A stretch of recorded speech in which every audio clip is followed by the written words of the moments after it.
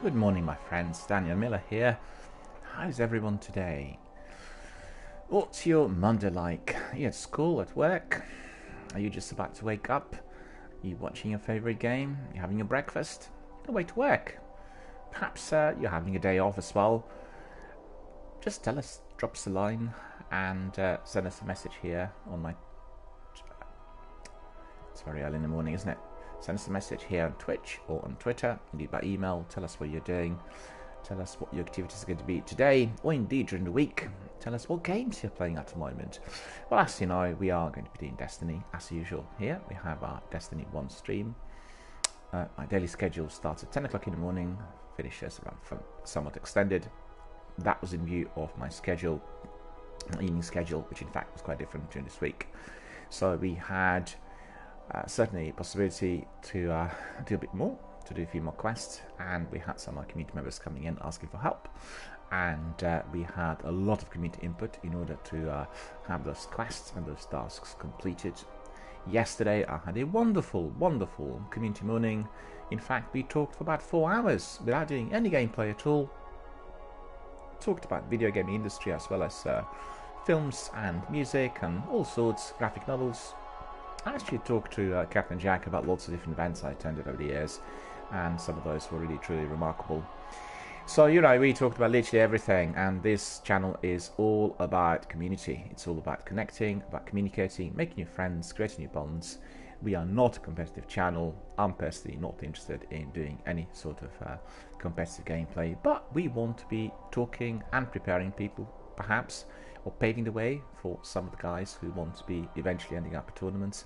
And we want to provide a lot of knowledge on this game, as well as all the other favorites which are existing in the video game industry. As you know, there are lots and lots of different games out there. We are truly blessed to have this era where, you know, every couple of weeks we get a new AAA blockbuster and loads of independent games as well, accessible on PC. So really a very good time to get acquainted, to find out a bit more about what's happening out there. And most importantly, we are experiencing a true revolution in terms of how our online communication works. As you know, I talked a lot about the Twitch Developer Tour 2019. I attended it. The experts came from Paris to London. Indeed, they also were in Tel Aviv, Berlin, and I think elsewhere as well. So they were also attending the major conference, the TwitchCon Europe, the first one ever in Berlin a couple of weeks ago. And then obviously when we met, we talked all about the connectivity and how Twitch is going to be enhancing the means to which all the viewers and gamers connect and communicate through the actual gameplay. So many more tools and various other scripts really to be introduced through Twitch, and one of those already is in operation. You might have seen it. You can be creating masks that can be then pasted on the faces of your favorite broadcaster. That is for the broadcasters who are obviously visible through their webcams, and therefore your particular mask can be then shared on Instagram and Twitter, and you know, discussed with your other followers and friends.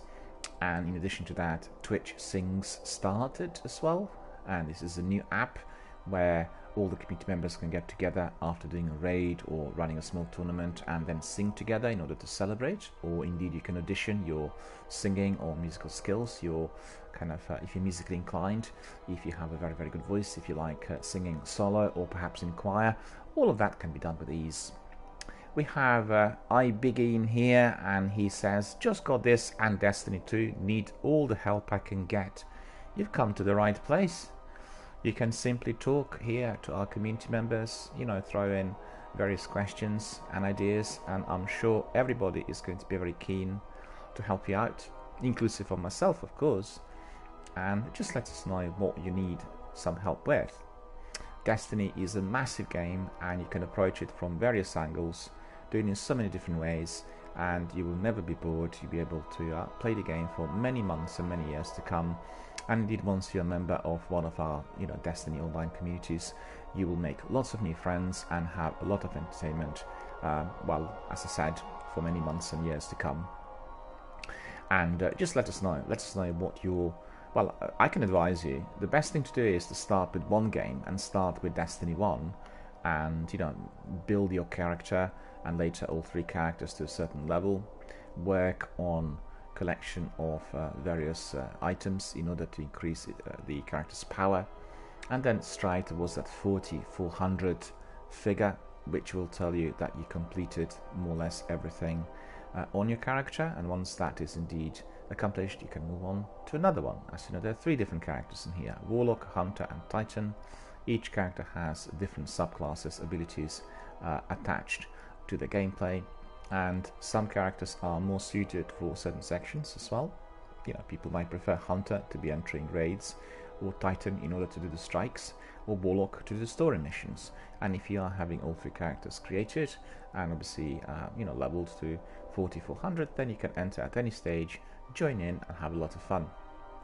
And there's always a lot to be learned as well.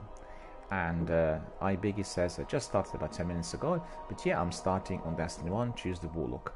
Well, most people start with Warlock, continue with Hunter, and then proceed to Titan. It's quite simple because these 3 characters come in sequence, and then, you know, when you sort of open your menu, you get Warlock first, and then obviously you jump in and, you know, start with your Warlock initially. I've done exactly the same. In fact, with my Warlock, I spent probably a few more hours than on Hunter and Titan. And Warlock was my first character in Destiny 1, and I was introduced to, you know, the gameplay through Warlock, and I did receive a lot of help from my community members here.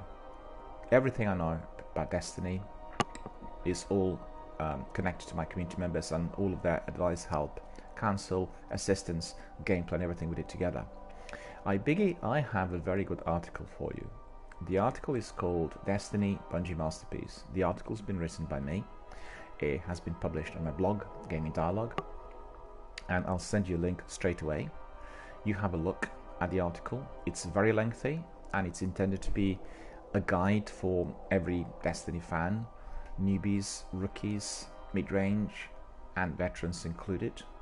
It has a lot of information on everything that is Destiny related, basically from the days where the game was conceived through, you know, all the ins and outs of the characters and the story missions, to video library and various other interesting bits of trivia. Lots of illustrations, lots of links, and you also have the story missions list at the end if you want to be playing the story missions in sequence. As you know, the story is not delivered in a linear fashion, so sometimes if you are a new gamer, soaking up you know, the narrative might be difficult, and finding those in sequence, and they do not have to be played according to that order. One can simply do the game and a character, and then at a later stage replay the story missions and get acquainted with the story. So the list is there, and you know, it has bullet points, and obviously every one of the missions is replayable on the map. The only difference is when you replay it, you're not going to be getting certain items, but nevertheless you become more familiar with the story. And let me just send you the link. Also, I can ask you to join my Twitch, Twitter, Facebook, Instagram and YouTube. You just click on follow and you can be there at any time. And also do join my blog, because my blog is a new entity I've created a couple of weeks ago, and it will be basically seen as an extension of what we do here, i.e. a social hub where people can connect if I'm not online. I usually stream between 6 and 8 hours a day, and you know, there's plenty of time for people to connect here, but we're all living in different parts of the world.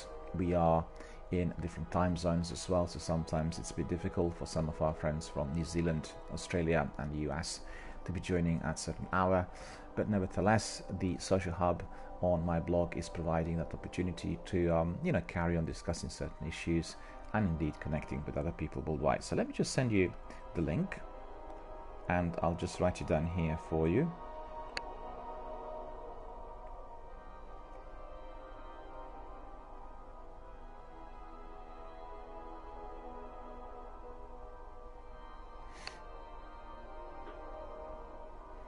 There we are. It says Destiny Bungie Masterpiece article, so just bear with us, and the article is going to come your way very, very shortly. I just have to get the link, so just bear with me. Hope everyone's well. Hope you had a very nice weekend. Hope indeed you enjoyed the weekend, perhaps went out for a walk, went to local parks, spent some time with friends and family, and I certainly hope you spent some time on your favourite game as well, which is always exciting and truly rewarding. I find it very interesting, to look at the statistics. There are so many people doing online games today compared to even a few years ago, and the reason is very simple. Through Twitch, once broadcasting or entering other people's channels, you can connect with so many different people worldwide and make new bonds and friendships. So that is really truly essential, and it's a new form of communication and a new way of connecting with people from everywhere. To put in a picture, the other day we've had a truly global team. One member from Italy, myself from the UK, and another member from Australia. Then a few days beforehand we had somebody from South Africa, another person from New Zealand, and myself. And then we had a raid team which was made of people from Australia, US, UK, and I think Germany. So we had really quite a few people coming in from everywhere, and you can see that we are a truly global community. I got the article, I've got it here for you. So we'll just very quickly post the link. And if you go to my blog, you can see that to your right you get also the links to my Twitter, Facebook and Instagram, so you can very easily see everything that is presently on display. Still early in the morning, my brain's not working as well as it should. I'm suffering a lag, which means my thoughts are somewhat delayed, and I apologize for that. Been sort of quite tired during the last few days, I must admit. I slept perhaps a bit longer than usual, although I went to bed very early, and it is just the sheer quantity of work which is really, invested in the channel and broadcasting. And I think at the end of the day, considering that I have two sections of the day, one when I worked on the actual broadcasting live, and then have a break, and then after that I have the entire evening dedicated to writing and research, is somewhat lengthy. But on the other hand, it is thoroughly enjoyable, and it doesn't feel like anything else but pure delight. There we are. Biggie, I sent you the article there. The article is indeed easily, instantly accessible. Click on it. You can have a look at it. It tells you all about Destiny 1, the way the game was created, how all the ins and outs had evolved over the years, because we had lots of DLCs, and the Taken King was the DLC that completely revolutionized the story, changed the game, introduced new arenas, and indeed brought it to this kind of thoroughly enjoyable multiplayer level. So definitely worth checking and definitely worth reading. And also I hope that you'll be able to find some new friends both through here and all of my other online forums. To put in perspective, this is a new channel. It's been in operation for a bit longer than 6 months, and I've been broadcasting for 6 months, celebrated that in the course of the last few weeks. And the celebration was actually with us doing 3 raids Friday before last, and that was absolutely terrific. We had obviously lots of fun with that truly global team, and completed 2 of those raids. I got some really good loot. My hunter was increased then to 397 level, so literally progressing then to number 400, and it felt like the best possible way of celebrating the existence of this channel. The channel is non-competitive, it is very much community based, it's a family friendly channel, and our task here is just to make new friendships and connections worldwide with those people who are indeed your dedicated video game fans and followers. And as you can see, the community is growing. We have a certain number of followers on all forums, but actually we have many more coming in, popping in, having a look and saying hello every single day. And those who are the followers are actually our regulars. The vast majority will come here almost every day, say hello, talk to other friends whom they find here through the channel, and then carry on with the gameplay. So very good way of making very good way for making new connections and establishing new friendships. Right, so let me think. What did we do yesterday? We had our Destiny gameplay as usual. The broadcast was about 6 hours long, and the first section, for about 3.5 hours, we had a lengthy community discussion on various topics. Some are connected to video gaming, others the film and music industries, and it was thoroughly enjoyable. That is the kind of Sunday I like the best. You know, I don't like doing just the relentless gaming 24/7 back to back. I like our community to come together and talk about every single aspect of their day-to-day life, as well as their enjoyment of their favorite games and all other affiliated topics. And that's exactly what happened yesterday. So after that, we went to the Crucible, and I played a selection of matches in there that were quite good and interesting, and you know, with high pace as usual. And after that, we've done that sword grind, which is a lengthy grind on my Dark Drinker sword. Well, it's basically on my Void sword in order to get my Dark Drinker, and we had some, you know, interesting action in there as well. The idea was to be using the Void ability kills. I'm progressing. I think I'm coming to about 50% or so, and you know, lots of relentless action as well as we were neutralizing some of the champions and then dealing with all the enemies in the Cosmodrome. So today the score is going to be somewhat similar. We'll start with the Crucible, and then we'll, in order to warm up, and after that we'll crack on with some of the missions which are allocated. Several tasks actually popped up on Saturday, so my progress list is rather lengthy, and we'll do these sort of bit by bit and you know, carry on as usual. Trying to think about all the other news. We had Days Gone released on Friday, another AAA blockbuster released on PlayStation 4, so it's the PlayStation 4 exclusive, and this is a game that's dedicated to Hideo Kojima, and you know, in its sort of visual content. In fact, I thought that Kojima was involved with the game, and the main character very much reminds me of Solid Snake. Although the game does not appear to be based on stealth, it is an open world adventure game with lots of different enemies, and you can do you know, some of the RPG elements as well as the open world play, as well as FPS against you know, some zombies. So really very interested to hear from our community members if they are engaging the game as well, and if they are indeed already grinding it. It's been, I think, 4 days in operation, and everything I've heard so far has been very, very positive. The game has been very polished, it works out well on the technical front, and all the attributes were just like 10 out of 10, so really glad to see that as well after that unsuccessful launch of Anthem, and indeed lots of problems with Fallout 76. Alpha Wolf is here. Hello Alpha Wolf, how are you doing? Good to see you. Good morning to you, sir. And welcome to our Destiny world and our community. We are just literally right at the beginning, talking a bit. As you know, my first hour is always spent on just chatting, and then we crack on with the gameplay. And Alpha Wolf says, I am great. That's wonderful. Well, I'm wonderful as well. I slept very long. As I said, I've been a bit tired in the last couple of days, and slept longer than usual.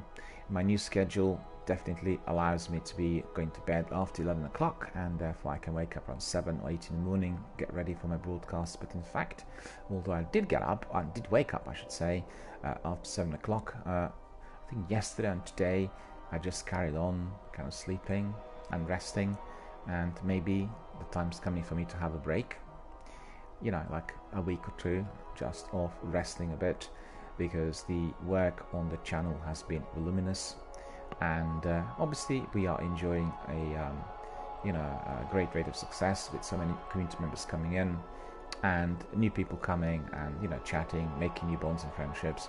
And Alpha Wolf says, please forgive me and I'll be back shortly. I have to eat. Loving your streams. Well, that's wonderful.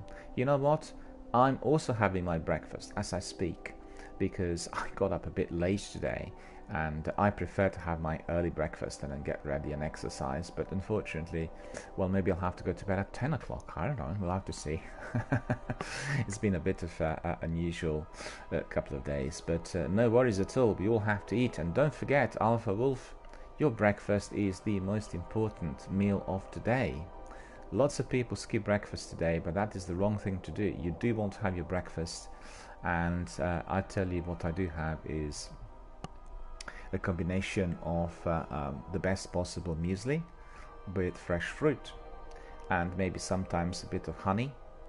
So we have, you know, the muesli I'm eating has about 10 or 12 different types of nuts in it, and all sorts of fruit as well, inclusive of dry fruit. And then when you eat that, it gives you a lot of nourishment, lots of vitamins and minerals, and it is indeed very filling. And maybe after that I can have some fresh bread with yogurt or with some cheese, and always have a hot drink with me. I don't drink caffeinated drinks, so it's always either herb teas or Ovaltine or Horlicks or hot chocolate, the non-caffeinated drinks, preferably with little sugar or no sugar at all. And therefore my day starts really brilliantly. And before I eat breakfast I exercise, which means I'm really kind of fairly wide awake, and the breakfast comes at the end. So therefore, absolutely, I understand, and please do have your breakfast, and not just yourself, but everyone else who is watching the broadcast. If you are based in the UK or on the continent, obviously within our European time zone, then do have your breakfast. Make sure that you're not missing out on it, because your day will feel very, very differently if you have your breakfast every single day. Believe you me, makes a big, big difference. And your biology is indeed very much dependent on that, breakfast that you'll be having earlier in a day. In Britain, we have cafes that open at 6 o'clock every day. There are many of those, and they're amongst the most popular eateries overall. And for everyone who who starts very early, particularly people working on building sites, and people are doing the maintenance work and that sort of thing, they all start from 6 o'clock, and then they go to a cafe at 6. They have their big breakfast. Usually it's a fried breakfast, and as you know, it has a couple of eggs and chips and sausage and baked beans and fried tomatoes, and like a proper big English fried breakfast. And then after that they crack on with work. Usually it starts at 7 o'clock, and it is a bit of a heavy breakfast for me because I don't do any physical work, and I tend to avoid eating anything which is very greasy. But from time to time I quite like making a nice extended English breakfast, but sometimes I make it the vegetarian way without any meat. So instead of, you can have some vegetarian sausages in fact, but you can also have other vegetables fried, like you can have fried tomatoes and some fried mushrooms. You can have fried onions. In addition to that, you can have a couple of eggs. You can have maybe scrambled eggs as well, some mashed potatoes. You can have some bubble and squeak, and so all of that makes it really a nice breakfast. In fact, in my local area, we have now the opportunity to eat Middle Eastern breakfast as well. So your Lebanese or Turkish breakfast is also very good. It's very sizable, and it has olives and kind of Mediterranean type of food with freshly made bread that is also done a bit on the grill, and it comes out really crispy. And you can eat hummus together with it, and maybe chachik, tzatziki, and all the other spreads, as well as some tomatoes. And they also have a fried sausage, which is usually, and halloumi cheese, the goat's cheese, also fried. Very, very, very good breakfast. So in London we are really spoiled. We have a variety, and in any area, if you just stroll to your high street, there are lots of different things on offer. And really, when you go to any of the other local areas of Britain, although they're quite internationalized as well, you do not have that plethora of choice, and you notice that instantly. You come to a smaller town, even to far suburbs, and everything's closed after 11 o'clock. And in London, the city lives 24/7. There's so many places open literally all night long. And in my local area, there are some Turkish places where, in fact, if you were working your night shift, you can come after midnight, and the place is going to be completely packed out with people, because there's so many people who are working obviously nights or going back home after the night shift. And you can have your absolutely beautifully cooked massive big dinner, and it's really quite astonishing. I mean, I did eat at one stage when I was working in the evening my dinners after midnight, and they were just terrific. So it's one of those things. When you live in a very, very big city, one of the global capitals, all is significantly different to any of those local communities, and indeed to the vast majority of the smaller cities as well. So yeah, coming back to breakfast, I'm having mine, opening up my introduction here, and fully understanding Alpha Wolf and all the other chaps who are still munching away, because obviously they've just woken up, and indeed their day is just about to begin. It's very funny, you know, on my live broadcasts, I get people coming in from all over the world, and you know, for some people the day just starts around 10 o'clock in the morning, and you will have people in the US who are doing their gaming, and it is about like 4 o'clock in the morning out there, or indeed in some other areas of the US it is 1 o'clock in the morning. You will get people in Australia who are just about approaching, I think, some sort of late afternoon, 6-7 o'clock PM. So we really have a truly global community of gamers and contributors here at all times, and that is just truly wonderful. I never thought that I can really, you know, produce this sort of content within this format, because in the past I would have had people coming in on chat, for instance, and you would have also, you know, community members coming in from all over the world, but it just had a very, very different flavor. This is like live on air with live contributions, and indeed I frequently bring in people through my party chat here on the console in order to provide us with commentary, to participate actively you know, in our activities. And they don't have to be doing the game together with me, but if for instance we have, let's say, a 3-piece doing strike, then we can have other 2 or 3 people coming in and providing us with commentary, and you know, it's always very enjoyable to get your community together like that. Right, so talking about Days Gone, if anybody is playing Days Gone, then please let me know what your experiences are. I'm always very curious to hear the first-hand feedback during the first weekend after any game is released from our community members.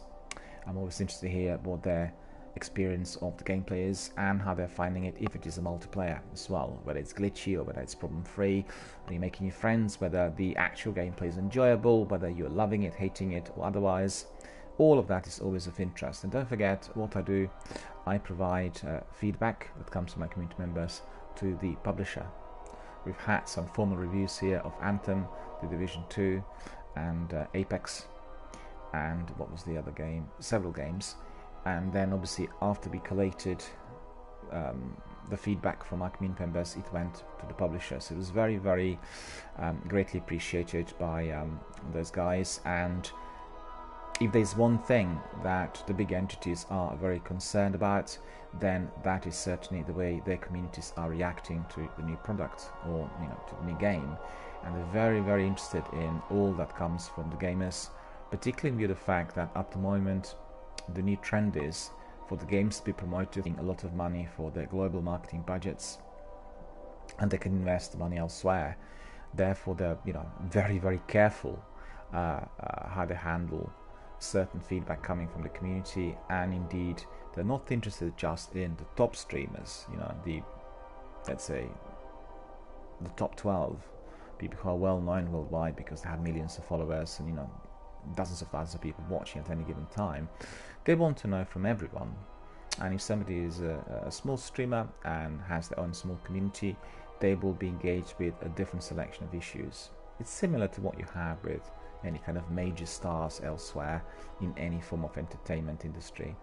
You know, the issues that are of concern for people on Lady Gaga's level are nowhere near the issues that an ordinary grassroots musician will have, but at the same time all these issues are equally important to those people and to their communities. Therefore it's important to speak up. And obviously today we have Reddit. On Reddit, anything that is video game industry related will have its own dedicated thread. The thread is created by the publisher, and once you write on Reddit, you've got to be obviously attentive, focused, polite and civilized. Your feedback needs to be short, crisp and clear, but you will get responses from the publisher. They will be reading those threads and they will be basically taking on board all that is said.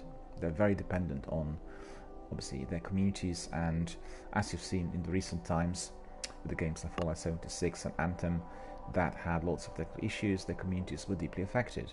But the publishers were listening and taking steps in order to remedy the problems, and what they do not want to see is for their community members to be departing, you know, from their kind of dedicated, valued custom of purchasing future games from that particular publisher.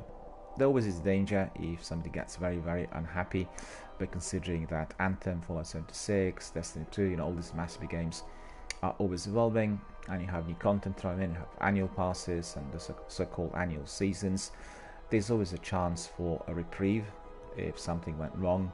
And indeed, I can assure you that BioWare and particularly Bungie are working very, very hard on making everything possible and enhanced through those annual seasons. Right, so we talked a bit about the current ongoings. I was very happy with the way my streams went in the last few days. In fact, I can see that because this is the channel that streams Destiny every single day, in fact the only channel on Twitch that streams Destiny every single day, I'm getting many more new people every day, and the new followers and you know, members of other communities are joining hands with us, which is wonderful. We are exponentially rising, both here on Twitch as well as on Twitter and Instagram, and very many people come in and say hello, and after they've obviously visited a few times they become followers. But I can certainly say that I'm very glad that this channel is attracting such a large number, and also that everybody's finding the content of interest, and you know, everybody therefore participates. We are talking about all sorts of subjects every single day. The vast majority are Destiny world related. We learn every day something new, and as you could see, some new people come in as well in order to ask questions, in order to learn about the game, and they can obviously learn the best from our community. Our community members know absolutely everything about Destiny. And then also we have this wonderful Destiny Bungie Masterpiece article, which could be used as a foundation stone of any form of gameplay, or indeed a backbone of Destiny related knowledge. So, you know, most highly recommended to everyone. So what are we going to do today? We are going to be cracking on with Titan, and we'll do some Crucible to start with. So without further ado, let's have a look at what is to follow. I do know that I still have a few items, I think, in my inventory, and also I need to be looking at the quest list, because I did schedule about 2 or 3 activities yesterday, but as we cracked on with our, you know, just chatting, we did not really manage to complete all of those. So first of all, yeah, my inventory is fully sorted. Want to have a look at the rest here. I managed to get 1 skeleton key as well, which is good. That will serve me rather well after I've gone to the strikes. I purchased quite a few exotic shards from Xur. They're always in short supply elsewhere, so remember, on Fridays and Saturdays when Xur is around, Xur is the vendor that provides the high quality stuff. Find him and purchase all these goodies from him. I usually get exotic shards, I get 3 of coins, I get heavy ammunition synthesis as well, because he's selling it in kind of in blocks of I think 10 or 20, and that really helps. So, you know, plenty of interesting items to be had there. Some people purchase weapons as well, so that's always a possibility. Okay, progress, let's have a look what we got here. Oh, we have 2 bounties filled. Fight fire with fire. Okay, so I need to go to Petra, so I want to do that. I'll do first. The Court of Oryx deploys the court, fighting path of the defender. We need to complete the strike, award your fire team with blessing or weapons of light and score 30 kills across your team. Okay, so that will do next as well. Let's see, so quite a lot of things to do. Taking over Petra.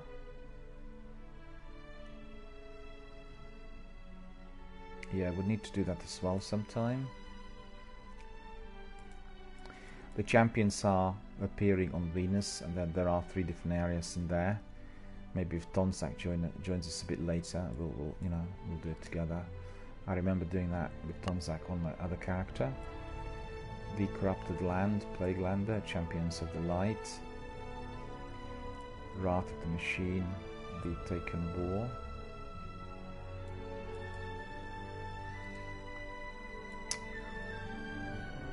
Kill Taken Champions as well. Okay, we can do this as well. Right, so we'll do everything step by step. We have plenty of things to do. So before further ado, we'll go to the reef and we'll talk to Petra. That's the first thing, because what we do want to do is we want to make sure that our quests are fully completed. stand by and then get ready to proceed.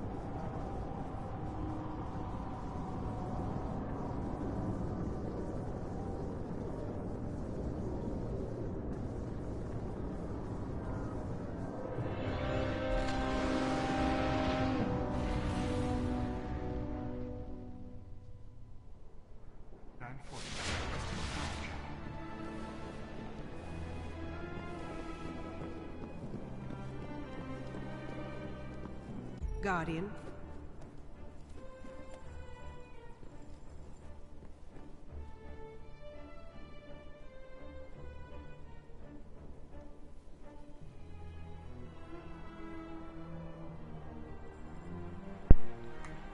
Petra wishes to speak to you in the reef. Excellent work, Guardian. If we can keep the Taken scattered and leadless, they will be that much easier to defeat. And we will eliminate the Taken. I owe her that much. Okay, so quest rewards. We are getting one of those legendary sparrows, 160 speed. I think it is the one that I already have, but never mind. What we do want is Glad you're in one piece. perhaps How several, did it go? one of those on each character.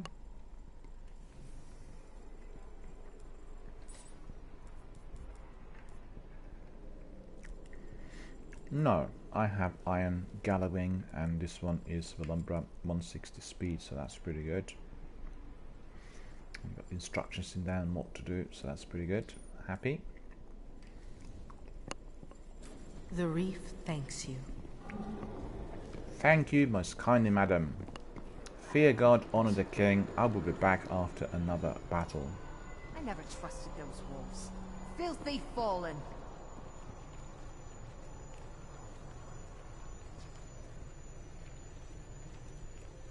And now we have Beatrice, the You've ship's beaten keeper. Oryx, Baroness. but the darkness marches on. All of those are talking to us, but in fact we do not want to talk to them. Magical terrorist.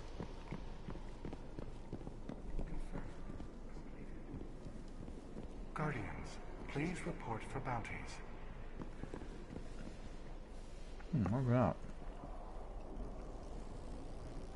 Unity Interesting Alpha outfit. acknowledged. Okay. So let me think. Ishtar Outpost bounty unclaimed with 32-minute delay. The next thing we said we'd Ninth do. tactical wing to cover the approach from Alpha the Wolf outer is flanks. back, Don't want and any Alpha Wolf surprises says, I'm today. back, sorry for leaving you. No worries at all. What some of our friends do is, you know, they keep the Twitch display on their phone and they watch as they eat or go to the loo or go elsewhere. In fact, I have several members who are also watching my channel whilst they are doing certain classes in school or college. I'm not keen on that, obviously, because it's like an incursion. But, you know, watching it on one's own Android or, you know, smartphone is making it easily accessible wherever one is.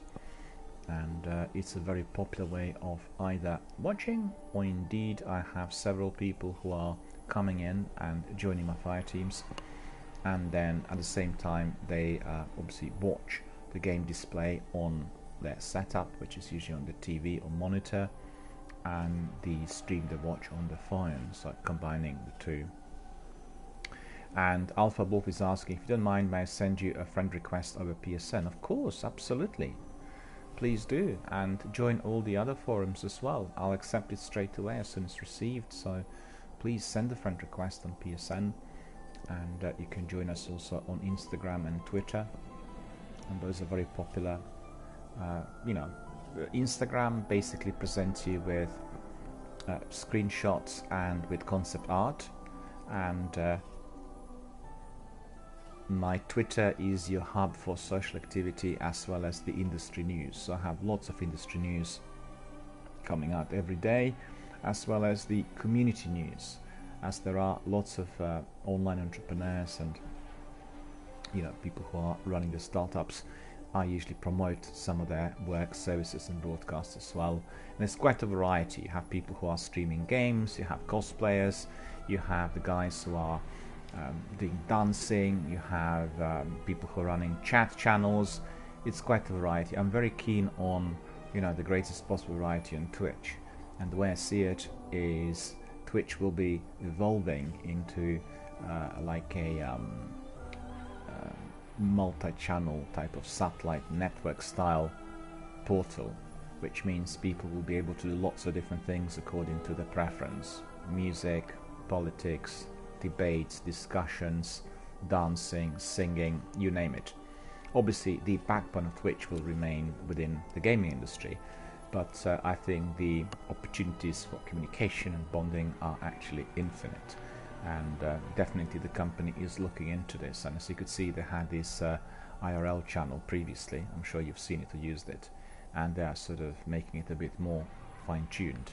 So you have just chatting and have all the other channels that are also giving the opportunity for people to do non-gaming activities and be as focused as possible, which is the trouble. Well, it was the trouble before. If you wanted to do something like a chat forum, you had to go to the game channel. That itself sometimes is causing issues with the viewership, and it's getting better every single day. Yeah, so let me just have a look. I can see I received an invite from you, and I'm going to be inviting you immediately, or I should say I will be accepting you immediately, so just bear with me, take a moment. And iBiggie is following us on Twitch. Thank you, iBiggie. Thank you for joining us. Really appreciate it. Very glad to see that our new community members are fast coming and making new bonds.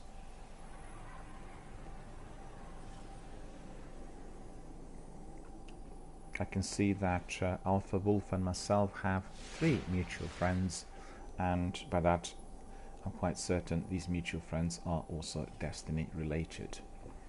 Cool, so I accepted you. You are on my list of friends, and thank you for joining us here in our broadcast. So let me see, I wanted to see the progress. What is the next thing that I want to be doing? Zavala's challenge is complete a strike aboard your fire team with blessing or weapons of light and score 30 kills across them. So that would be the solo weapons, I think, rather than the weapons I'm using at the moment. Depose the court. Sword reforged is what we are doing at the moment. 53 I've got. Okay.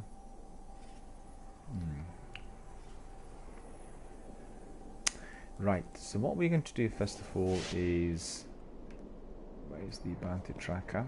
Switching to There he I am is. authorized to assist you with tower bounties. We'll first of all cash up on the bounties, and that's defeat taken minus majors ultras. We've done this yesterday, so that's been completed. We got some materials and some reputation. Hive hunting, defeat 50 hive, that's been completed. Getting again some motor flight and reputation, and Alpha Wolf is asking if I were to join you in the fire team at any time, would you rather me mute my microphone? Is it alright if I speak? Well, I always encourage people to speak. I always want people to have their microphones on, because we are all about connectivity and communication. We want people to be basically actively participating, and indeed in terms of the gameplay itself, it's always a lot more useful if somebody is on their mic. Very rarely do I have anyone coming in who has their mic off, and that is usually because either they are not in possession of a headset, or the headset is perhaps deficient, not charged, or there's some sort of issue. But that's very extremely rare. At all times I have people coming in and talking, and you will recognize the voices because we have quite a group of regulars who are participating in the gameplay on everyday basis, and it's always appreciated. It's almost impossible to be gaming and then typing, and that does defeat the purpose. This channel is all about communication, so we always want people to have their mics on and indeed want to talk. It's a family-friendly channel, so if we get excited, we don't use swear words, and we are really polite and attentive, and we're quite serious about gaming. We very rarely get some children coming in and doing silly things, and I maybe had 2 or 3 trolls over the last period of 6 months, 8 months, and they were actually coming in through bots. They were not people coming in, and they obviously were dealt by my moderators. I have 2 companies doing the moderation work for me, and they're very alert and they take action immediately. And therefore this community is attentive, friendly, pleasant and kind, and you always get supported and help other people, and it's always the best way, really. I watch some other channels, and sometimes I find it a bit disconcerting when people swear a lot, or they use the language which is not really accustomed in sort of day-to-day kind of social interactions. I guess the language people learned from watching certain television series or films, and I'm personally not keen on that. I think it's a different style, it's a different way of doing it, and people do it for a different purpose, of course. In here, I'm retaining a serious outlook on video gaming overall, and the idea is to present this sort of activity as truly valuable, so it's not like a waste of time as being perceived by some of the medias. And in addition to that, a lot of those new games, such as Destiny and Anthem and Fallout, etc., they are a new form of modern art. Don't forget, there's a very large number of people working in graphic design who are then retrained for the works in video industry, and they join many of these companies. So all the graphic design that previously would have done for posters and for graphic novels goes into the video games, and it is art, right? So it needs to be treated accordingly. You know what, why don't we just carry on and we do some Crucible. We do some Crucible to warm up a bit, and then we'll decide on the next course of action. I think I'll go to the Cosmodrome later in order to grind my sword quest a bit, and then we'll proceed with strikes and a few other activities. As you could see on the progress list, we have quite a few, so we'll have no shortage of activity, and therefore what we'll do is we'll do everything maybe in sections, and every activity is going to be a bit sort of crisp. And AlphaWolf says, I have to say I really admire that you're striving to push through what you're doing. Absolutely. Well, I can just tell you that if you are working on any kind of startup project, and in my career I worked on very many, and they included, minus the majors, there were projects that were built in the community out there, operated at a physical site, and there were projects obviously certainly in the recent years, in the last 15 years, that were built and operated on the internet. So if you are doing that, well, first of all, you have to have a plan, right? So this is similar to what we call a business plan. You need to basically put all of your ideas on paper and structure them, knowing what you want to be doing, in what way, how you want to be running it, etc., etc. And then you have to set up certain aims and certain targets, what you want to achieve, which has to be absolutely realistic. After that, you start building your entity, and you start producing or selling or whatever the actual discipline is. And what's important is you've got to be, first of all, consistent. You've got to do exactly the same thing every single day. So you need to be present. Your attention given to that startup project has to be the best possible, meaning you're going to live for it. You're not going to be doing it just on your evenings or weekends, but you've got to live for it. And then after that, what you want to do is you want your project to be reflecting your personality and the way you are. And you have to just persevere, and you have to keep doing it, and you have to believe in the quality of what you do. And most importantly, you have to be all the time reviewing those targets and the aims which you obviously had set out for yourself at the beginning. So your business plan might be focused on one area, let's say on the day one, but 6 months later it will have to be changing direction, because you've seen that during the works you provided, you indeed were approaching some other areas that you haven't even expected. And therefore you have to tailor the plan to what is happening and what actually is coming your way. A lot of people that don't have that flexibility today are unlikely to succeed because, as you know, things are changing very, very rapidly across the board in all industries. So it isn't just to do with video gaming, it's to do with manufacture, with services industries, and every single thing. You've got to be literally on your toes and watching and listening to see what direction you pursue next. And then it's work. No results will arise unless you work extremely hard and put all of your energies into that final push. I have several entities. One is dedicated to film industry and film history, the other to music, and the third one presently is dedicated to video gaming. And you know, this one is the latest one in a line of many, and it's the first one that I'm doing broadcasting live, which in fact started as an experiment but turned out to be very easy and very successful and greatly interactive. So I mentioned several times in my broadcasts I am very experienced in running many forums in real life, you know, where you get panel groups together, you discuss, you know, the various audiences, you have Q&As and, you know, all sorts of discussions, which means based on some form of debate and dialogue. So a lot of experience in that, and therefore the idea which I apply to my channels is to make sure that the same activity, i.e. the dialogue and interactivity, takes place on each one of them, with a very great number of people who come in, you know, members of our community.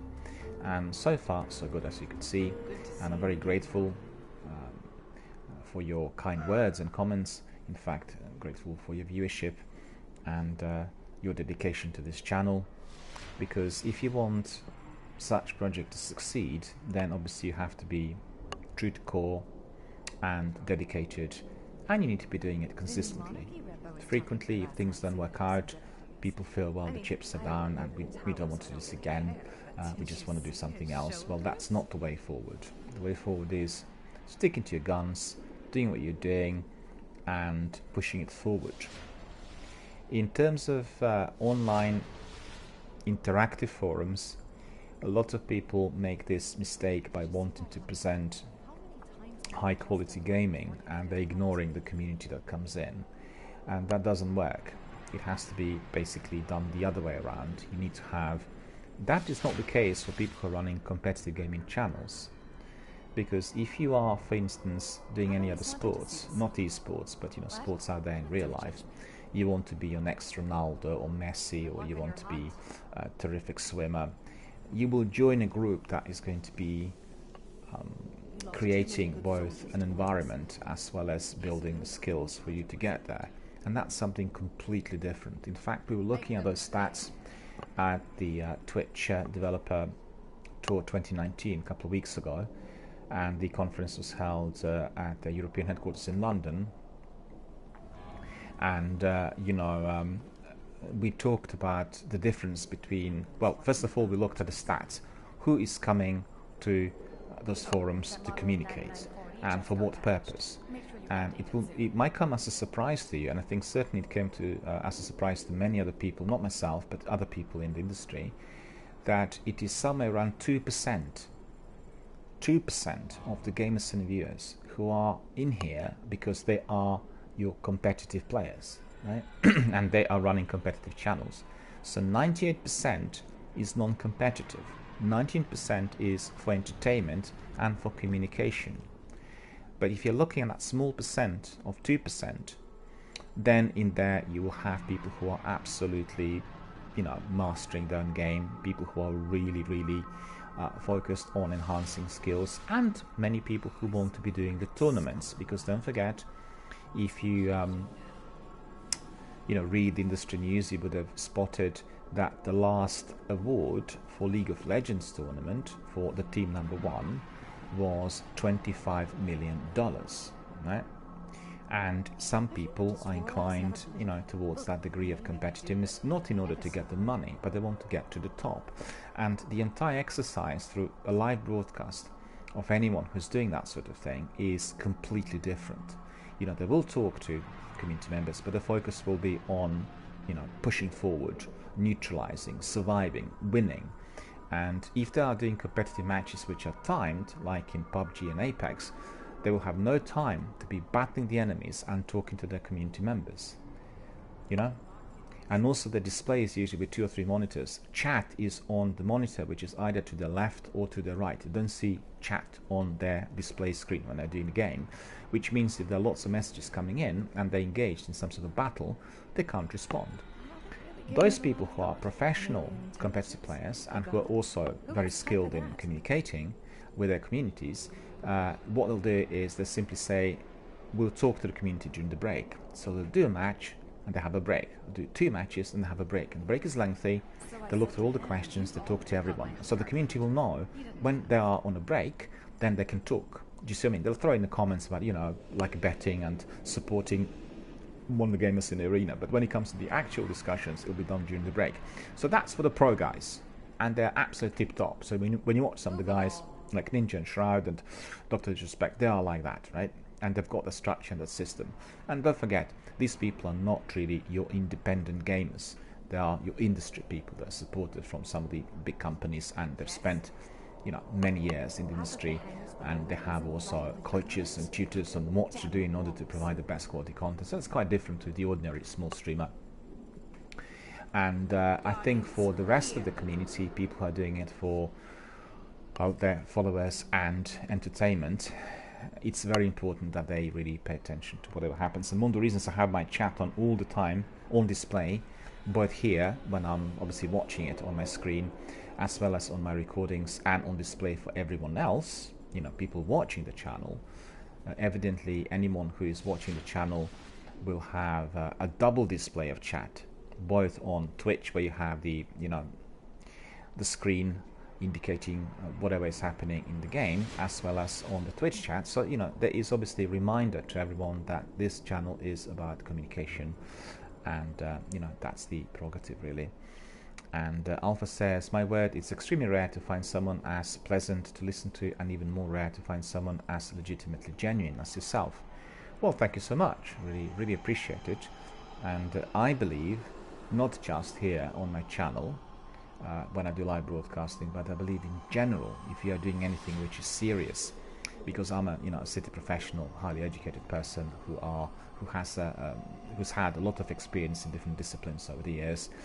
I believe that if I proceed in any of the discipline according to the way I feel is the best, and I remain really completely true to core, I'm myself in all circumstances, and I don't want to present myself as some other character, you know, then I can obviously striving towards the best results. Because don't forget, if you are running a project, it doesn't have to be online broadcasting, could be something out there. You can be running a shop, you can be doing you know, legal advice if you're a solicitor, you can be running counseling services if you're a psychotherapist, or, you know, I think it would have been kinder to when people meet you, they'll make a judgment on what you're like, and particularly they're going to rely on you in terms of you know, your knowledge and skill, i.e. counsel and advice. And you have to be absolutely yourself, because they'll get to know your personality and they will rely on the qualities that you have. So, you know, that's the bottom line. We are actually living in an era where pretending has become your new normal. And really what is, I guess, indicative is if you go to Instagram and you go through many different profiles, you will find that you've got 2 different types of users. One user is absolutely true to core. They will do and document, you know, on... just bear with me. I find it very disconcerting that these guys are talking behind me, and you know, I find it a bit of it's interfering with my thoughts, right? So I'll go back to orbit, where I cannot be having any more difficulties with anyone talking and interfering with everything I'm saying. Right. So what I want to say was, what was I saying? Instagram, 2 different types of users. One lot of users are absolutely true to the core, right? They will do exactly everything according to what they're doing every single day. They'll be documenting their activities, and they basically will be, you know, they will be basically focusing on whatever they are doing currently, and that will be reflected in the content on the photographs, Instagram, and everything else, right? And you have another lot of users who are creating a false image of themselves. So they will be inflating certain aspects of the character, they'll be inventing certain aspects of the character which are not present, also in terms of their appearance and activity, and we'll get a completely false picture of this person, i.e. they will create a persona which actually is non-existent. You know, these are the styles and these are the decisions that people will take, but the fact is we are living in an era of kind of fast-moving news, and this is just the collateral. It's a current trend. For myself, I don't think any of those who are pretending will survive in a longer run.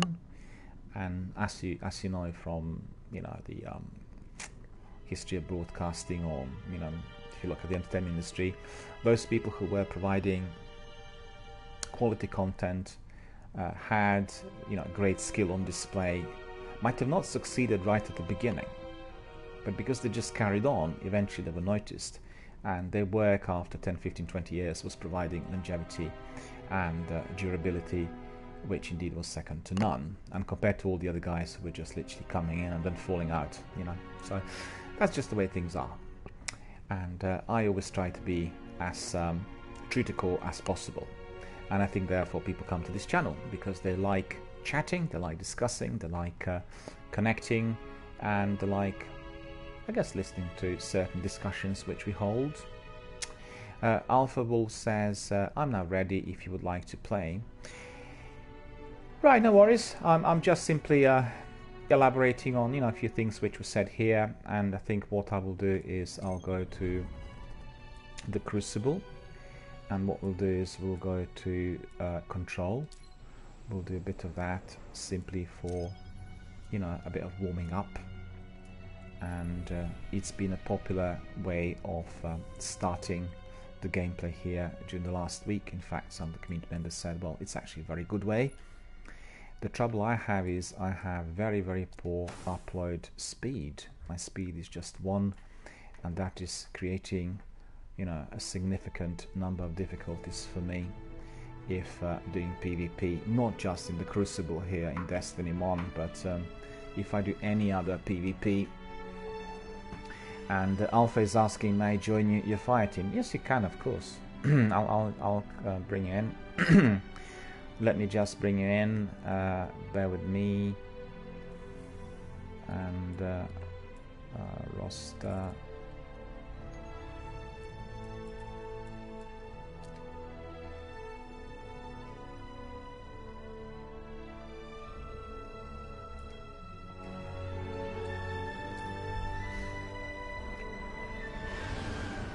Just invite you first, and then we'll go in for the Crucible, because otherwise it will not allow me. And also what I'll do is I'll send you my party chat request. Anyone who comes in will have to be on my party chat in order for everything we say to be fully recorded and therefore viewed on playback. Keep in mind, it is a family-friendly channel, and everything is recorded and then archived on YouTube, and therefore it stays there, I would say, forever. So let me see. Yeah, that's you as well. Chatting party. Sending you my party chat invite as well. So once you see it, you can accept it. We can talk live on there.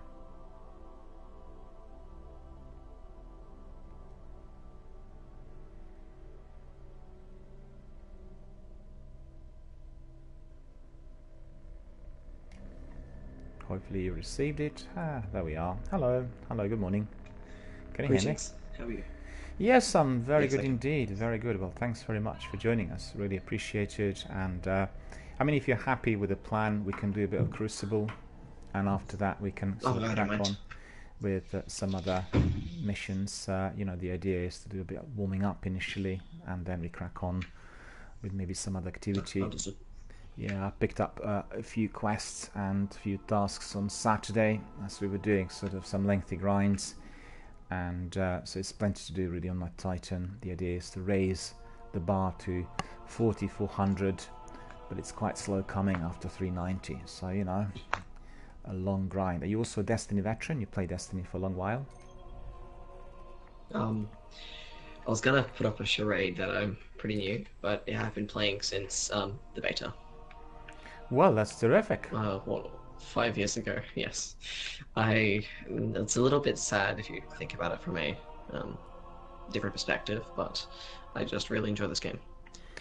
Yeah, I mean, the thing really is that in the recent months, a lot of viewers and gamers migrated to the Division 2, Anthem, and to Apex. So in terms of the actual Twitch viewership through the Destiny 1 channel, the number of viewers had sort of dropped and became somewhat depleted. But then on the other hand, you have lots of people still playing the game outside of Twitch. And on certain days it gets very, very busy. So there are lots of people still doing it, and I think overall feeling that I have after talking to lots of to lots of different gamers online is that the vast majority of Destiny veterans still prefer Destiny 1 to Destiny 2. Although people Indeed. kind of like Destiny 2 now after the seasons have been introduced, and Season of the Forge and then Season of the Drifter.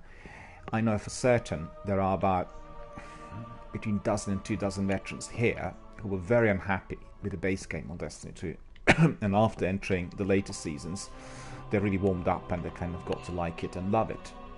And there's some that are doing those sort of lengthy grinds as well. But on the other hand, it's a different game. It's differently structured, and the flavour of the game is completely different. So if you're entering after, let's say, doing your Destiny 1 for 3 or 4 years, or even for 6 months, the other world, you will find those differences instantly. It does have a different aura. It's more like an RPG, and everything feels different. But I have to say, I like it. I think I like those 2 games in kind of separate ways. I'm quite happy with many things in there, although I've not gone to the seasons yet. I've been just doing one character, and I've had some streams earlier in the year of Destiny 2, but at the moment we are just focusing on Destiny 1 for obvious reasons, because it is a very popular game, and also the community that I have here is much bigger than the one on Destiny 2. So it works to my advantage, and also to the advantage of other community members here. You probably would have seen sometimes when we get a few dozen people coming, it gets really busy and very interactive, and the knowledge that people have is second to none. They know everything, every single artifact. They'll tell you exactly what it's for, and I guess if you played it for many years since the beta days, you know everything as well. So Oh no, there's a few scary people on the enemy team, possible enemy team. yeah. Really? At the moment? Yeah. Yes. Well, I mean, you needn't worry, because I'm not a competitive player. I do, anything in Neither. PvP for fun, and I get killed many times, and and also don't have appropriate upload speed. Anything which is less than 4 for PvP is a non-starter, and I have like less than 1 because they don't want to provide cabling for fiber optic in here, like in my local area, which is ridiculous. Like, we live in one of the global capitals, and you still have the monopoly of one company not wanting to do it, and there's nothing we can do. And also we have very poor upload speeds on fast broadband compared to what you have in the US, and also what people have in Europe. On the continent, I was able to get 35 upload speed even on the Wi-Fi, and I've got wire connection here on fast broadband, and it's just 1. There's nothing you can do. They don't want to provide it. They sell it to you on the business packages, and then you can have 190, 150, But the business package is obviously a lot more expensive, Yes. so, But I guess you played the Crucible a lot. You also sort of highly skilled in dealing with PvP? Not- Or? No. Well, that's I'm alright. terrible at PvP. I'm entirely single player.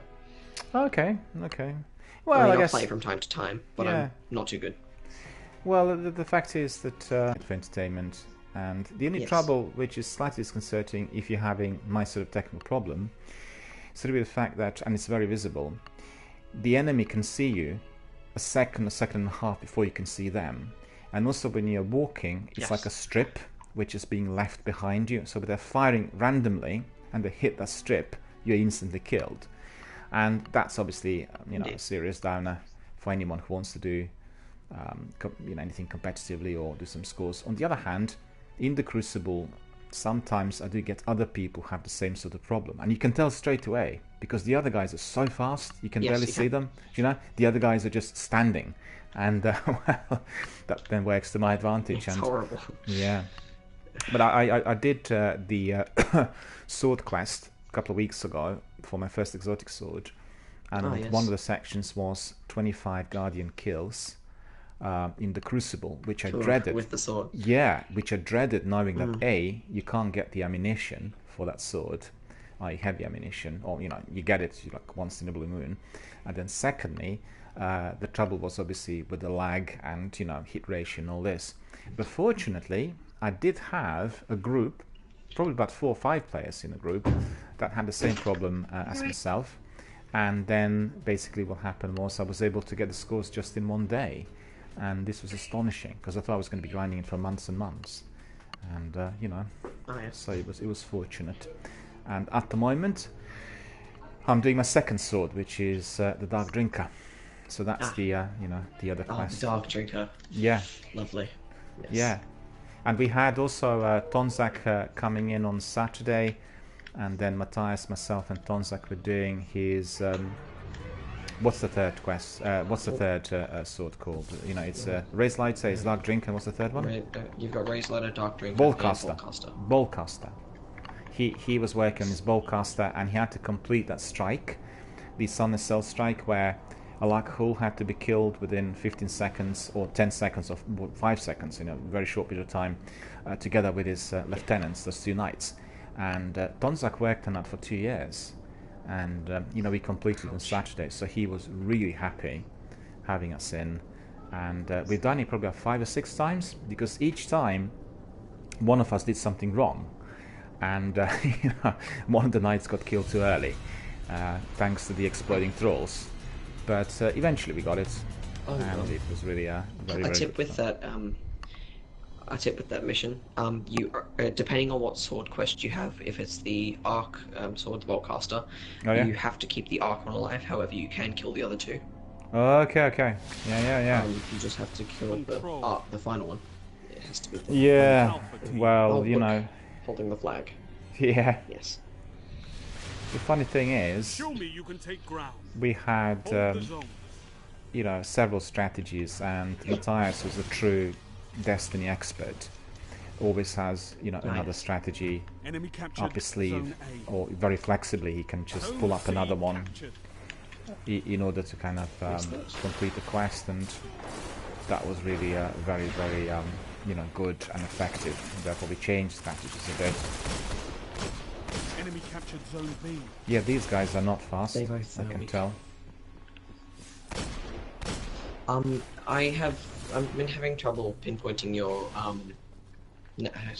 accent. Whereabouts are you from? Just on a second. Which one? On PlayStation 4? Where? Whereabouts are you from nationally? You mean I'm London?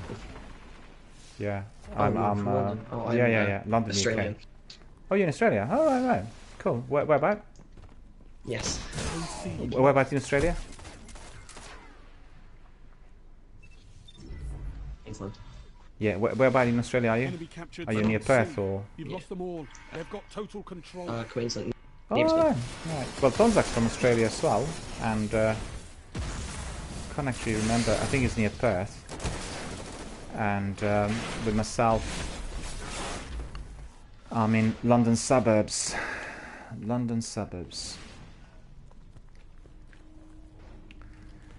Cool. There we are. Appreciate how our entire team has left. There was a bit of a lag on your audio, so I didn't hear what you said. Something about the other team.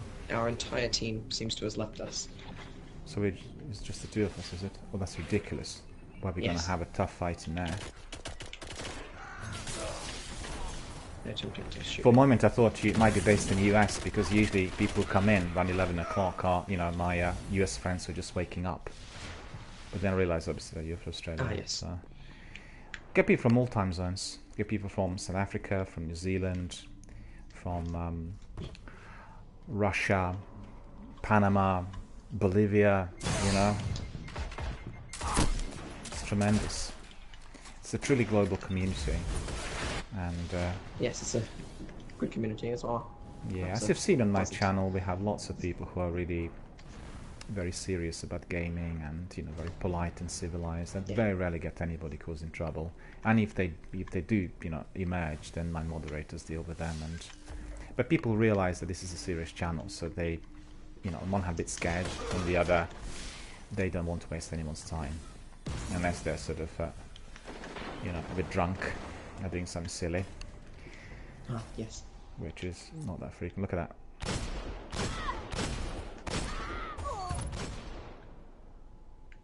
I think they are actually allowing us to kill them. You see that?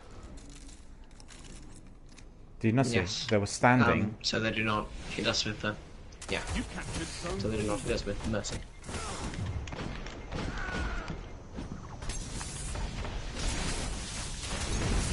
Where's the other guy? I got killed him. Oh, damn it. But it's quite interesting that the other guys were standing and one of them was dancing and wanted to be killed. It's the first time I've seen this in Crucible. That's quite, you know, quite funny. Enemy mean, captured zone B.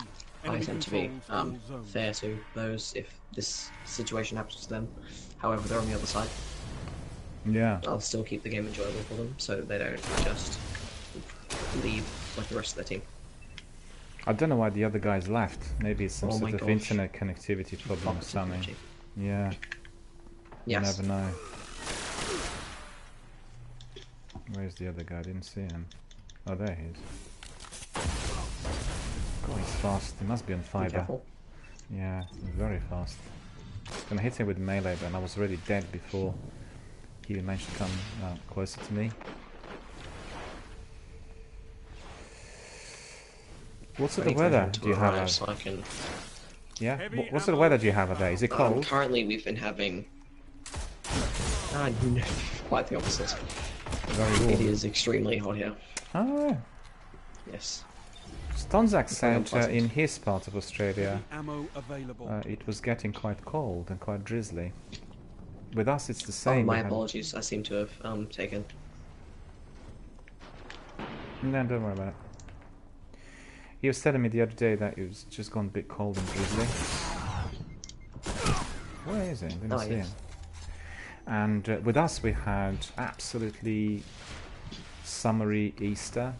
It's 25, 26 degrees, and the temperatures they went down to about 5 or 6, so You captured 9 on zone average, A. and about Oh, yes. 3 or 4 at night, which is quite nippy. Crazy weather, really. Watch out, people are about to push through the storm. They have an ability. No, yeah? Neutralized I zone should have tried to B. save you. Nah, don't worry about it. Well, we're not doing too badly considering we're just, you know, the two of Oh, us. we have Zone A lost. more teammates now. No, other people come in. Okay. Lovely. Enemy captured zone A. Zone B. That guy just lost his left off into the wall. Be careful, those people take away. I managed to get one of them, Zone or maybe C you did. You know? neutralized.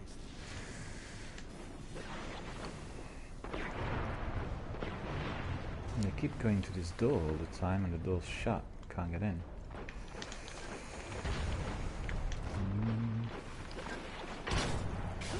Seem to have died.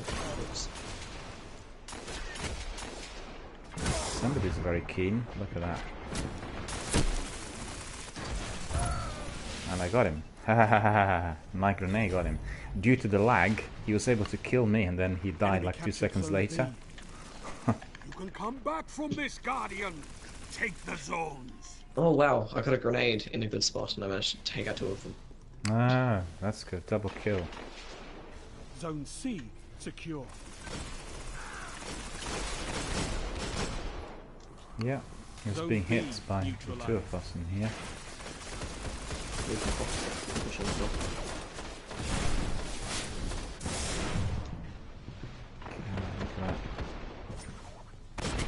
Zone B secure. Didn't die.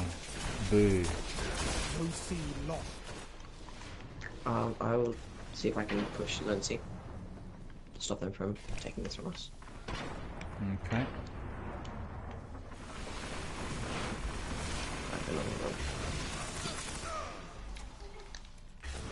Oh, he jumped now. Where is he? Over here with me on top. Yeah, he was a bit faster than Miller. Well, we're catching up. We're up to 4,000. Yes, be so careful. not bad. Zone B lost. Zone C secure. Enemy captured Zone B. damn. Oh, what was that? A grenade came from somewhere. It wasn't from him though.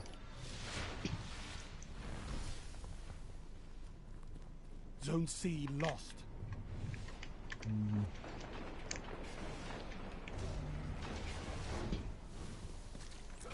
Enemy Be captured warned, Zone the C. enemy are We've lost them all. not They've got total control. letting up.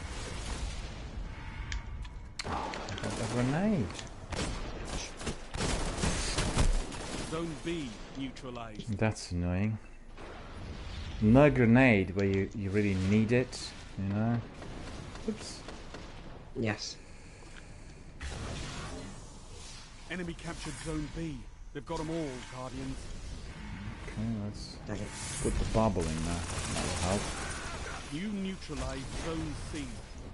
Oh, he got in as well. Didn't see him. Ah.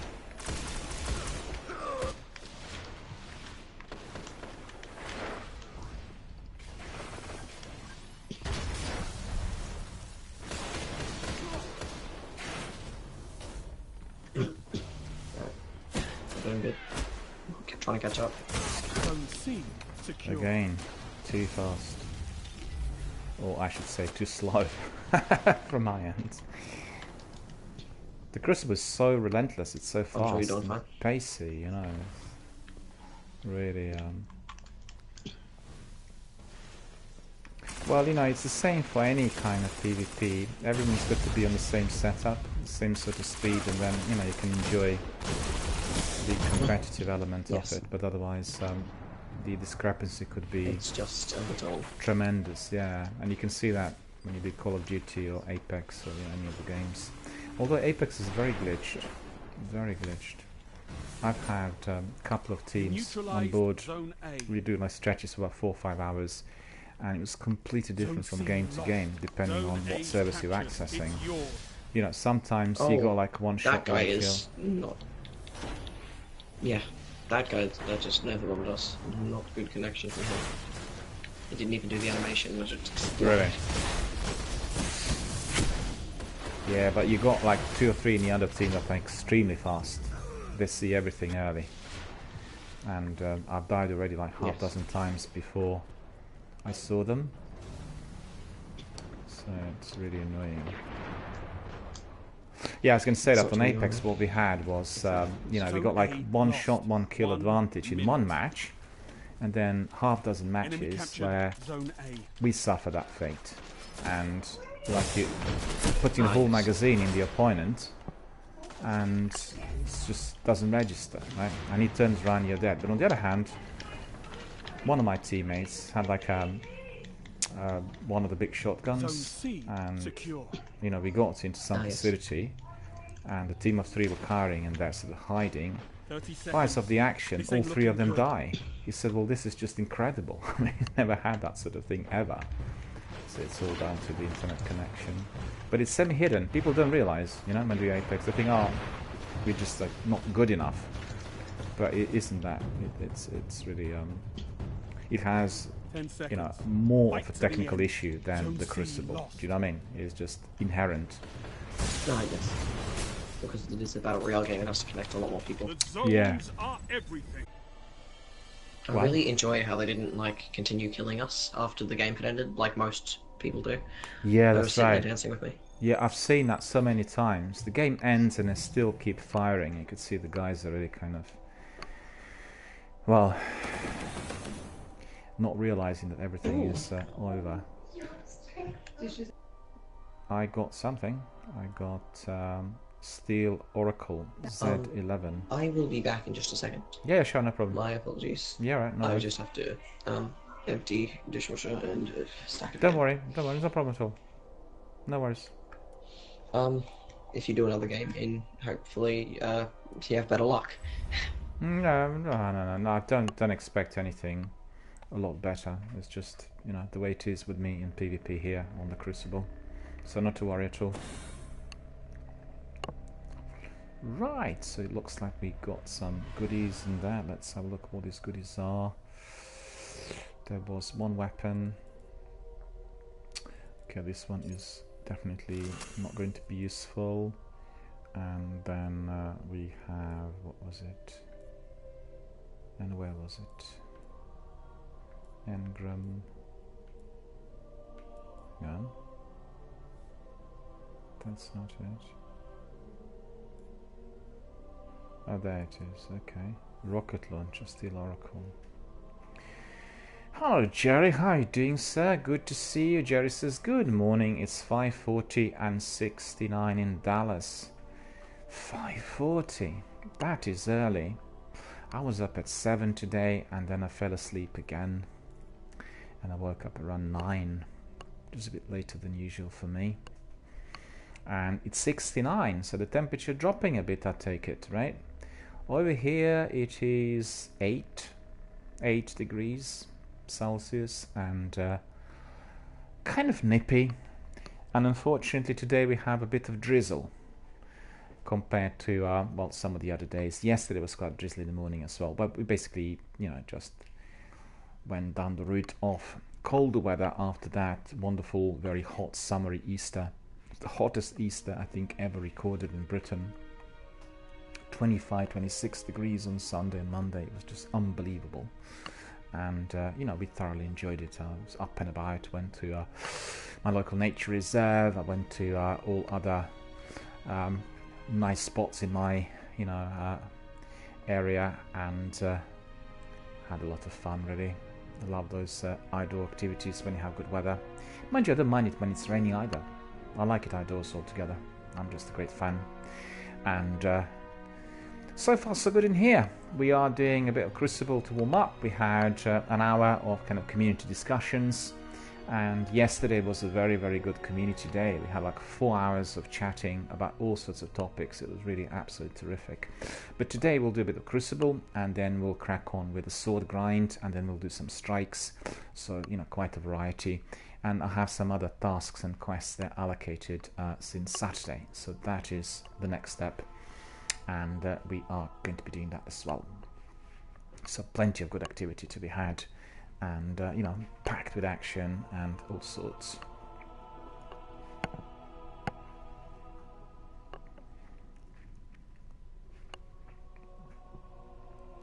And I'll be trying to get in to carry on with control, but as you could see, there is a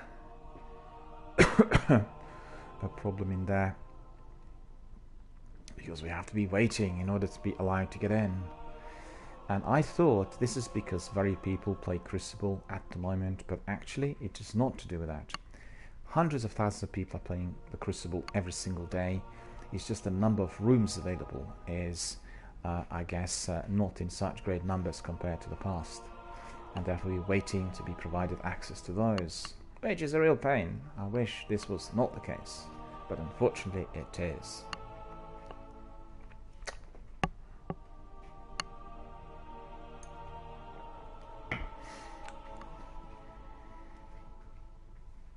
Is anybody playing Days Gone, I want to know? Anyone out there doing Days Gone? Days Gone, the beautiful new AAA blockbuster, Sony exclusive, came out on Friday. Anyone entertaining it? Anyone loving it or hating it? Let us know. So far so good. I think the industry has been quite warm and positive about the game, and I want to hear from the gamers whether they like it. I guess after that disaster of Anthem, the vast majority will just appreciate that the game works. And we've heard that The Division 2 has been voted last week the best AAA blockbuster this year. Not surprised, the game is amazing and vast, with the diversity and variety that we all wanted to see, greatly enhancing the Division 1 gameplay. Truly wonderful, and I think it's a bit premature to be giving it like AAA, the Game of the Year as yet, but obviously we were looking at the first quarter, and I think people really enjoyed the gameplay. It was almost glitch-free. Matthias told me that hardly any glitches at all, and he's been doing it and grinding it, coming to I think World Tier 3. So it's sounding like a really, really good experience. And as you know, in here on this channel, we did have that beta test of the Division 2, and I loved it. It was absolutely amazing. Albeit the last section, the advanced section, was very glitched, but obviously as this was beta, we didn't mind. We just enjoyed a whole lot. There we are. Our friend is back, and we are now back to the Crucible. There we are, Skyline on Mars. We'll do a few matches. Oh, this map. Yeah. It's one of the Iron Banner maps. Control. This one. Well, not the Iron Banner maps. Well, it was for Iron Banner, but it came out in the Rise of Iron DLC. It's one of the latest 3 maps. Time to fight, Guardians. Capture all zones. I'll push B. So we are 1, 2, 3, 4. 4 against 4 by the looks Enemy of it. captured Zone C. You captured Zone A. Yep. Capture that one. Currently watching over Zone B with sniper fire. I missed. There's 2 people pushing center.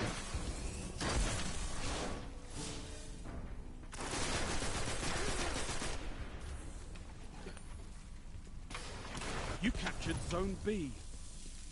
Oh, they capture that. Gained the lead. Okay. Oh, did we manage to get B? Ooh, good job. Yeah. Yeah, this one's so fast. He was in the last match as well.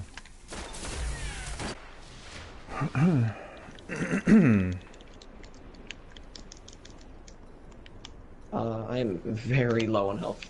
Are you? Yeah.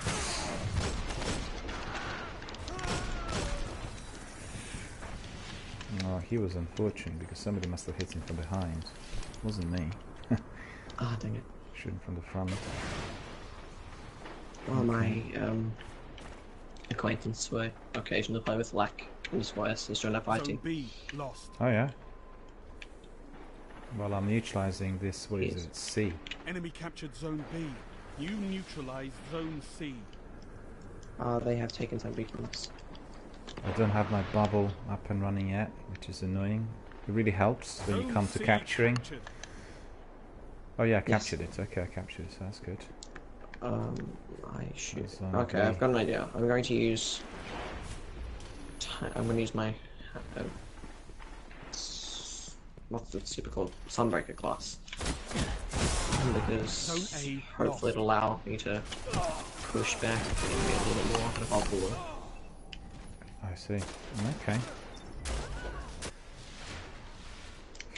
My Zone bubble A is secure. slow coming, which is annoying. Well, I guess once you get to know the maps, then things get a bit easier.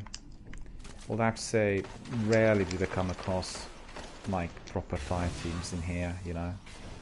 Usually people are selected randomly. Lost. And if you had like a proper crew in there, it would be impossible to win.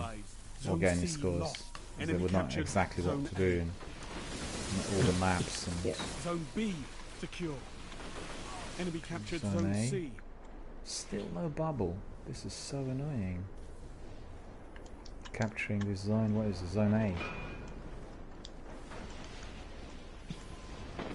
You neutralized Zone A. There's a grenade in there. Oh. I'm no longer alive. Oh no. Literally right at the end. Not Zone A 50%. secure. That's unfortunate. Yeah.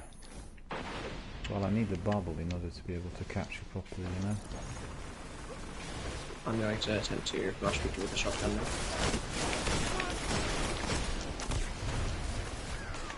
But I'm suffering one shot, one kill most of the times. And they see me, you know, before I see them, so I really have to be kind of ducking and diving and evading.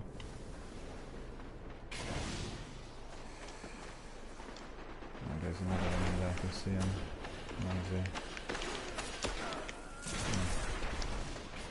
Yeah, you destroyed him, so...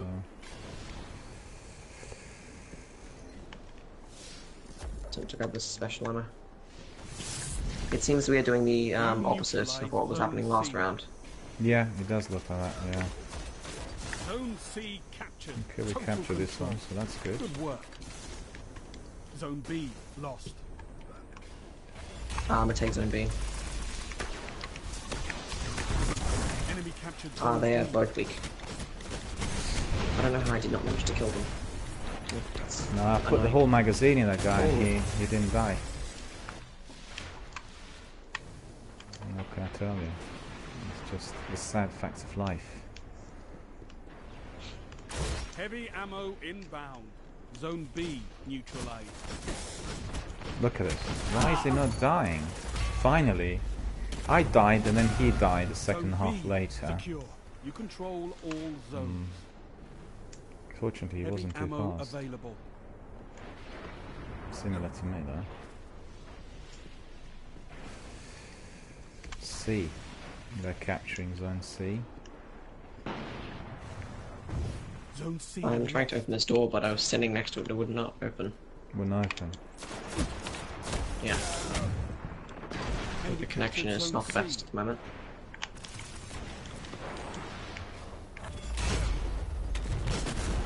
Thank you, Shax, for allowing, for informing us that this is excellent teamwork. You neutralized Zone C. Yeah, I need my bubble though. Zone C captured. Okay, Total control. captured. Good work. Oh, dang it. I seem to have shotgun blasted the wrong Zone A enemy. lost.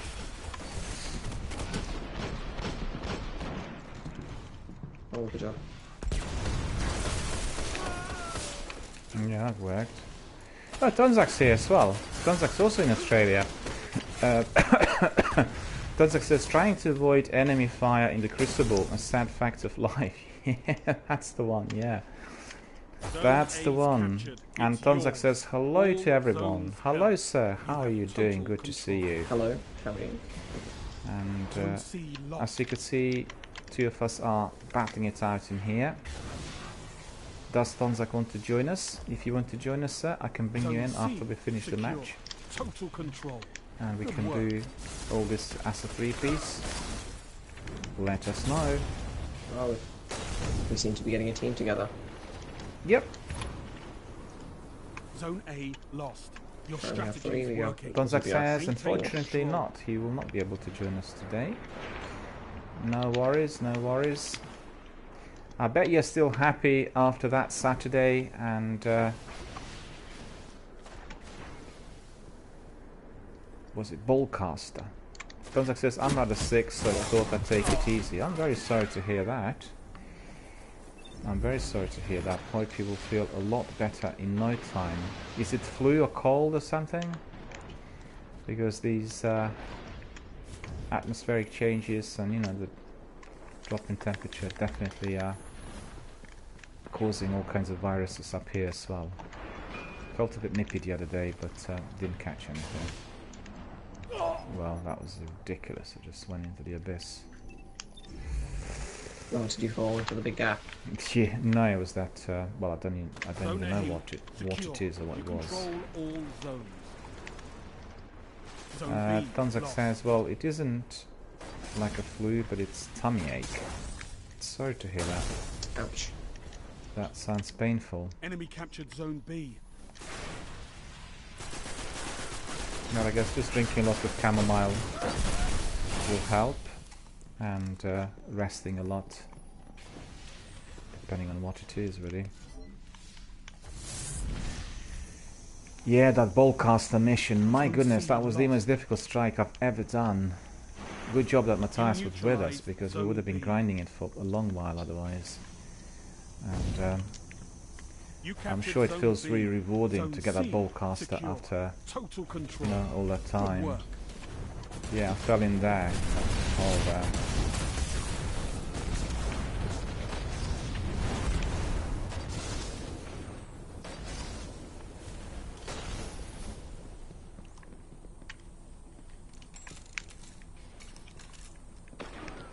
One final push and victory is yours. Okay. Oh.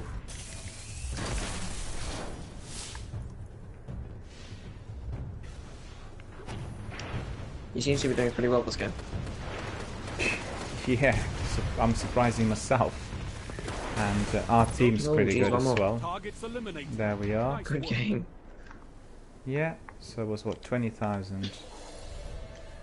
That's pretty good. 200 kills. Well, not 200 kills, not really, but like, if it was just kills. Dozak says it would take us a while, but we'd probably take a few good goes at it. Certainly more than 3 or 4 times. Yeah, that's right, because we I thought we were doing well. It's just the end of it all. The end of it all was difficult with those 2 knights and the boss, and we had to time it correctly, so that was really causing concerns.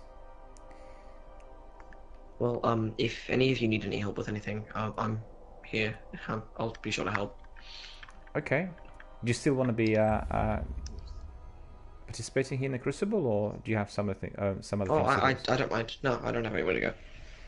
Because I mean, if you have anything else to do, I'm sure I'm up for that as well. Yeah. Okay.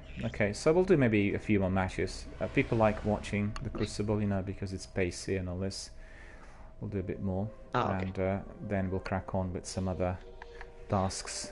I think what we'll do next is killing the champions in one of the arenas, because there's a champion in each section, and then the last one is quite tricky because they're springing up in 3 separate sections, so it can't be done by one person. There need to be at least 2 or 3, and I'll show you. They seem to have split us up. We could go do the double scare mode where it's just the 2 of us. We fight against 2 other people, or we can continue with. No, we carry on with control. Yeah, because of my bounty. Have you already received your? Oh, okay. Yeah. So the bounty is still there, not full. What we need. And I need to get sidearm kills.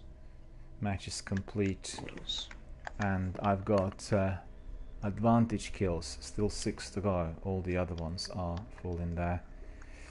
And use hand cannons to defeat opposing guardians in the Crucible. So in there, 14 kills to go for those. So that's alright. And hunt for the glory. That is for supremacy. So we are not doing supremacy at the moment. Let me just see what Donzak said. Donzak said, actually, I know why the Void Knight didn't work that time. It's because I was the fire team leader, and my quest counted, which was for the bold caster. So when you're ready to go for your dark drinker, I'll have to join you as the fire team leader. No worries, I'll let you know. It's no hurry really. I'm still grinding those void ability kills on the dark drinker, so that's going to take a while, and then have to wait until next Wednesday or whatever. And we'll have to see how it all progresses.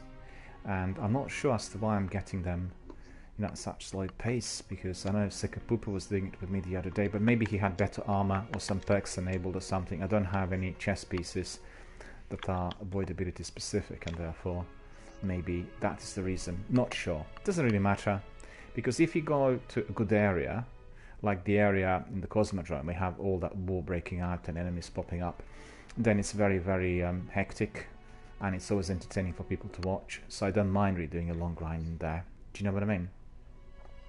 Donzak says, okay, I'll just recover in the meantime. Indeed, we wish you, the speediest of all possible recoveries. And Donzak says, hope to catch you then. Certainly. Take care, sir. All the very best, and take it easy. That's most important. Some milk with honey might help as well to remedy, the pain. And delicious. Yeah, and it does help any form of irritation of the stomach lining. And just drinking a lot of liquid like chamomile and herb teas with no lemon, or just plain tea helps to get rid of all the bacteria, if there are any bacteria. So one with the other, it should all go away. And we wish you a speedy recovery and a very good day ahead indeed. What's the time out there with you? Is it sort of sometime in the afternoon, 7 o'clock or something, 8 o'clock p.m.?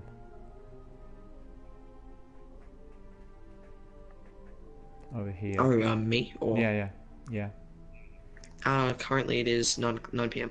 Oh, it's 9 p.m. Tonzak says also 9 p.m. Yeah. Yeah, it's 9 hours difference. Fellow Australian. Yeah, that's right. Yeah, it's very hard for me to always guess because I get people from the US coming in, 3 different time zones. Then I get people from South Africa, New Zealand, and Australia. I get people from Scandinavian countries, and in Finland it's 2 hours difference. In Russia it's 2 hours, and it's quite a variety. And yes. I thought it was best to ask rather than rack my brains trying to work it out.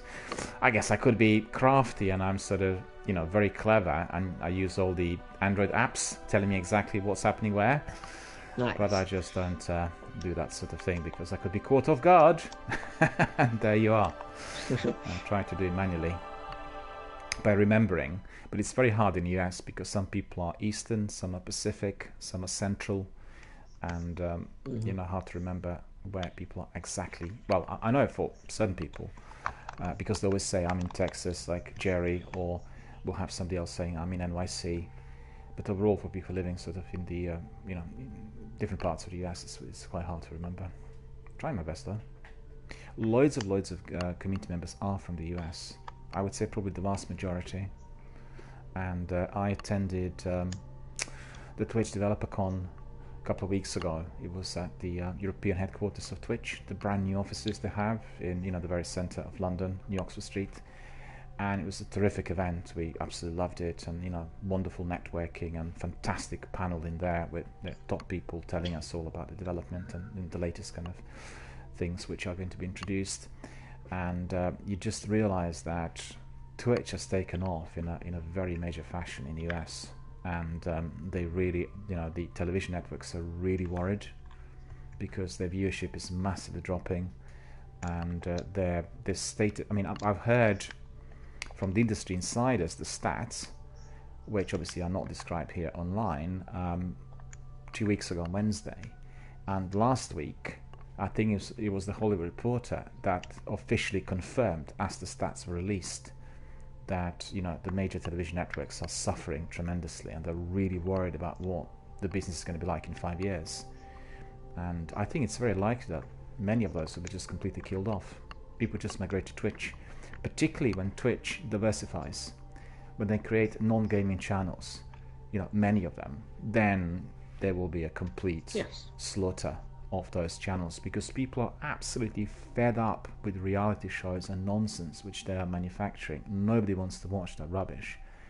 And you can get channels, people, don't know whether you've seen, there's a channel called Awkward Travels, and it appears to be like the indie channel, but actually I think they're supported by the industries. 2 people, in fact 3 people, 2 of them are visible obviously on the broadcasts, a girl from the US and a guy from France.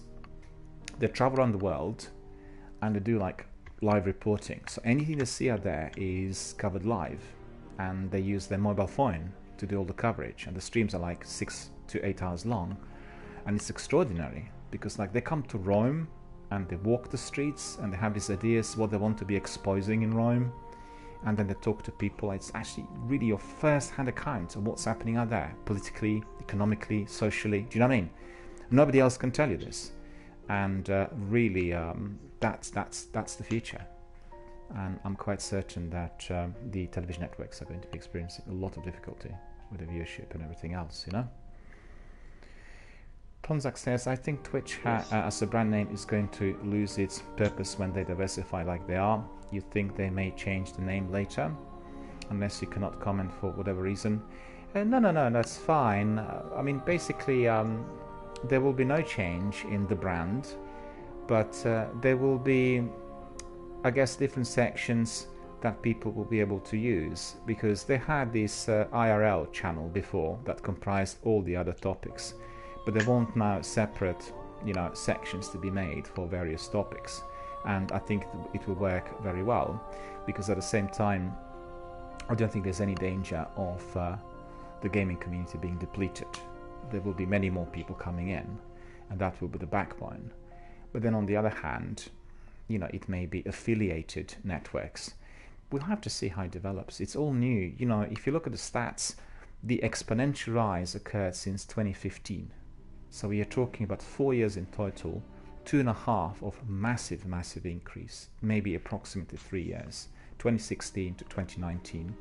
And it's hard to predict. You know, everyone in there has been caught off guard. And they're stunned by the stats. When they look at the statistics, they just can't believe that there are that many millions of people worldwide interacting every day, and they can see that the interactivity is just increasing every single day.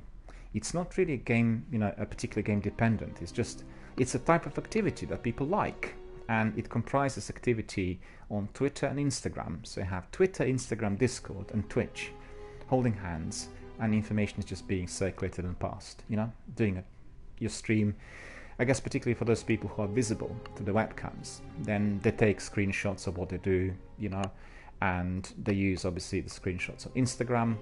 And as you know, Instagram is accessed by 1.5 billion people worldwide. 1.5 billion people, right? And anyone who's interested in that particular broadcaster will then obviously bookmark the channel, they have a look at the clips, and we are going to have something else introduced. I think I mentioned it a few times. This is going to be a new tool that will produce trailers for every single broadcast. It's an automated tool, and it will create just like interesting highlights, and you'll probably be able to time it for 30, 60 or 90 seconds. So anybody who's interested in a particular broadcaster will be able to click on these clips, and those will be very, very good because they'll contain some information from your active broadcast. Seems we did not get that. No, it's annoying. So we need to go back to this. It's always the same story, you know. That's because they don't have many enough rooms and lots of gamers coming in, and then we're just being left in a queue. It's a bit annoying, but it depends. Some days I got in and we had like repetitive entry without any difficulty. On other days it was a bit more difficult. Just coming back to Tonzak, what I said was the trailer is going to be very, very useful because, you know, people who are your daily broadcasters like myself, if you're doing lengthy broadcasts, 6 to 8 hours long, you have no time to be doing these clips and doing bits and pieces unless it's done, you know, I don't know, by team, and, you know, doing editing and all sorts. And that trailer will be a very good introduction for everyone on what was actually happening in that particular broadcast. Do you know what I mean? So people will be able to see that straight away, and I really applaud that. I'm not sure exactly how the tool is going to work, but it is coming out in June together with a few other ones. I really like the idea because I was not doing many highlights. Highlights of 30 seconds are very popular. People post them on Twitter and Instagram as well, and sometimes they go viral. But you know, it depends on the style and depends on, you know, the broadcaster. Some people will highlight the clips of maybe something funny that was said, or they did something silly live on air. You know, you can see them doing something. Like one of my online colleagues the other day, she was filling in her book, you know, with people who are her subscribers. It's like a special reward that people get. They are being, you know, kind of mentioned in her book, and then a spider dropped on her and she went berserkers. It was like hilarious, her reaction. She's scared of spiders, so she obviously presented that as a highlight, and it went viral. Everybody just loved it. It's that sort of thing. And Tonzak says, I like Twitch on the PS4, but there is a very annoying problem to Twitch's services. Yeah, it also happens on Android. I have sometimes Twitch on my tablets, and you will get lag and rebuffering, and that's, you know, all to do with the app. The app is accessed, well, obviously it's the bandwidth somewhere and the service, and you get that lag, which is extremely annoying. It doesn't happen on PC, on a console. So if you're watching Twitch on either your PC or console, you don't get it at all. But if you're watching it on your phone, well, on your phone you probably will not get it if you are in possession of the state-of-the-art latest processors, because I know on my phone I don't get it at all, but on my tablets I do get it. So, you know, they'll improve, don't worry. They have obviously very sizable revenue coming in. Twitch is a company that had probably the biggest, the most exponential rise during the last 4 years amongst all of this industry, all of the companies in the industry, and they are going to be investing inwardly, without doubt. And what's interesting is when you come to the offices, you realize this is a massive company, but they don't have that many people who are employed by them. You know, it's actually fewer people manning this massive global project and working very hard 24/7. People whom I've spoken to, they were basically the team leaders of various sections that do scripting, and they know everything.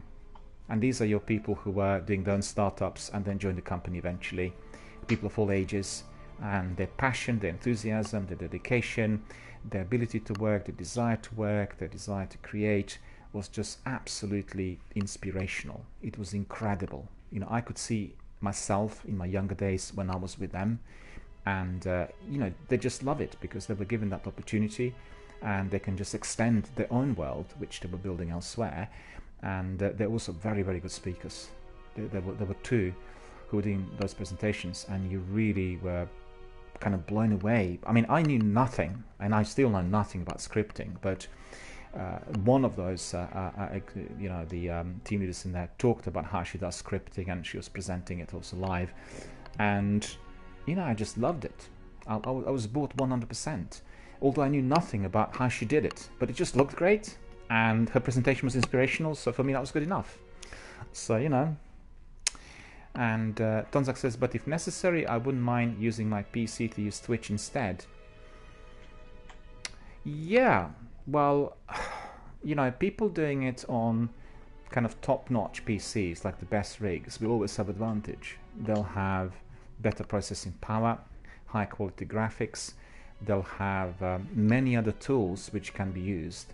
And in due course, I will be also streaming my PS4 through my PC. I'm not doing this at the moment because of, you know, the concept that I have here, which is aligned to PlayStation. But you know, we are going to be getting this in the future, and then the layout will be a bit different. And you know, it does provide you with many good, many more possibilities.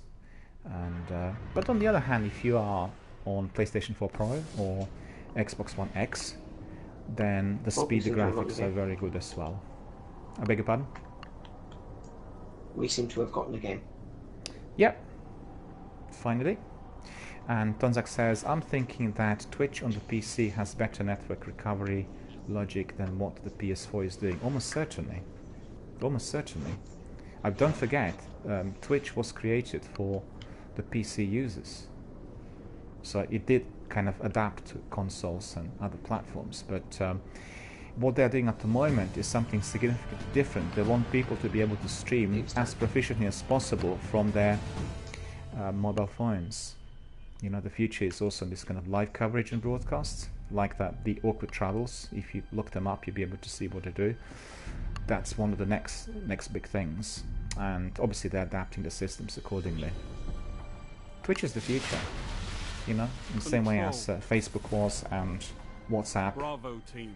and you know, all these apps and portals. It's just the way it is. Guardian.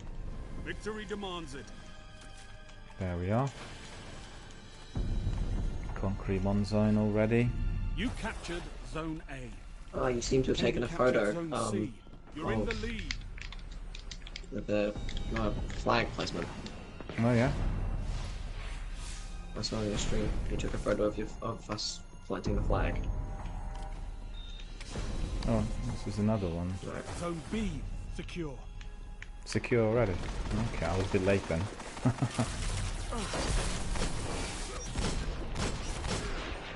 Zone A lost. To destroy it, or not? Enemy that is, I believe, is AFK on enemy team. No, he's no longer here. Enemy captured Zone A. He ran Yeah, away. one of them is lagging really. I've seen one of our teammates.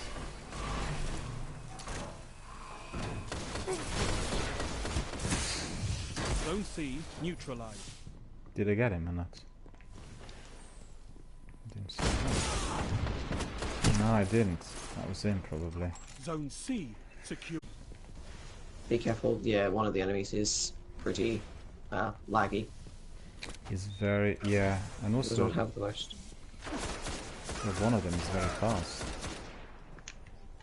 Okay, he's gone. Yes.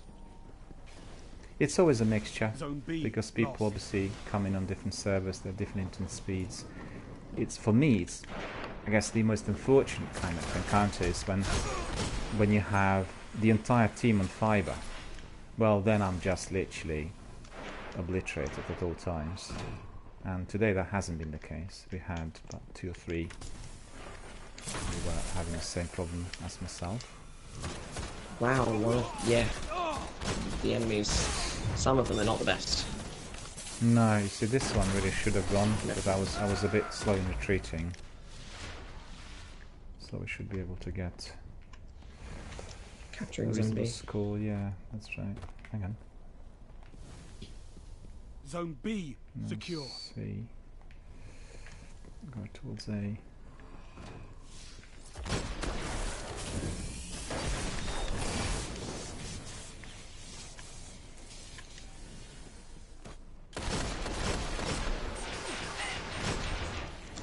Okay, somebody else helped. That's good. My apologies. No, I no, seem no, to have stolen that. that's alright. No, no, no. It's all about the team. The individual effort here doesn't count, you know? It's all about the team effort. And a couple of times when I played against those good teams out there, you know, they were terrific and they knew exactly what to do. Actually, the best way of doing it is doing it in a group, because when one person starts Zone shooting A at the enemy, neutralized.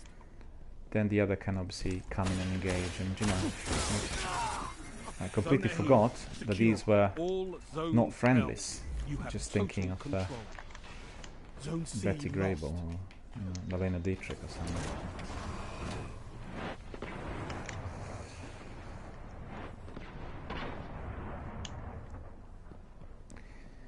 Transact says it appears that they're using C, a secure. Mida Total mult control. tool. Good work. By the multi-tool, yes. Yeah, Exotic primary scout rifle. well, a very deadly one, yeah. Zone C lost. It fires on a hair trigger and has like amazing stability. Look at that. I hit him 3 or 4 times, a yard away from him, he still didn't die. Zone B lost. Well, I died though. Enemy captured Zone B. That's not true. That's not fortunate. Nah. Zone C secure. Can't go dying on us. No, it's all 3 of them now. Again, he didn't die. Look at that. Why is that? He just recovered.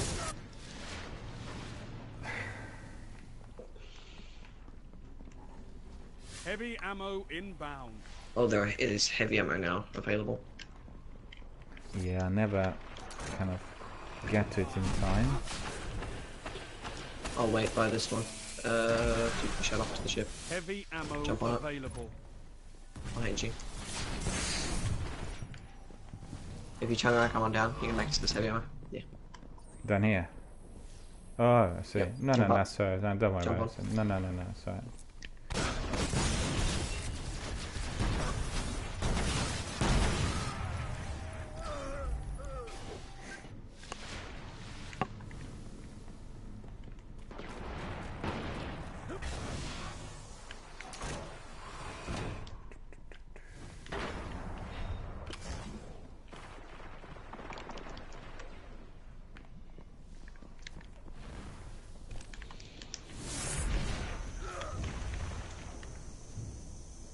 Good job.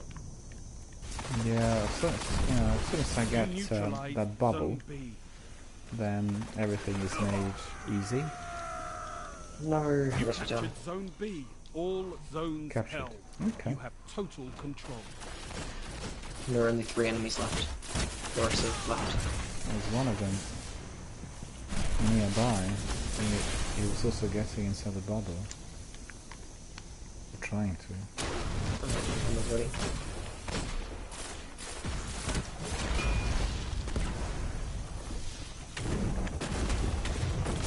Well, that's good. I like that. The reason I'm not using my other subclasses to do with my sword quest, I'm trying to collect, you know, the avoidability kills in here. That's the reason. Otherwise, I would have used the other. Would have been more effective. Enough. This battle was once. Oh my god, we got Mercy. Lost.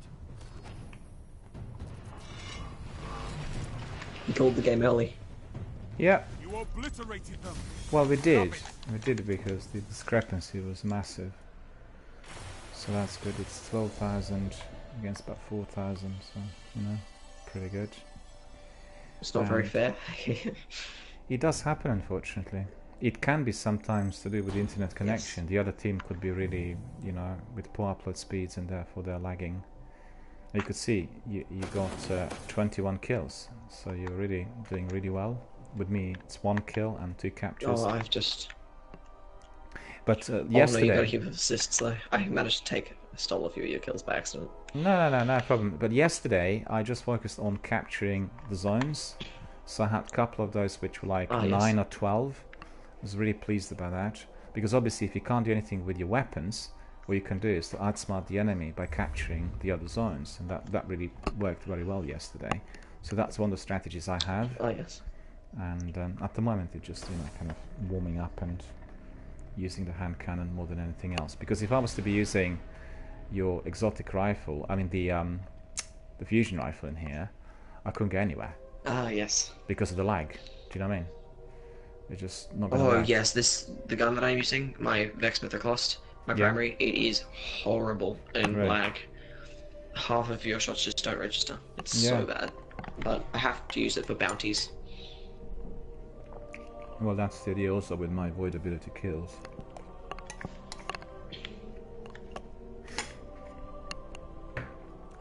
Alright. The Crucible is still very popular.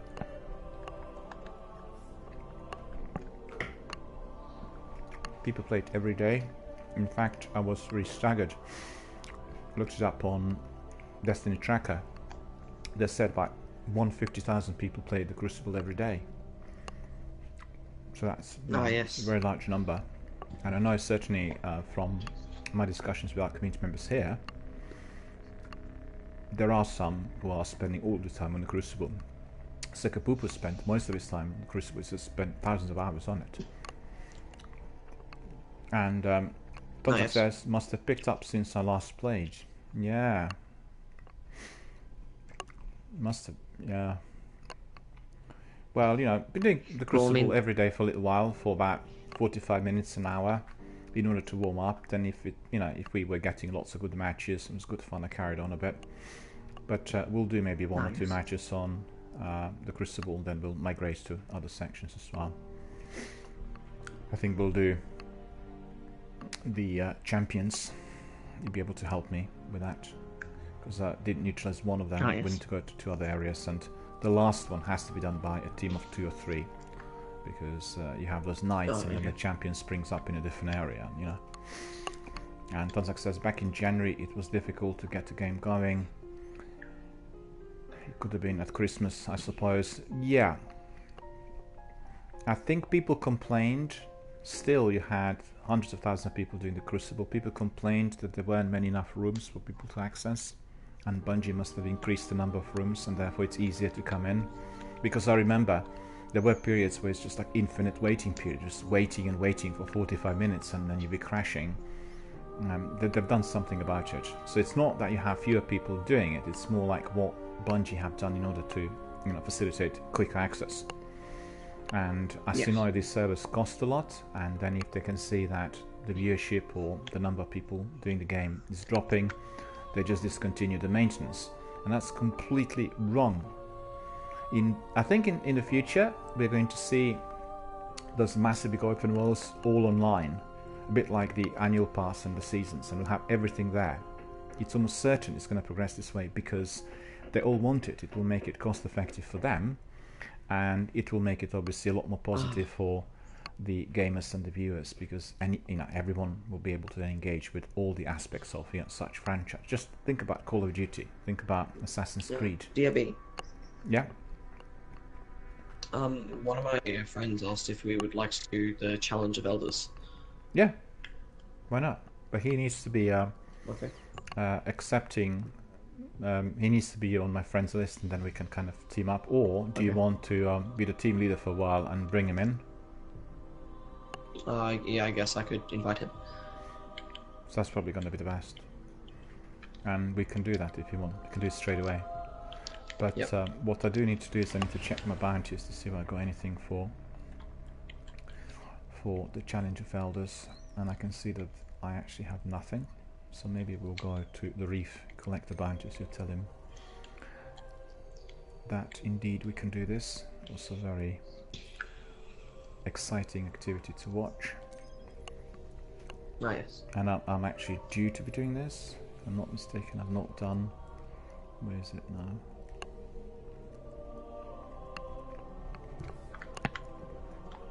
I've done it on my other characters, on my Warlock and Hunter. I played the Challenge of the Elders quite a few times, but on my Titan, I haven't.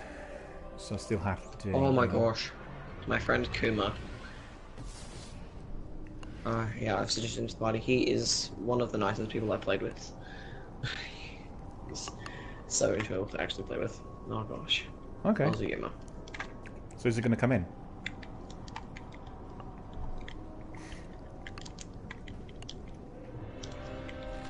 Donzak is asking, but wasn't that for Destiny 2? It is. The seasons are for obviously on Destiny 2, but I think the direction that the game developers are taking is, well, not maybe imminently, but certainly within the next couple of years, to be able to integrate all the games from the franchise into one arena. Don't forget, they are working on the new generation of consoles, which will be delivered without any physical drives, and they will want everything to be done digitally online. So that's one of the considerations, creating those massive big virtual open worlds with everything, you know, present in there. Whether all of them are going to be in one open world or whether there are going to be several, I don't know, but the idea is to provide that accessibility. As you know, at the moment PlayStation 4 is lagging behind Microsoft on that front because the Microsoft executives thought providing backward compatibility will just enhance sales, and it did, because people would, for instance, you know, do backward compatibility on Mass Effect, and then they'll buy Andromeda, you know, on the most recent console. And PlayStation 4 lagging behind very considerably. They still haven't got that facility on the console. But the future is going to be, obviously, trying to integrate everything at once, and we'll have franchises and all the other games fully integrated in this massive big open world. That's the idea. I can't tell how soon this is going to materialize, but that is the idea, and therefore, you know, there will be many more opportunities arising for sure. Let's have a look. Let's go to Master Ives first. I sent my friend has joined a fight team, and I sent you a suggestion for him to join the party. Okay. So let me see whether.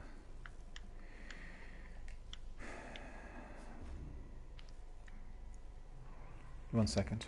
I'm just getting lost in here. But I'll go to the notifications. Notifications. No, I don't have it on my notifications. What do I need to do? I suggested the party. If you go to the party chat, you click a press invite players, it will allow you to view the suggested comments. Okay, party privacy. Where is the message? You just told me, but I missed it. So, no, I'm on the. Where would it be?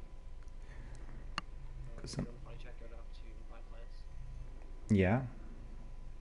And view the suggested comments. No, I don't have that.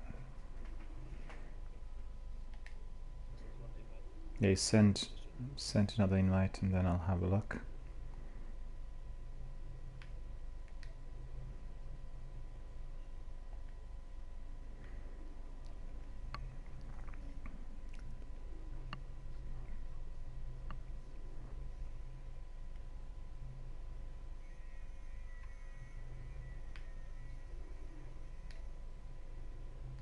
No, I'm not getting it.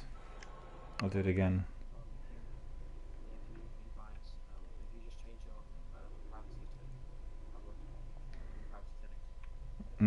That I can't do because I'm on a public broadcast and people might be coming in from all sorts. I have to keep it private. I can't change that.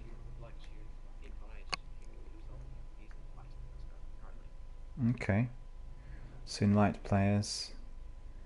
View suggested players. Okay. Okay, I got him now. Yeah, cool.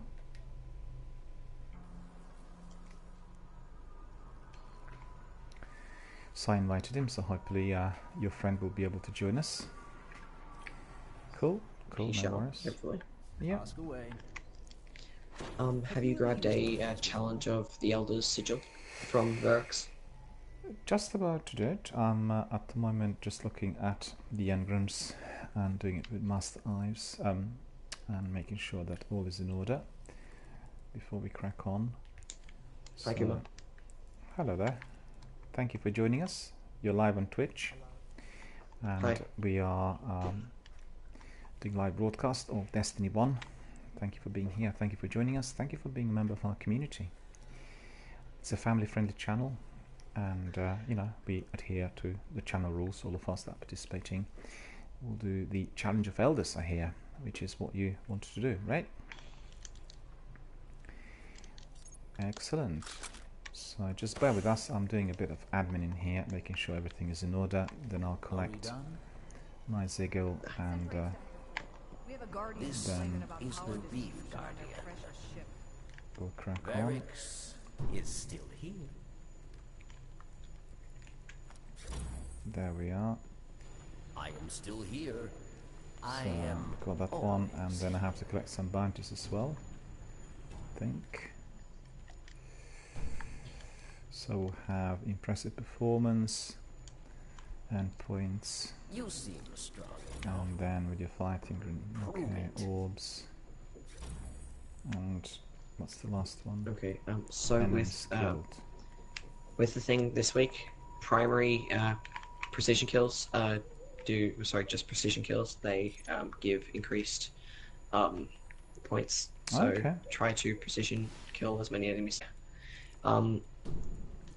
We have with the sigil, you have to get one of your games that have to have 30,000 score overall by the end of it, and you have a cumulative score at the end that you build up over however many matches you play, which give you different loot depending on if you complete the different tasks. Okay. So we'll have to do it 3 times, which will guarantee us to get both things, basically. Okay, okay, no problem. No problem, we'll do all of that. Just trying to think, at the end the loot will be either dropped, or is there going to be a chest? There's going to be a chest there in the vault There'll be a area, chest, wasn't it? and Yeah. then and then there'll also be an armor piece and a weapon piece that we can get after completing all 3 tries with this. Yeah. That we'll get from Varix. Opening Hygeia cluster bounty. Excellent. Let me just quickly see. Welcome. Transfer. Oh, there's no chest in challenge. Closing out. Ah, yes. Okay. Ah, that's right, because it ends quickly. Yep. You do have a chance of exotics though when you go to orbit after the match ends. Okay. at your disposal. So is after everyone's ready, I guess.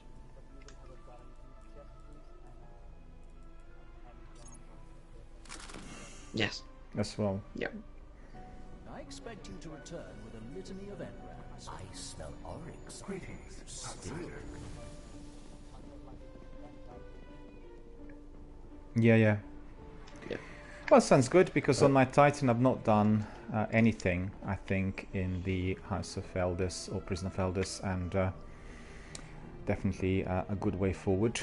I'm glad that you was requesting it, because it's going to provide us a bit of variety. We're doing a bit of a Crucible early on to warm up, and now we'll crack on with all these other activities. So for the benefit of our viewers, we are proceeding to the Prison of Elders, and we'll be doing the challenge. Right, I'm ready. Just let me double check my weapons. I've got my Imago loop on. I don't want my sniper. I think my fusion rifle might be doing good, and also I'll have my raised lighter on just in case. And Yep, that's fine. I'm cool. We can crack Okay, on. Ready when you are. just a small tip for leveling up, since you're trying to get to 400, yes? Yeah. Level 40, 400 light. Yep. To put on when you're opening engrams, and like especially exotic engrams, or collecting rewards from missions, like the 2 rewards that we'll be collecting after we do 3 runs of the Prison Challenge Elders. Oh yeah. You want to put on your highest light level so you can get the highest level of gear being dropped to you, increasing your light overall. Okay, so what I'll do is, good job you told me, because no, I'm alright. I'm actually, that's the top level. I can't have more than 393 at the moment. I've just changed my secondary to the fusion rifle because I think fusion might be more useful than my sniper, and then I have all the other ones, but I can't actually raise it to higher than 393. That's the highest I have at the moment.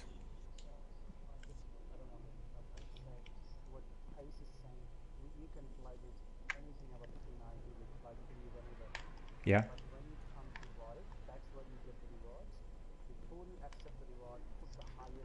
Got it. Got it. Yeah. Got it. Yeah. I got it. So basically, just before I approach him, I can just adjust the weapons to the highest level, and then obviously, yeah, that's clear. Rather than before we get the chest, rather after we get back to the base, yeah.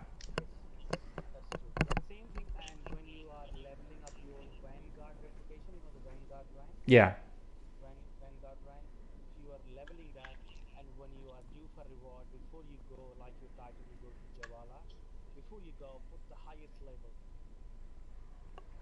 As well. For the armor, generally. The armor. Everything together. Yeah.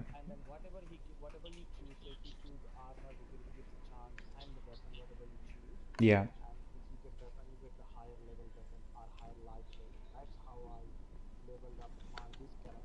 To 400. Yeah. Well, that's very important, because the other day we were doing 3 raids on my hunter, and these were the first raids I've done on the character, and it really worked well, because at the end, obviously, I did do exactly what you said, and I picked up really very, very high quality loot, and therefore raised him to 397. So still 3 points left, but definitely the best way forward.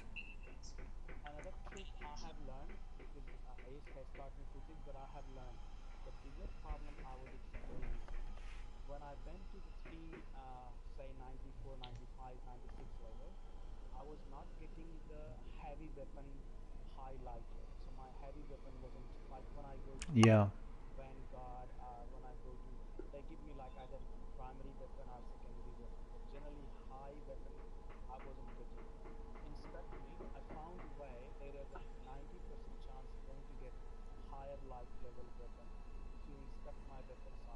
Yeah.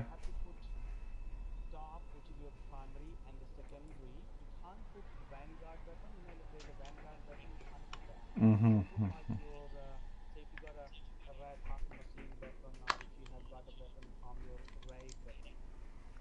Yeah.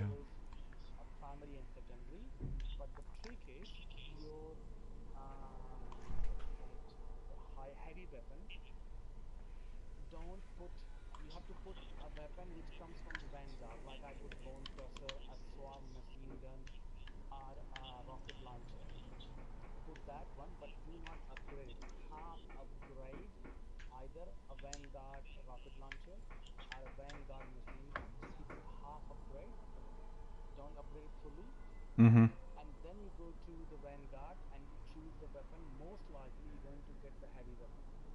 And let me just ask you again, at what point do I do that? After I'm approaching the Vanguard Quartermaster, right at the end, or when?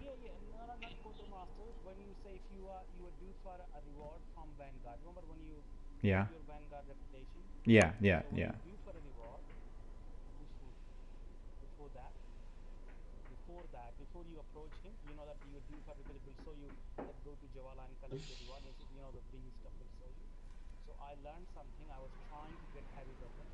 No, I got it. I understand. No. I'm cool. I've realized. It's just before he is giving me the reward. I need to do that. So before I talk to Zavala, then I need to do it in order to get the very best. Yeah, I got it. So each time I'm approaching somebody to provide me with the rewards, at the end, this is where that has to be adjusted. Yeah, that's very, very useful. Well, thank you for the tip, because I think sometimes I was just automatically collecting rewards and I was not checking whether the weaponry there was, and the kit properly selected. And it makes a big difference, because obviously you're shortening up the long grind, right? Because otherwise it's going to take a lot longer. So that's really quite clear. We just say hello to... Let me just say hello to Deployman. Deployman's come in. And he says hello. Deployman saying hello to everyone. Thank you, Deployman, for joining us. Thank you for watching broadcast. Thank you for being how are you? A member of our community. And Deployman's asking, how long have you been playing Destiny 1 for? And well, I can tell you, I've been too long. streaming Destiny 1 for about 8 months now. And my friends in there have been playing Destiny from the beta days. So that's really 6 years plus. Oh gosh, yes. And Donzak also said here that the things we talked about earlier will be in the PS4 5 timeframe, he guessed. I think it's likely it will be the PS5 timeframe, or indeed the new Xbox consoles that will be delivered. 5 of them, yes, they propose will be without any physical drives. Whether they will release all 5 or release just one of them, obviously will be announced at a later date, probably during the E3 conference in June. And so sorry, I interrupted you. You were saying about collecting the rewards. I beg your pardon, because I have to be responding to community members, when they're talking live on chat. So just carry on, please. Yeah, I apologize. Yeah.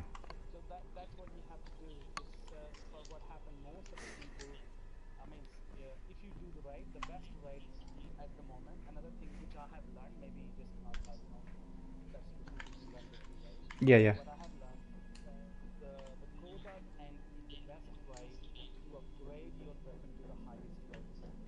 Yes.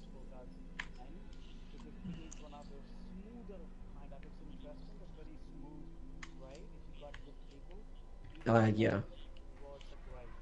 Yeah. No, that's true. Yeah. That's true, because we were doing... like, for example... We were doing the raids on Friday, and this was Friday before last, and we've done 3 raids. 2 were completed with a very good team, 5 in addition to myself, were Destiny veterans. Obviously I was a newbie to the raids, and were just absolutely the best possible, and I collected really lots of good loot. So definitely worked, and that will be the next step for all 3 of my characters, doing them bit by bit and planning for the raids, and doing those kind of first of all, building those teams to be in place for some of those as well. Just bear with me, I need to respond to my community members. Lots of chat coming in as well. And Tonzak is talking also to Deployman. Tonzak said that he's been playing Destiny for about 6 months after the PS4 version was released. And Tonzak said, I didn't join in for the beta since I had my console. Astro Raptor is here. Am I watching a time machine? Because obviously lots of people had played Destiny from the word go. Donzak says, when the PS4 turned white for the original Destiny promotion, that's when I started playing, and indeed confirming that some people are experiencing the Groundhog Day. And Astroraptor says, raise lighter. So absolutely wonderful to see. Somebody left the fire team. Who left the fire team?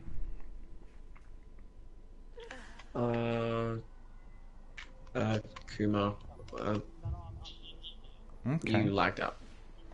Okay, probably have to be brought back in. No, he's back. Okay.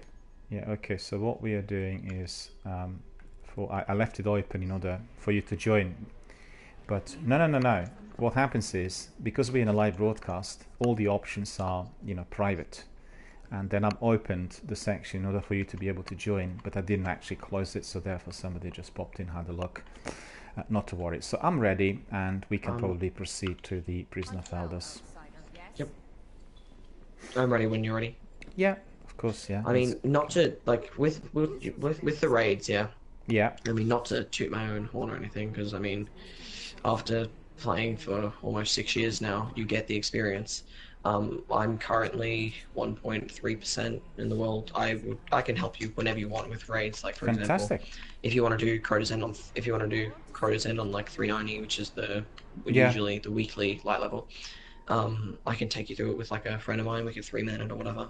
Or if you have an entire team, I can help you guys through it. Or we could No, just I'm have some happy. fun, walk around in some Absolutely. raids or whatever. Absolutely. That's the next step really for all three of my characters.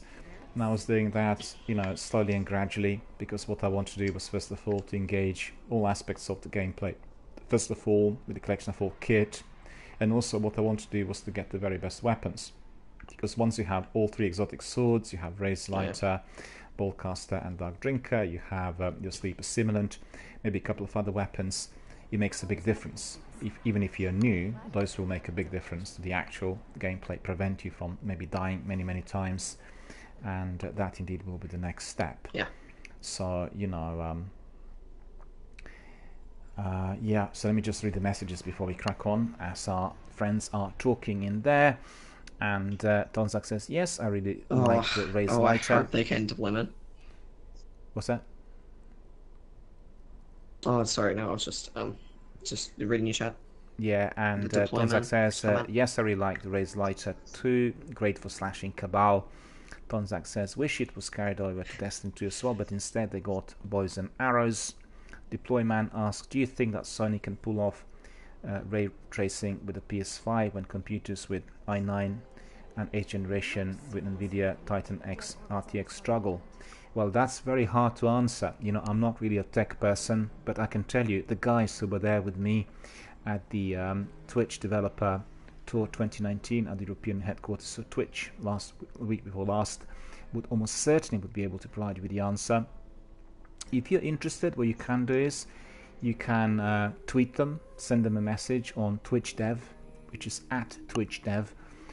That is the basically the address of Twitch development team. I talked to some of these guys personally in real life because we were attending the conference, which was an offshoot of the first Twitch European Con in Berlin, and TwitchCon Europe, I should say, and they almost certainly would know the answer. I really wouldn't know. But they did talk about lots of different inventions, and we're expecting many goodies to come our way. I think the world is moving towards all digital, kind of virtual space type of direction.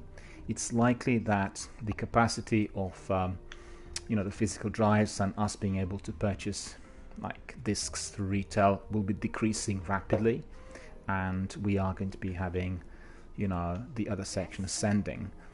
How it's going to work out, I don't really know.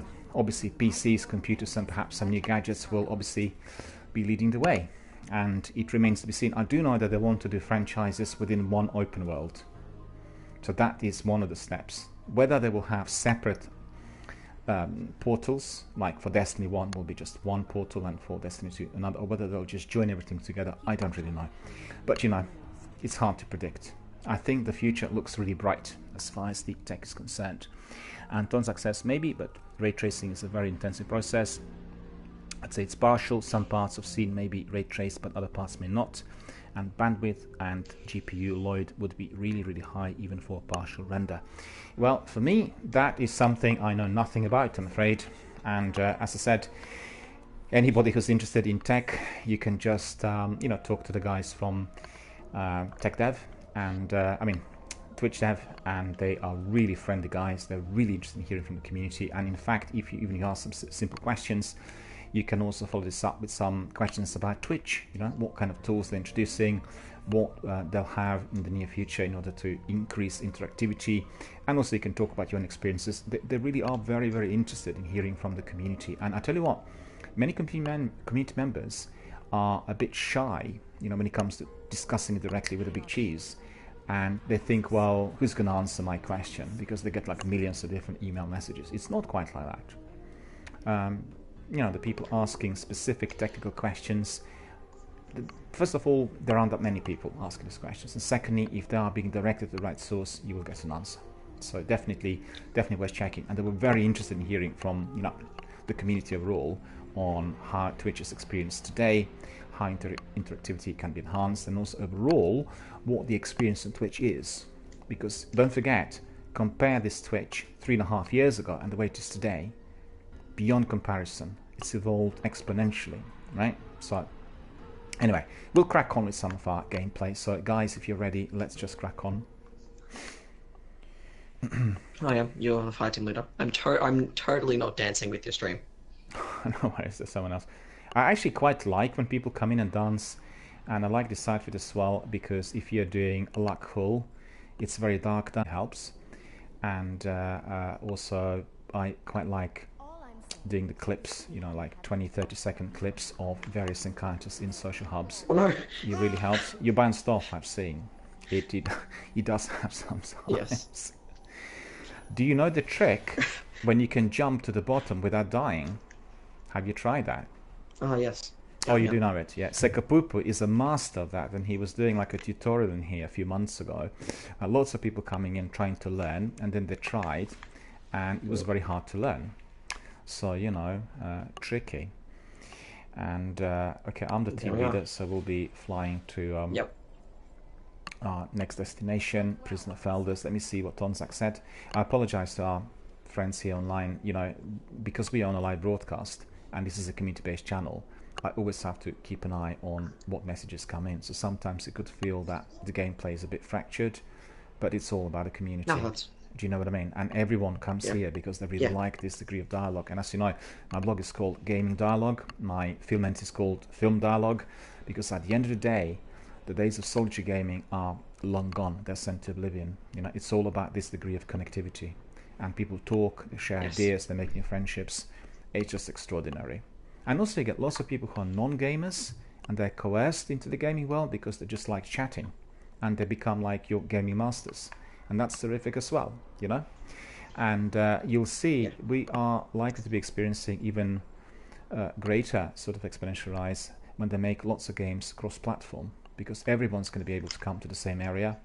And obviously, you know, some people doing FPS on PC will have advantage, but it is going to be all about community and about discussing and, you know, connecting with all these other guys worldwide. We just have a look what the community members said. Tonzak said, if the results are what the developers want, regardless of the technologies used, that's all that will matter in the end. Deployment says, I do. Do you know Raid Report? And Tonzak says, no, yes, that's the Raid Report. That is one of the websites, isn't it? Like a tracker. Yes. Yeah, similar to Destiny. Sadly, this account isn't. I really wish this account. This is not my main account. My dad's was, but like I don't play on that one anymore. But due to him not playing the game, but this account, it's okay. I mean, I'm missing all my year 1 and beta stuff. But yeah, because it's on the other account. Yeah, that's the trouble. Well, the trouble is, this is not one of my friends. Yeah, the trouble is, and you've seen maybe during the last couple of weeks, that after many years, Sony PlayStation did allow people to change the gamer tags, and this was causing a huge problem with Xbox as well, because I had Daniel Miller 05 as my gamer tag, and then I wanted to change it to DRBMiller, you know, just to have exactly the same on all other portals, and Microsoft were not allowing this. And obviously, if one was doing something on a different account, it does cause some issues with the actual stats. Very hard to change, because most of those can't be imported and need to be collating it. But at the end of the day, if you're accessing, let's say, the stats from 2 or 3 different accounts, you can do your manual calculations. That's always a possibility. But hey, that's going to take a lot of time. And we have here deployment as well, and Astro's here as well. Astro saying Raid Report tracks your raid history, and Tonzak says I don't have much of history to track. Oh, lovely. Well, you know, it's something that evolves over, you know, days, months and years. And I also thought initially I had hardly any history to track on Destiny Tracker, but I was pleasantly surprised to discover Destiny Tracker was very meticulous, all different stats in there. And what I find particularly useful is that every single mission done in co-op And obviously you know that the vast majority of the missions are in co-op or Fireteam of 3 will have all the players allocated and singled out, meaning I can make new friendships and bonds, even with those who were randomly selected. So that's really absolutely wonderful, and I use it all the time. And as you can see, deployment. I had a look at your stats. You know, so yeah, you're pretty good, dude. So you know, nice. Obviously the stats are there, and the address for the raid report also has been provided, as you could see. And Astra asking, do you guys ever play on PC? Well, I mean, lots of our gamers in here are not cross-platform gamers. There will be. I've gone into the abyss as well, thanks to. My apologies. That's right. I don't mean to knock you off. No, that's alright. It's no worries. I'll sit in there again, enjoy the view, politely and quietly. Let's see. Where was I? Was I here? No, I was elsewhere, wasn't I? Yes. Yeah, I was down there. In here, I'd be protected because there's a barrier, and in here I'm a bit more exposed. And Tonzak says my PC is reserved for other stuff, graphics, music, etc. Well, I think, you know, we are going to be facing this cross-platform world in no time, and they're working 24/7 on, you know, basically integration of lots of games for cross-platform play. That's going to be the future, because at the end of the day, remember, maybe 5-10 years ago, if you were to use your mobile phone, i.e. your first smartphone, it didn't really have that cross-platform facility. But think about the evolution, think about everything that's happened so far. You know, we've had so many different apps introduced, and, you know, you can use them on all sorts of platforms, which was not the case at the beginning. So I think that is the next step. I can certainly tell you, during that conference 2 weeks ago, it was all about cross-platform play, because that is about, you know, the rise of numbers. You bring in people. Just think about Fortnite. If Fortnite was not cross-platform, it wouldn't have that many gamers. And, you know, Apex is not cross-platform at the moment, but they will introduce it. They wanted to try it as an experiment to contest Fortnite. You know, the idea was to provide the stats and tell them we can do it just as a, you know, non-cross-platform game and get that many people to play it, and then eventually we'll introduce the cross-platform play. So, well, as you know, the market is very competitive. They're coming up with all sorts of ideas, and they're watching, basically. They're watching their competitors, and therefore everyone is very, very cutthroat, and something backfires. And that's sad. You know, I was very upset to see that Anthem suffered tremendously, but on the other hand, it was their own fault. They released the game too early, the game was not finished, and therefore it has so many different glitches and, you know, problems. Just to fill in my friends live online, I was to be doing Anthem streams from the day one, from its release on 22nd of February, but I've done the demos, and they were so glitched and they were so sort of troubling that I decided to wait until all the other demos were resolved. so glitchy. You tried them, dreadful. And don't do you know that the trouble there was, if you're doing the demos and you were non-streamer, they would be glitchy. But if you're doing your streams, they were a lot more glitchy. Like, for instance, I had rubber banding on my streams, which was absolutely infinite and maddening. You couldn't really move away from certain positions, and there were, you know, your kind of dead spots in any arena. It was utterly dreadful, and you know, many of those persisted later on the game as well.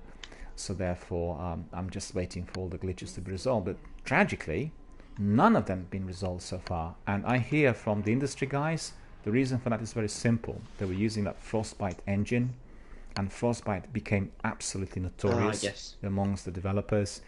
And, you know, it's the usual. The publisher buys the engine, makes them proprietary, and it would have been a lot simpler if they were using any other which was run independently. So they could ask the independent team to help and to do the works. A disaster. I mean, for the company, considering what feedback they had and all the other kind of dirt being dished out from many people who worked for the company. I mean, I'm very disappointed because I'm a very sort of long-term hardcore BioWare fan. My favorite game is Mass Effect, the favorite game of all times, the trilogy.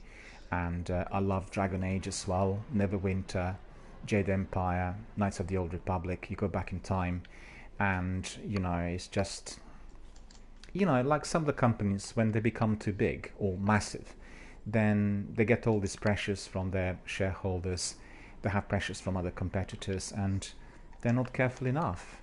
I mean, Dragon Age is a wonderful game, and, you know, then you had Mass Effect Andromeda, very poorly received. People hated it. I still get people coming here saying, thanks God you're not playing Mass Effect Andromeda, because they know that my favorite game is Mass Effect. Oh, Andromeda, no. Do you know what I mean? Oh. It's just ridiculous. Let's see what our friends say. Andromeda, I love how my eyes can go through my eyelids. Really?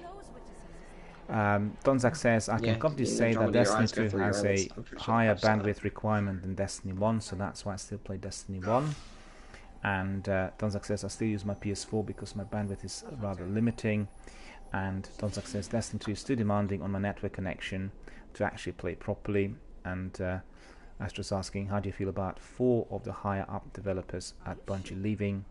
The BioWare discussion reminded me because a lot of their lovely writers sadly left during and after Mass Effect 3. Well, they had some people leaving, and then some people came back. Remember, Casey Hudson left because there were some problems there within the company, and he was brought back. It may be a hurdle which is temporary. I'm quite certain BioWare will survive. I'm also certain that Anthem is going to be an amazing game in due course. It is not there yet, but the gameplay is astonishing. The open world is terrific. The open world events are also very, very entertaining. It's just that it doesn't work technically. So you could see they delayed the entire release of additional content because they've not been able to resolve the glitches. And to be fair, they did say immediately after those demos that the resolution is going to be very, very time consuming. They did not expect everything to be resolved by the time they released the game. So therefore they should have just pulled the date. They didn't pull the date because their shareholders would pull out the investments. So altogether it is a serious issue which has kind of it's linked to so many different spheres of interest, you know, because obviously Anthem, a massive big AAA blockbuster, one of the biggest games of the decade, BioWare, you name it. But you've seen that happen to Anthem and to Fallout 76 with disastrous consequences. So I think somebody should be taught a lesson. People need to learn from that, you know. Anyway, guys, let's just crack on. I'll take us to we'll do a bit of entertainment. But, you know, the way it works on the channel is sometimes we have a very, very busy community participation, and therefore we take sort of lengthier break from gameplay in order to talk to everyone. And as the community is growing, we have a lot of that every day. And, you know, the idea is to combine I enjoy that because, like, not many streamers do that. It's just usually, like, a lot of streamers, they don't interact with their community. And yeah, I've seen from your streams you do, and that's really cool. And that's actually a nice thing to see when you get to experience that firsthand. Hence Absolutely. Being in your fight team. Yeah, the trouble is that, well, I had many people coming in saying exactly the same.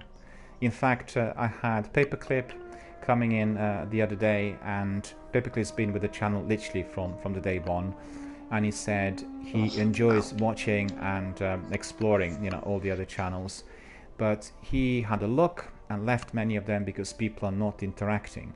And sometimes it's down to the personality of the broadcaster. Most of the times it's to do with the setup and the fact that a lot of people are streaming competitive games, bless you, and they you know, do not read the chat, and that's where the trouble is. And if they were, you know, focused, what they do is they play a match and then they'll have a break. They play 2 matches, then have a break. So their community will know they can't actually talk whilst they're trying to survive there in the arena. They'll talk to everyone during the break, and that works out fine. But, you know, Apex and other games, people just do it relentlessly and they don't engage with their community members, and I think that's basically a shot in the dark. Online gaming is all about the community. Yes. It's all about connecting, and you can have a specific session of competitive gaming if you wanted to, and you say, well, for 3 hours we're just doing tournaments, and people will know, right?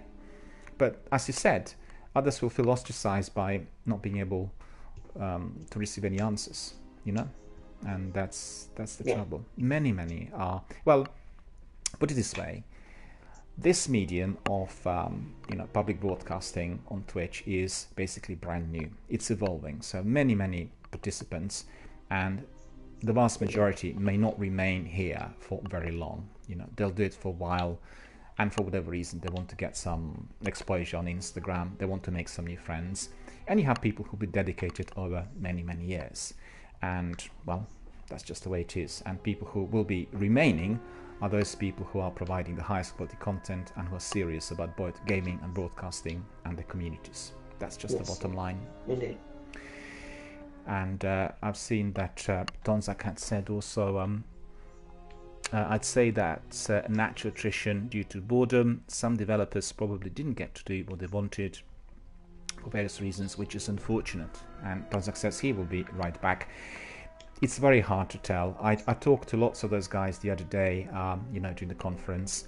The vast majority of participants were people who do the tech stuff, people who are actually developing games. The competition and the elements of needing to succeed, needing to get certain numbers is so great that they're all feeling a lot of pressure. And then imagine companies like Bethesda, Bungie and BioWare, people who are kind of they have to be making those millions or hundreds of millions worldwide because of the degree of the investment received for 5 or 6 years in advance prior to the game being released.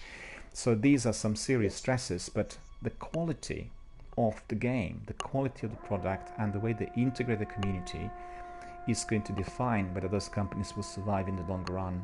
Remember that if you're not listening to your community, Bethesda suffered terribly after that Fallout 76 release, and it wasn't to do with the glitches, it was to do with the fact that they basically sold the Platinum Edition with that canvas bag, which was basically blending in perfectly with the world of Fallout. And then instead of sending a canvas bag, they were sending PVC bags. Well, everyone who invested $80 or $90 in that Platinum Edition wanted to have that as a collectible item. What did they get? A PVC bag, and there wasn't even an apology.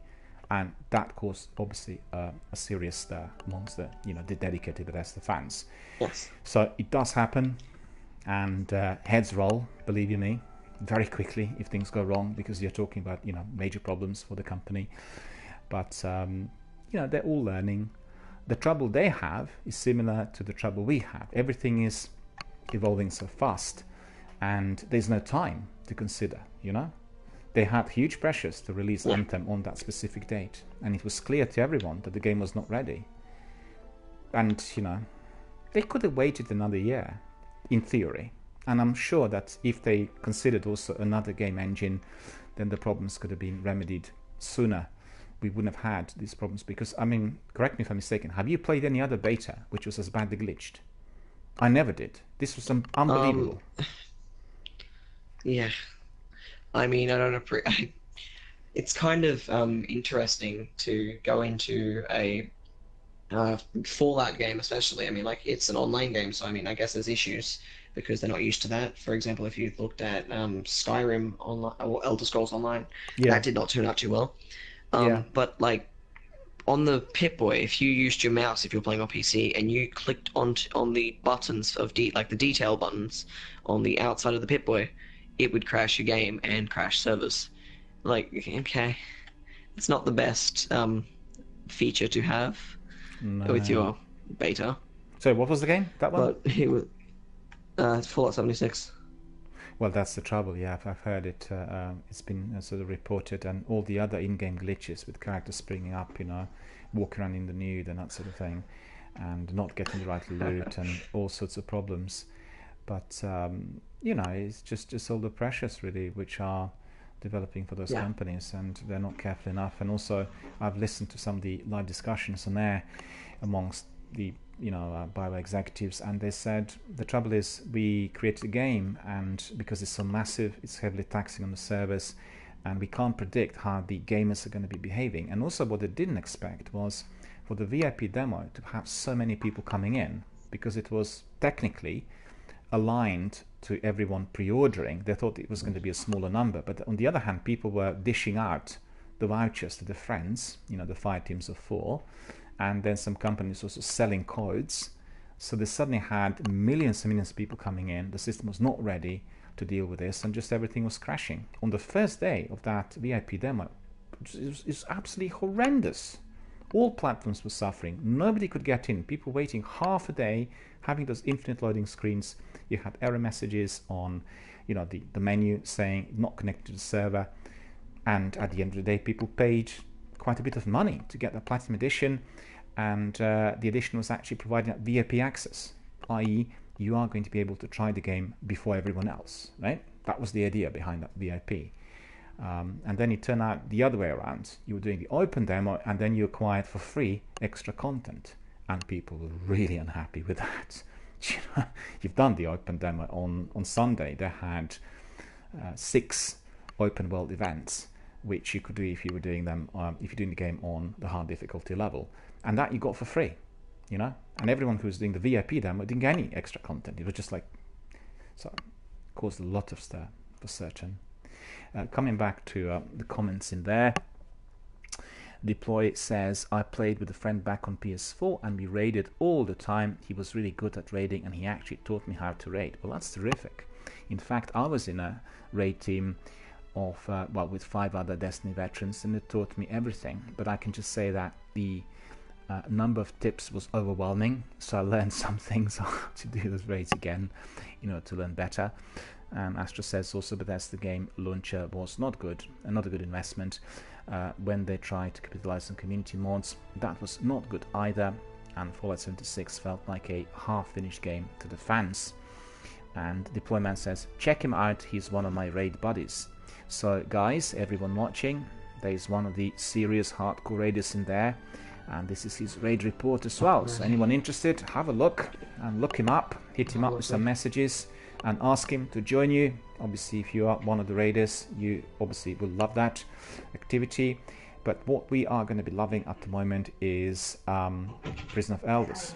So by the looks of it, if you look at here, Prison of Elders, it says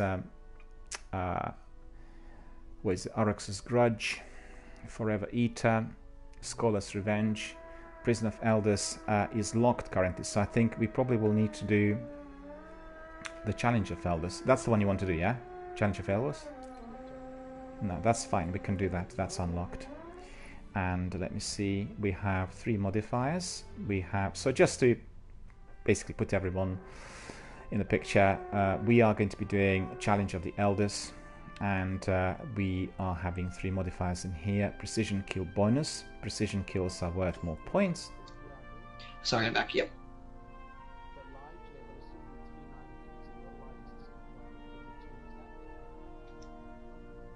No, it's like 390.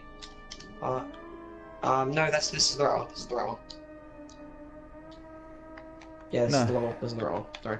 Mine is 393, and your light levels are... Yeah. Yeah. No. He's still the right. He's still the right one. Oh no. Yeah, yes. I see what you mean. If you and then you go down. Yeah.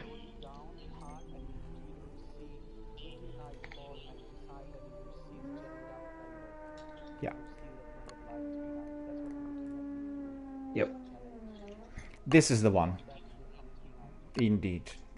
So that is going to be obviously on the harder difficulty level. So we'll take that one. Yes. And that will be, let's see. Yep. Yes, that's the one that you need obviously for your tasks 390. That's clear. Yep. I apologize because I've just gone to the other map, but it's quite clear we are doing the weeklies. Let's have a look at the modifiers. We have precision kill bonus. Precision kills are worth more points. Then we have Brawler. Guardian melee damage is greatly increased. And then we have Airborne. Players deal more damage while in the air. So let's see. Good. No negative multiplier. Should we be jumping and shooting whilst we are jumping or not?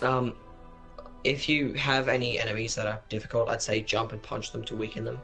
Like, for example, knights and whatnot, that shouldn't kill them, and then finish them off with the primary. Okay. Because your points, it's like a lot more points that you get from precision kills. They automatically give you, they already give you a little bit more than normal, but they give you like double points now, which is really helpful.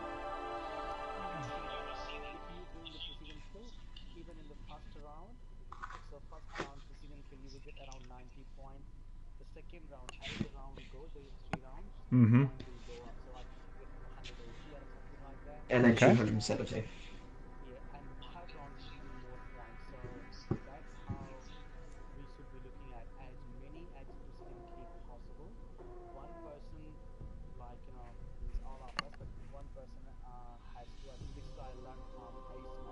Yeah. Yes.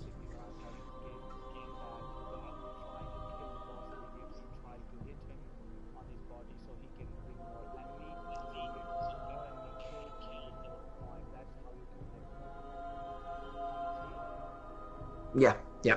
So yeah, you just I'll weaken the boss. Yeah, yep. I'll weaken the boss, and then we'll get him to his reinforcements. So we get as many waves of enemies to pop out, so we can get as many points as possible and get this done as quick as we can. Sounds very good. Sounds very good. I could see that we have some other messages from our community. Deploy says, me and Zach did a 2-man Axis second phase back then. It's a lot of work, but when we did it, it was so satisfying. Took too long to do though. Well, you know, there are lots of lengthy grinds in here, and they require patience. They're for us hardcore gamers. In fact, Matthias is one of our very dedicated, valued US community members, and somebody who knows absolutely everything, you know, in Destiny 1. He asked me perhaps to do all 3 swords on one character in order to kind of sweeten up the process, but I said we are going to be doing a sword per character to go through the entire lengthy grind for the benefit of our viewers, because people will be learning as they watch, you know, the activity, and anything in Destiny 1 at the end towards the kind of end game section is obviously a lengthy grind, and so is Destiny 2, which appears to be even a lengthier grind from what I could gather. Captain Jack has been doing some of the quests there for 3 months, and he said if he wants to get some... It boosts the light attacks. Say that again. It does not boost. It does not boost the heavy uppercut attack. However, it does boost the light melee attacks. Brawler increases that. Oh, okay. Okay, not to worry. You just do light swipes. Yeah. And Astro's also asking, does Brawler boost raise lighter damage? Does anyone know? Yeah. Does Brawler boost raise lighter damage? You answered that. Yeah. Yeah. Okay, so we had talked quite a bit, and indeed now is the time for action. So if my friends are ready, let's just crack on. Yes, let's go. Are there any particular results that our friend needs to get in Challenge of the Elders? Do you need to be reaching certain level or anything? So, no, we should be good. For example, we need one of our 3 rounds. We could be able to get it down in 2. However, we'll go for 3 because that's the most stable way of getting it. Okay. One of those rounds, run-throughs that we go, we need to get 30,000 points for a high score. That'll give us a weapon when we go to Barracks. And then after the 3 games, the cumulative score, you can do as many games as you want, but we should be able to get it done in 3. Okay. The cumulative score of 90,000 points, we will get an armor piece for Barracks.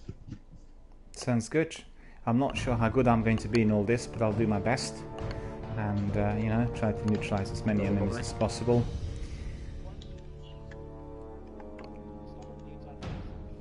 Yeah.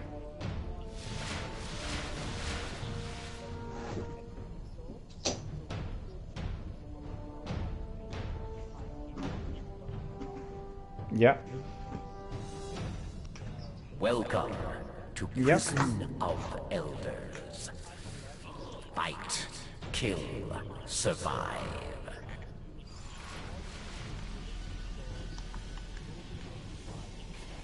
Mm-hmm. Round 1.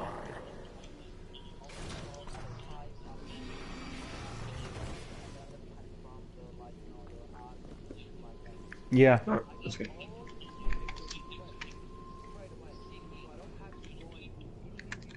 A servant of Oryx hungers guide. Yeah, needs to grind. Be careful with this guy. This guy has an ability, you want to, it'll say the air crackles and burns around you. If that happens, if it says that, you have to move, do not stand still, you will burn to death. Okay. Deploy is asking, what was everyone's favorite trade? So everyone can name their favorite trade? Kingsfall. Kingsfall. Most difficult raid, apparently. As I'm new to the raids, I would say Vault of Glass. Oh, it's lovely. I love Vault of Glasses. Used to be my favorite, but then I've been liking Kingsfall more lately because it's got the most puzzles and lore behind it. I'm getting the part 2 hardcover. It's so good. It is, yeah. It's very, very good, and it requires a proper team effort as well. Yeah.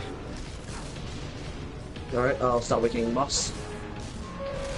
1, 2, 3. Okay, that should be good. Alright, I'll just. Got your rocket on. Oh, there we go. Go down with. Go down this. Can't move. The air's burning.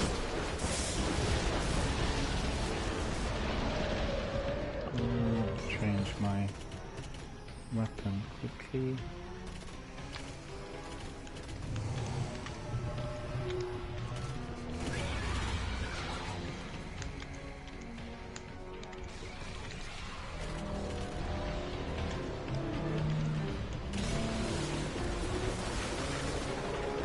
Is the boss vulnerable? Can I fire at him directly? You can, however, don't shoot at him because we're trying to get as many waves of reinforcements as possible. Okay. The first round it doesn't matter so much, but the second and third rounds they give much more points than this round does. Okay.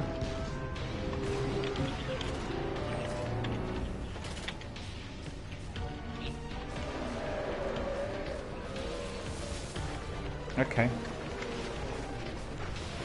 Yep. Got it. For this round, they give you 90 points each precision kill. For the second round, it's 180, and then for the third round, it's 270 points. I just want to say, I just want to say to our community members, I can't actually respond to the messages at the moment. We're in the middle of this, and then when you have a break, I'll read all the messages. For we'll talk to all of those.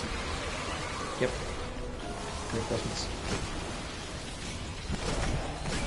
Oh, this is gonna hurt. Probably swap my hand cannon so I can one hit these guys.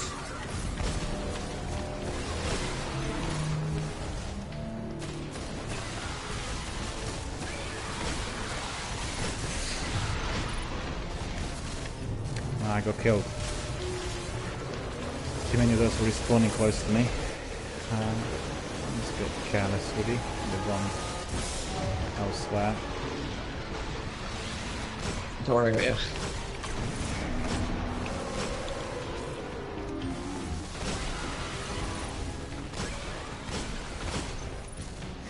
I'm gonna swap my hand cannon now.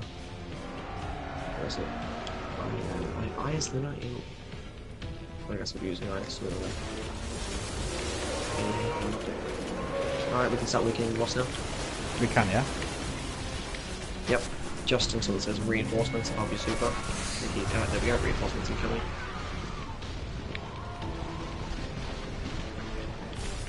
Oh, I got killed again. It's not fast.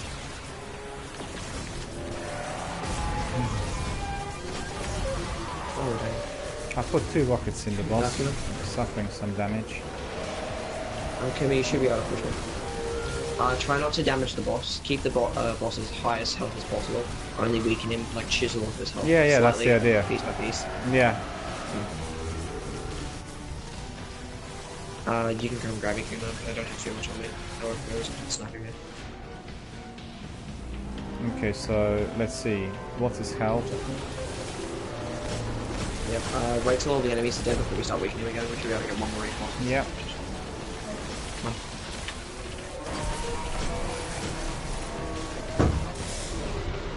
on. Oh no, I've got to the same section again. There's like a barrier in there. I got stuck in a barrier. Yeah. Thank you. Alright, we can start weakening him to try and get our final thing of reinforcements.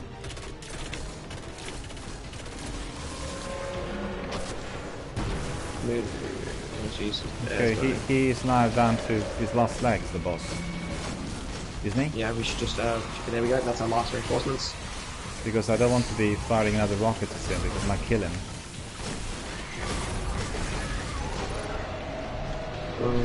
I'll let you know when we can kill him.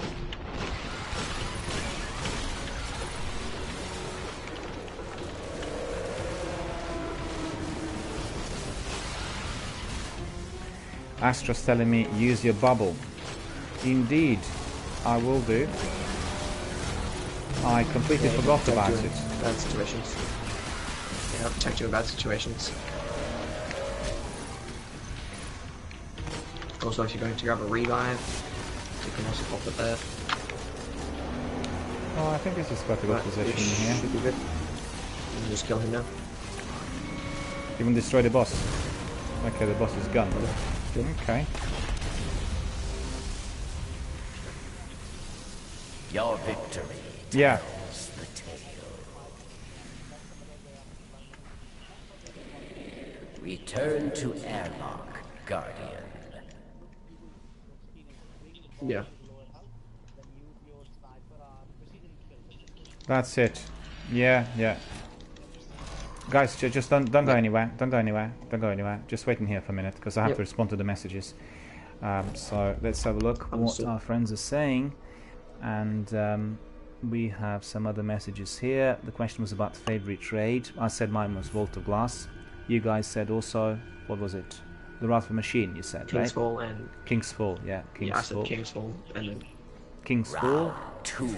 And let's see what other messages are there. Oh, it's Titan skating. Yeah, just please do wait. Don't go in yet. Astro says, Spy of Stars for me requires a lot of good teamwork. Deployman says, no, I mean from Destiny 1. Jerry said, Wrath of the Machine. Deployman says, Wrath for me, but I used to be in Croita. And Astro says, Southern Scholars wasn't a raid, but it felt like it. Favorite raid was Vault of Glass, hands down. And Astro said, well, use your bubble, which is obviously appreciated, thank you. And Deploy says, I miss Titan skating.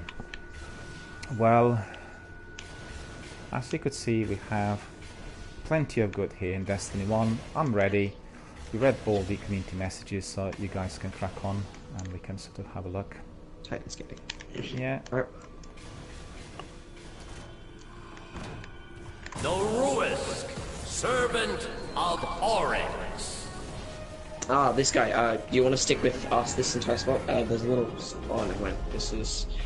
Yeah, this one is very annoying because phalanxes like to push us. You want to stay by this door, move over to this right spot here. So you're just trying to stay in. Over Stay here, in as much as you can because... Yeah, don't even die. Also, don't forget the silence for the split, so if you point your gun at wave your gun at them a little bit, scare them a bit, they'll end up splitting, allowing you to get another kill.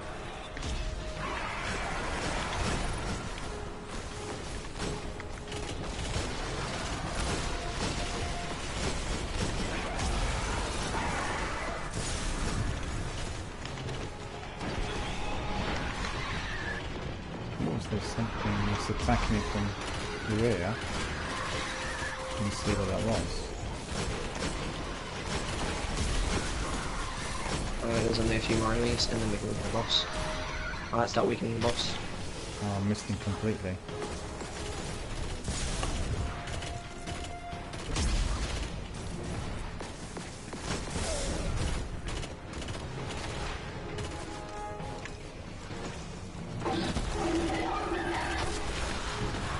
There we go, we've got reinforcements.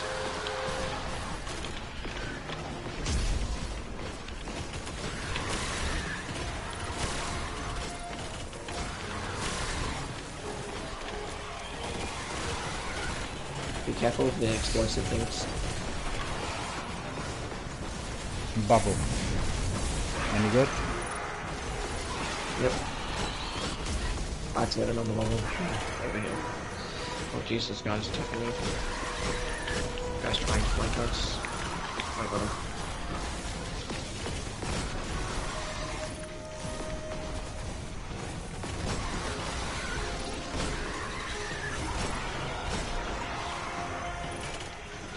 Oh, we can start weakening the boss. Oh, no more. Are there any more? My Yeah, stop super? damaging. Stop shooting him.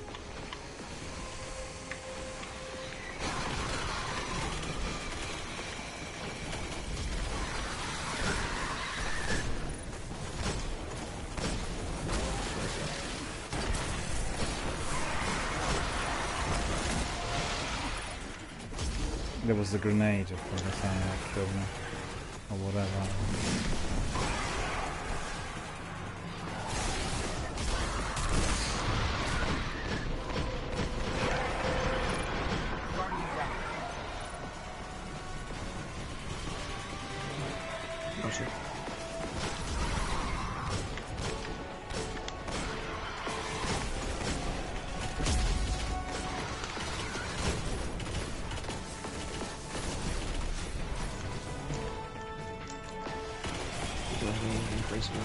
increasing.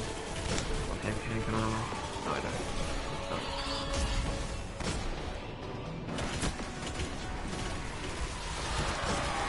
There we go. Just keep damaging.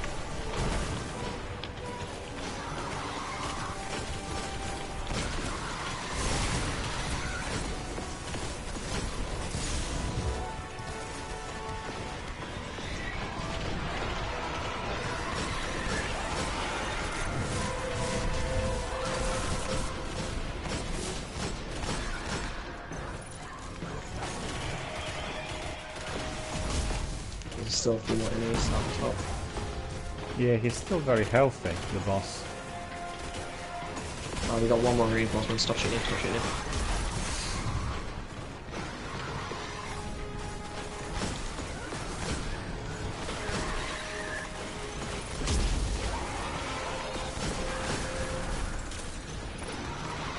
It's about down to 10%, isn't it? Last reinforcements.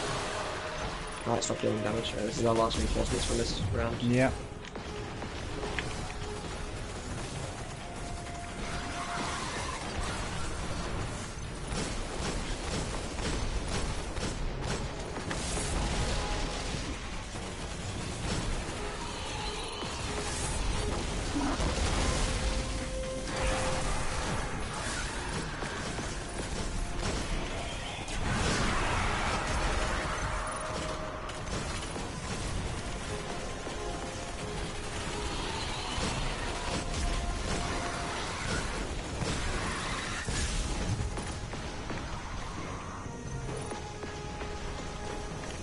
I'll respond to the messages coming in once we finish the match. I apologize for not being able to talk as we obviously are engaging those enemies here in Prison of Elders. Alright, final bit of damage to the boss. Kill the boss, yeah? To kill him? Yep, good job. Okay. Alright, push back in. Your Collecting some victory engrams tells the tale. left in there. Oh, Let's yeah. collect some stuff. Go back to airlock. Yes. And, I think it's probably all done. Yeah. Okay, just Yes. The ornaments, yes. Lovely. yeah, loads of Oh, the Vex are the engrams. most interesting. Hold on, don't go anywhere, don't go anywhere. Just waiting here for a minute. And Yeah. don't access Vault of Glass, but I'm probably... Oh, we completed this, yeah? Okay.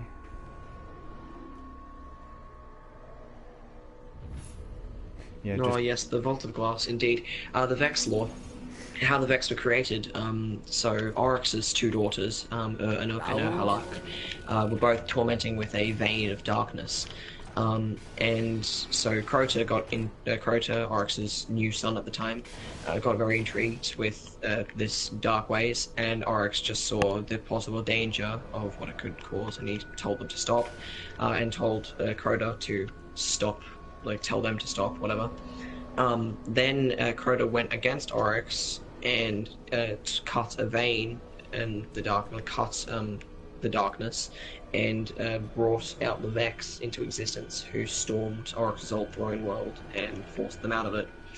That he tried countless attempts to subdue them over eons, apparently, and that's why Crota got banished to. Well, it's terrific. So, it's very hard to work this out backstory. when you're doing the game for the first time, you know. And the story. I've actually published the list of story missions in chronological order on my blog, which is called, well, there's a big article there called Destiny, Bungie's Masterpiece. And for anyone who wants to become more acquainted to the story, you can just replay the story missions in that chronological order. You'll be able to get to know everything. And just like you've heard, it has full of interesting bits of trivia as well. So let me just read this. Vault of Glass, but I'm probably blessed here. I'm interested in the lore relating to the Vex, the history with the Traveller, the future war cult, the Stranger, and the backstory of Osiris. I think that all of the enemies in Destiny, the Vex, are the most interesting. Deploy says I also miss ornaments for armor and the Spectre set for the Titan. Don't success me too. Chroma was the best thing, hence the Stranger. The stranger, she has the least amount of lore to her. I mean, we understand she was a scientist who Cade fell in love with, and his number, I forgot Cade's serial number, but whatever it was, was actually her serial number for when she was going to be turned into an exo, and she saved his life by making him an exo. And then, after the countless mind wipes, Cade forgot all of this. Well, that's terrific. I always wondered who the stranger was, and I discovered that as I was doing the research for my article. And, you know, properly well blended and integrated with the story. And there's always something new to discover in Destiny, be it Destiny 1 or Destiny 2. So I think the article is going to be very interesting for everyone. Rookies, newbies, mid-range, as well as veterans. And, you know, there's always something to find, something else to discover. And as you could see, we can replay Prison of Elders challenges and missions as many times as we like, and they're always interesting. They're always down to the kind of players that we get together. The actual activity appears then to be significantly different. And also you have the Crucible, which is PvP, you have all the other PvE bits of environment. So, you know, bits of gameplay, I would say, and really loads of interesting content, always interesting, always vibrant and energetic. Yeah, carry on. Cade 6 was wiped 6 times during service with the Vanguard. That's why he's Cade 6. However, before that, he was a bounty hunter for Clovis Bray, and they was put on this whole they portrayed this whole the Exos are all good, whatever. They're just people that have been turned into machines so they can continue with whatever. However, due to his Cade's gambling addiction and whatnot, it was a punishment for what he was doing. He sold his body for it, and he became a bounty hunter and a worker of Clovis Bray, and he had to do a lot of stuff that he regretted, and then he had heaps of wipes, then got sold to the Vanguard, left for the Vanguard, after Clovis got a little sketchy. More so. I see, so that's what happened.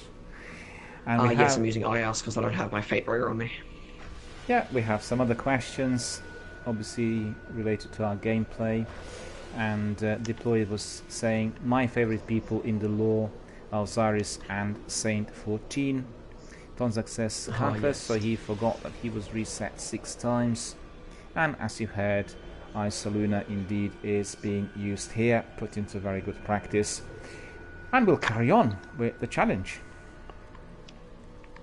Right. Let's crack on, lads. Oh, if your gun is currently holstered, unless you've been shooting, your gun is now holstered.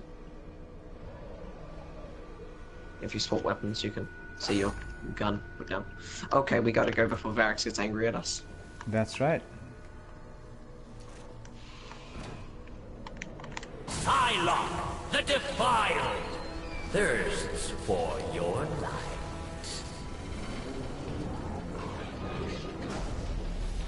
Yes. Lore is such, is by far my favorite thing about Destiny. It's just, remember read all of the hidden story behind everything and read everything's hidden meaning. It's just so good. Indeed. Right, this is the third and final round. There is always something new to discover.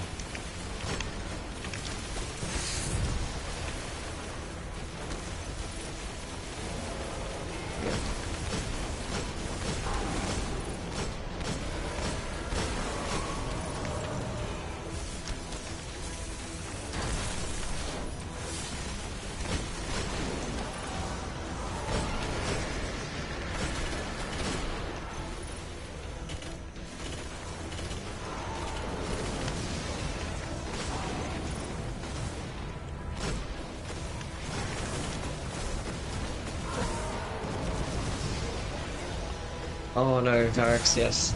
I would have, made Varix to replace any political or leader in the world, because Varix is just a lad. But now Varix got all grumpy apparently in D2. Yeah. It was like, joke's on you, I'm leaving. Alright, we should damage the boss, don't kill him there. Don't weaken him too high. Okay. Too much. Yeah, he is still very just get healthy. reinforcements and stop. There we go, we've got reinforcements. Okay. I put 2 rockets in him, so his health's gone down a bit. Yep.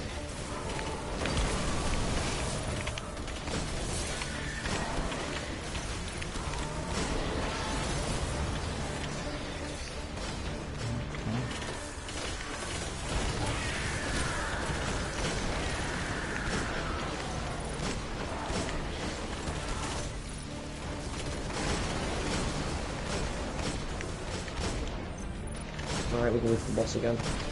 Boss again, yeah? Not too much though, because he's about to give us another reinforcement round. Alright, good. Should be enough. Come on. There we go. Oh, he got me. Put 2 rockets in him there. Oh, that's good.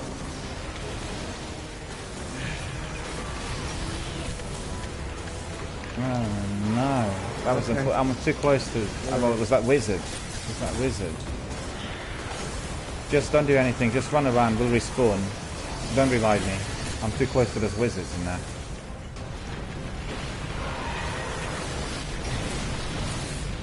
Alright, thank you, but you know, it's too risky.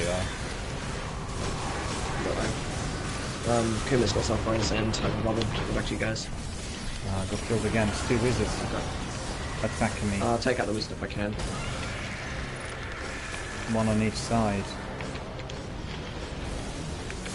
Well, it's 2 of them are shooting at us from, you know, 2 ends really. Those 2 wizards. I was obviously taking on 1 of them.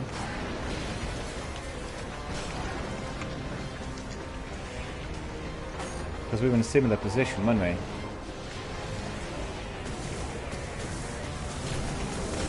Yeah, that's the boss. Time to weaken him again for our 3rd. 3 out of 4. Alright. Only weaken him a little bit.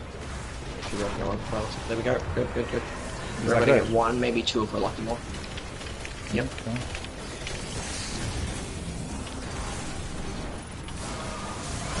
Because he has certain points in his health that once you damage him down to it, he spawns more enemies in, and more enemies, the more points. So you don't want to kill him, damage him too fast, because you might skip over one of those reinforcement things if not all the enemies are dead. Once again, I apologize to our viewers. I'll respond to your messages once we completed, you know, this section of the match, and then we'll read all the messages. Yep. Stuck in there. Annoying. You stuck? No, it's okay. I managed to get out. The straps. No. Are we still waiting for more reinforcements? And can we damage the boss? Yep, one more. Just damage him now. Yep. There we go. This is the last reinforcements. Kill these guys. Make sure you hit headshots.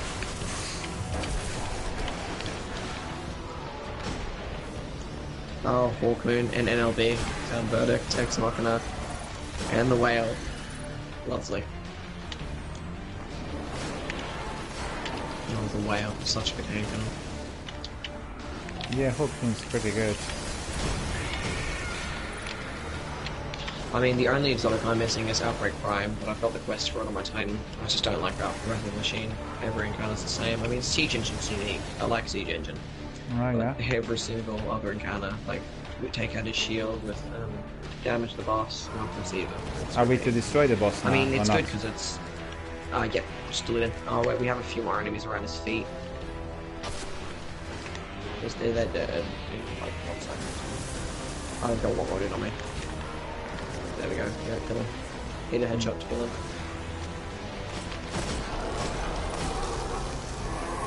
Good job. Yeah, done. We're done.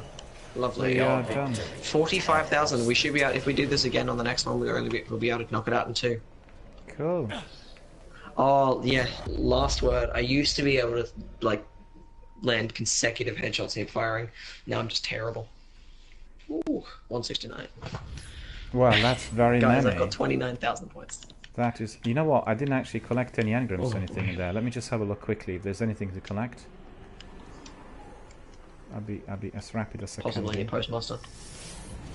I didn't see many of those. I think At the end of the last round, there were quite a few. Oh, yes. I really love the first curse. It's really enjoyable to handle. Just it rewards you. Like if you can land consecutive headshots and just pop people off, it's so good. For example, like for instance, you can kill someone with the first curse, get its ability to activate, and then swap to like a sniper or a shotgun or any other secondary, any weapons, and you have better range, better stability, and it's so good until your next reload of the first curse. Okay, so do we continue now?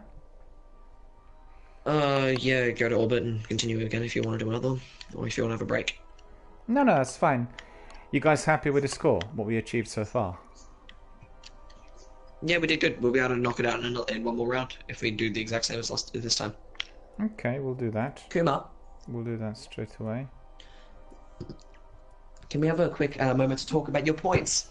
No, joking, Kuma. Don't worry. I'm joking. We did good, guys. Let me just have a look at the messages that were coming in as we were obviously battling it all out there. Let's see. And Donzak says, and the reasons for the round Outlaw and Firefly. That's lovely.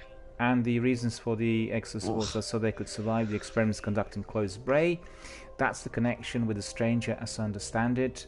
Astra says Psylocke, defiled. Psylocke, the Defier. Yeah, that's right.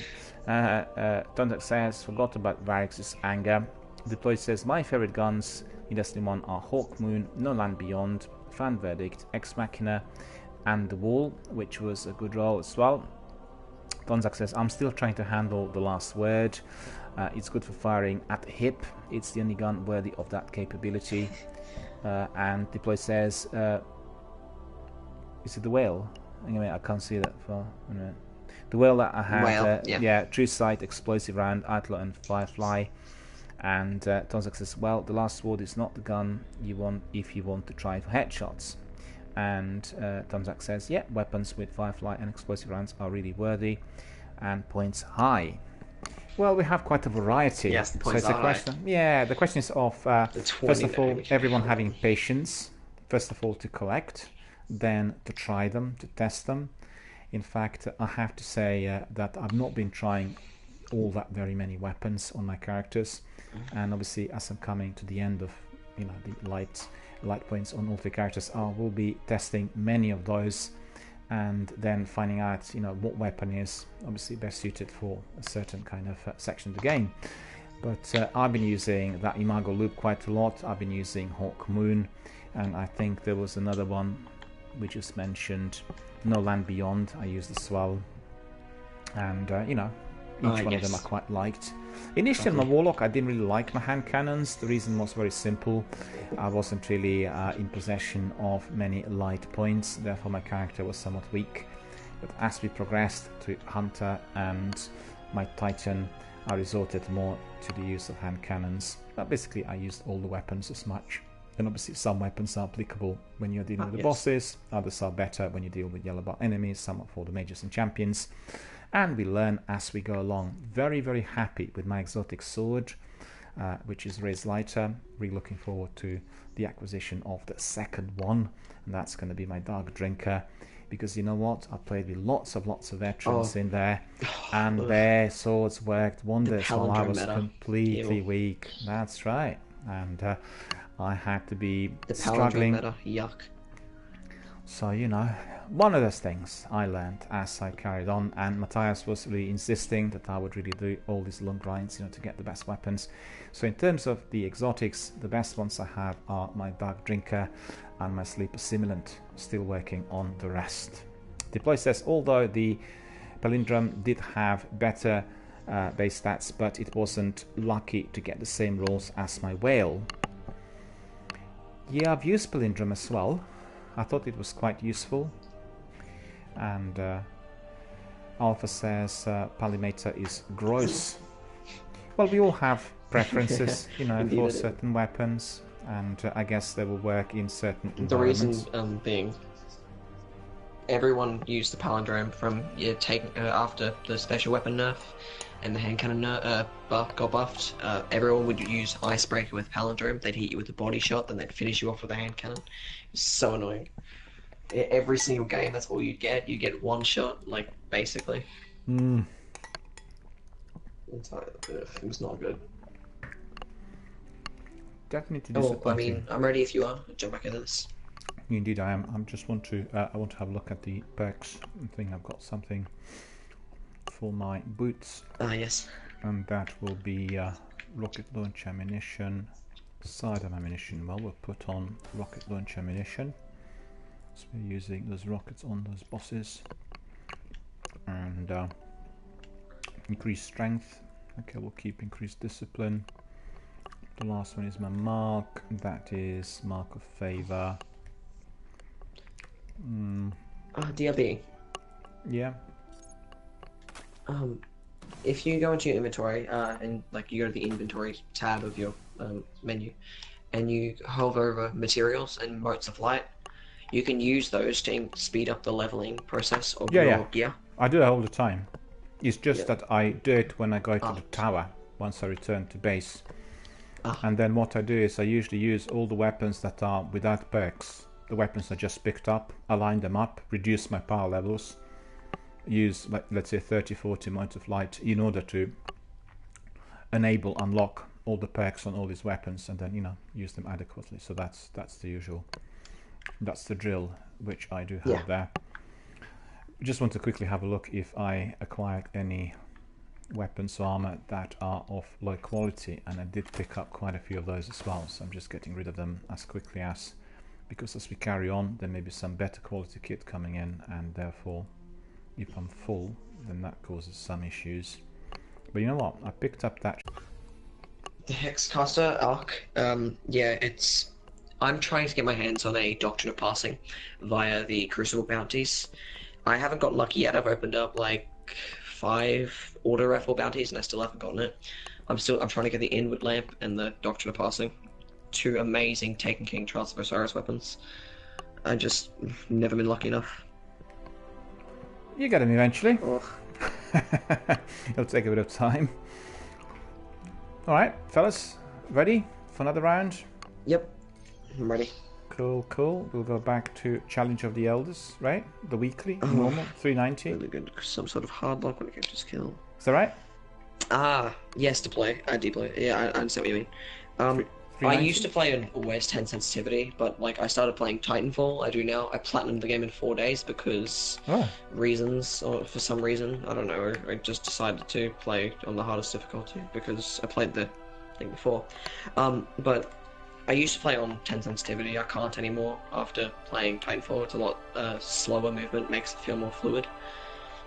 Well, you can always adjust, but it's all down to the experience. Yeah. I think the difficulties happens to me quite a few times. Similar to when you change characters. Let's say you're using one subclass and you are already on autopilot, throwing tether, you know, or using your hammers, and then suddenly you're on a different character. If obviously you changed, you know, during one section of the game, or, you know, during your session, and you keep doing the thing which is applicable to tether whilst you got your hammers on, you know, it's just autopilot. And the trouble is the jump keeps bothering me with hunters. The with jump hunters. keeps yeah, bothering it's me quite with different. hunters. That's why quite I use different to the Blink, other two characters. Blink with Blade Dancer, and I do the same with my Nova Bomb. I use Blink for Nova and Blink for Blade Dancer because just being able to teleport around is difficult to get used to. But I mean, I just don't like the hunter jumps. I mean, they're the best for if you're gonna make a like a machinima movie or whatever, because they don't disrupt your camera if you're holstering a weapon.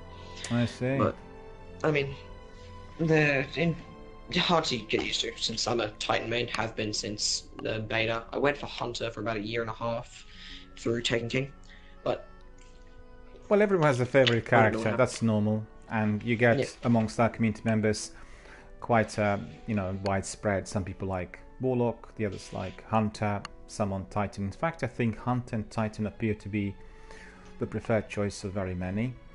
but then that depends on what game has Yeah. come in. I just want to ask you, you've gone to Yeah. Titanfall because you were doing Apex, or you tried Titanfall in the past as well? Or Yeah, I don't like Apex. I really don't like it. I mean, I love being able to run around and wall around like as fast as possible. yeah, And in Apex, you just don't get the same feeling. no, it's a differently kind of construed Bones game. Veil is the only exotic I use on my hunter, apart from Shinobi's Vow. If I'm using Blade, I'll use Shinobi's Vow so I can get the extra skip grenade. However, Bones Veil is, I mean, it could be better, but it's amazing still. Let me just quickly respond to the messages as well. And Donzak said, currently my best primary is Hexcaster Arc, and it's the best fast rate stable auto rifle I've got. It's the Mida multi-tool of legendaries.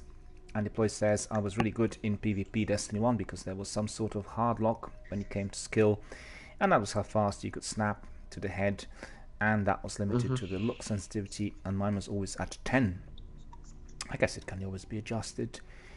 Just coming back to my earlier points, it's also about your rig, your setup, and your internet speed as well, which some people perhaps do not always understand. Because obviously if you're having some issues with upload speed, then you will be always a bit delayed regardless of what adjustments you make on the settings. And Donzak says, yeah, carry on. And Donzak says, I can't play Hunter without Bones of EO. Is it EO or AO? Do you know? AO. AO. Okay, it's Bones of AO. Donzak says, my Bones of AO must be smelling by now.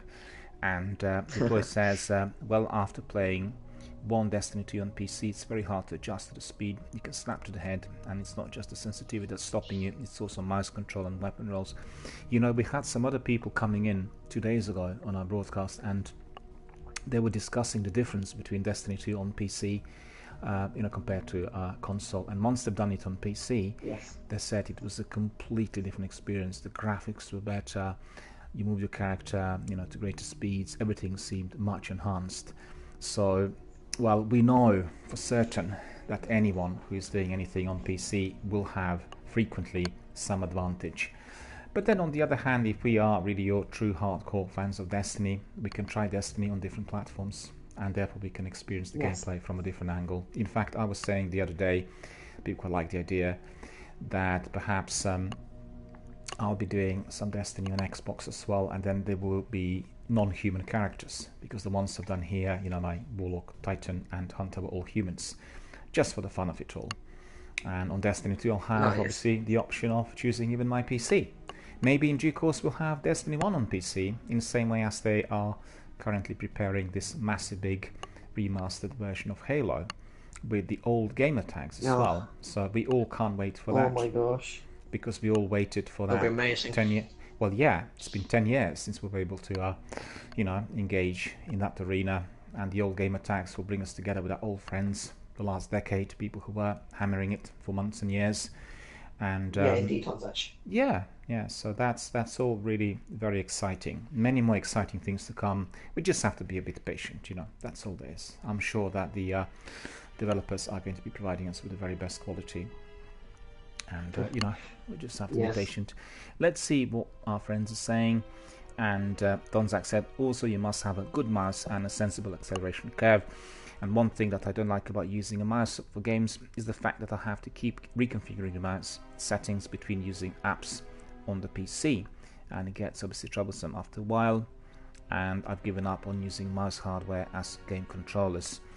Well, it's difficult if you are hopping from console to PC like on a regular basis. Do you know what I mean? Let's say you have 2 hours on PC, 3 hours on console, because your, I guess, biology and the mindset will be always inclined towards one of those. I mean, I find that sometimes menacing, and it's obviously best to stick to one platform for the time being and maybe do PC on another day. But comparing the games, if you play them on different platforms, is very enjoyable. It doesn't sound as enjoyable when you pronounce it, but actually the experience of the gameplay could be very significantly different. And anyone who's done it could vouch for that. Doing your Destiny 2 on console is significantly different to what you get on your PC. So that's the idea for certain, and I will be doing that in the future as well. Okay, so let's just crack on if you guys are ready. Challenge of the Elders. Yep, ready when you are. One, yeah. All fair and square. we want to get there. 390 normal level. We have precision kills. We have brawler. We have airborne. So that's all the same. Cool. We are proceeding to another challenge of the Elders. Same thing as last time. Try and get us headshot kills. Rather, you don't really want melee kills or grenade kills because they don't give you much at all. For example, melees give you 35 points, whereas precisions give you 90 on the first round. Precisions give you much more than everything else, including super kills. Yeah, I'm doing precision kills, but don't forget I'm on my sword quest as well. Good. I need to be getting this void ability kills, so I'm getting quite a lot for that. Although obviously you might not be getting much, but I apologize for that. The sword quest is very lengthy, and I'm getting very, very slow, arduous sort of increments. Let me see, I am on, I can't see it now. I think I have 52% after doing it already for a week.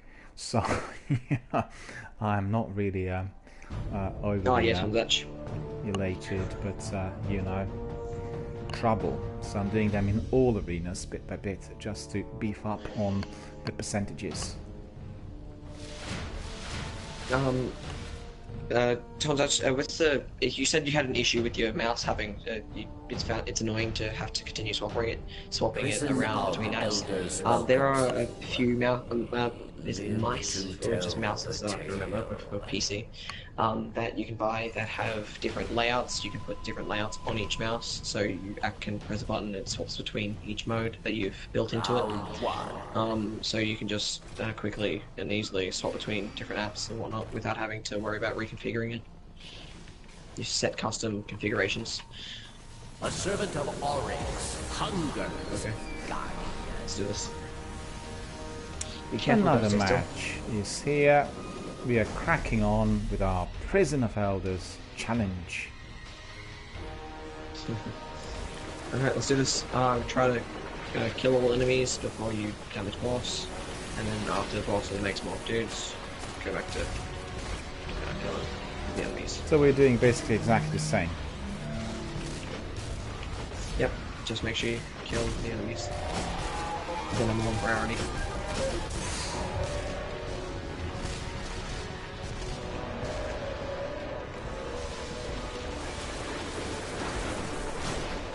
Oh, it's burning around me. It's not very nice.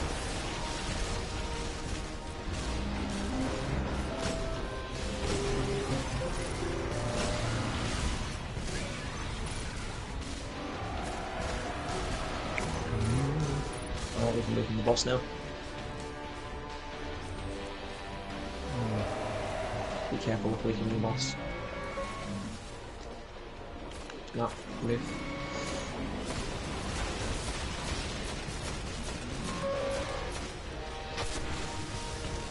I was a bit late because I was out of rockets. Unfortunately. Alright, he's almost. Alright, here we go. He's weak enough. He's weak. Good. Yeah, he's weakened now, so he's 20% down. Yep, every 20%. That's about that. Not always exactly. But he was on some more reinforcements. Should be able to get 5, including the first one each time.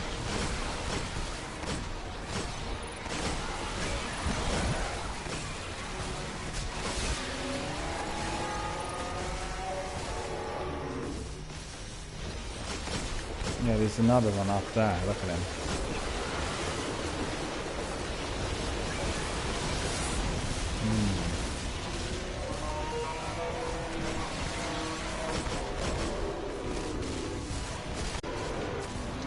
Weakening the boss? Peace. Or not? Yep. A little bit, I guess you can.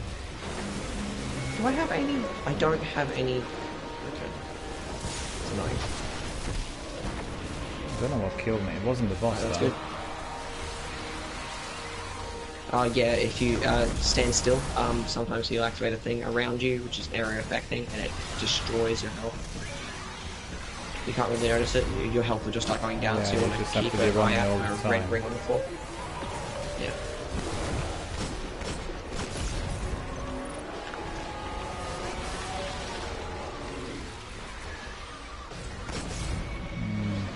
Okay.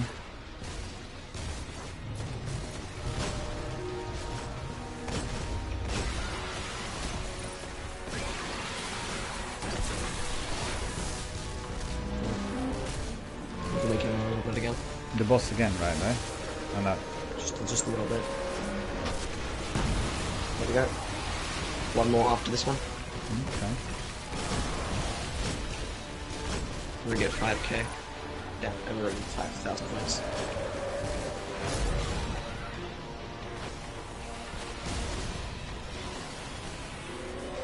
Oh, dang it. I got taken out. It's always in this first round I die to the boss. I get stuck and I die.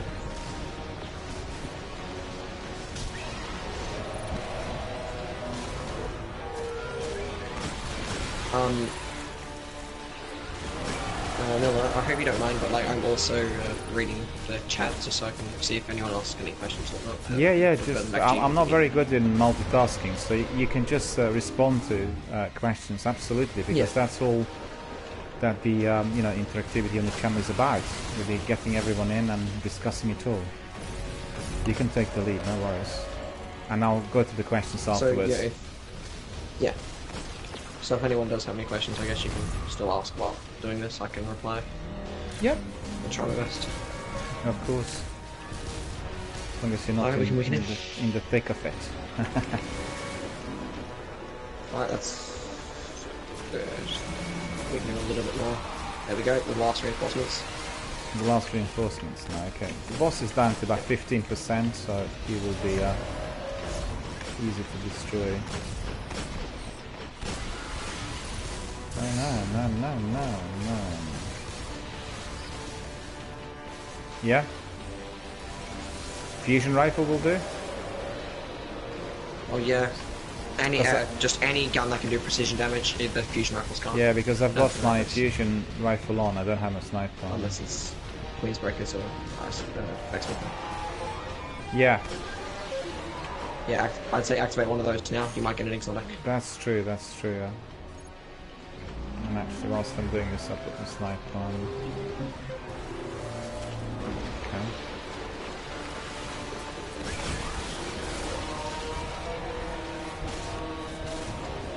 Alright, we should be good. I'll just take him out.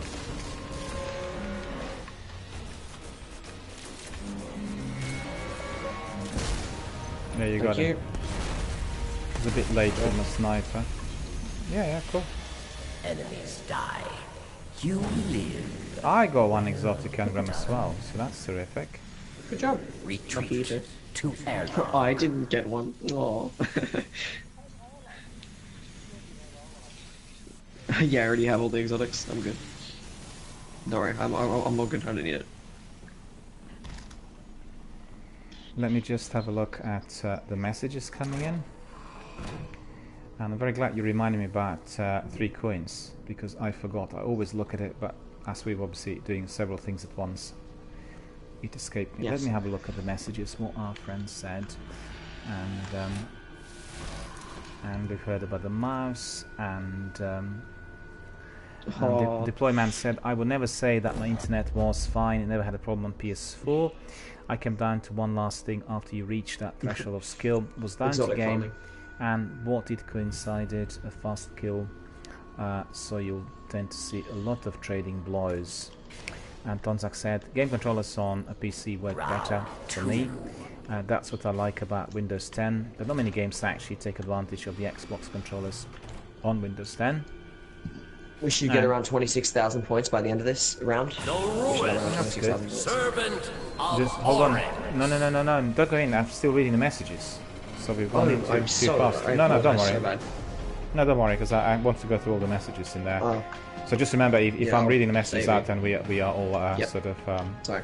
Not proceeding. Don't worry about it. It's okay. I apologize. I forgot. I just want to say to the community members, I'll get back to the messages shortly once we finish the round. And D2 got 3 points taken out of the game, makes it even less chance. Yeah, they tried to make, since the reason they did that is because Destiny 2's exotics, they were handing them to you for like the start of the game. Like when you're level 5, you get an exotic, you have a choice between like Sunshot and a few of the other Graviton plants, I'm pretty sure. And I don't know what the other thing was. Like you shouldn't be getting exotics at level 5, so they ended up getting rid of 3 coins and getting rid of the exotics that gives you and replacing those with legendaries.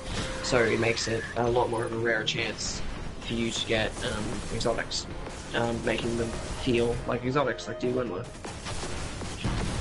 Oh, my first exotic. I went to Zer, I'd saved up 3 coins, and year 1 I bought no backup plans and Peregrine Greaves, not knowing that you could only put 1 exotic on armor piece at a time. No, it was funny.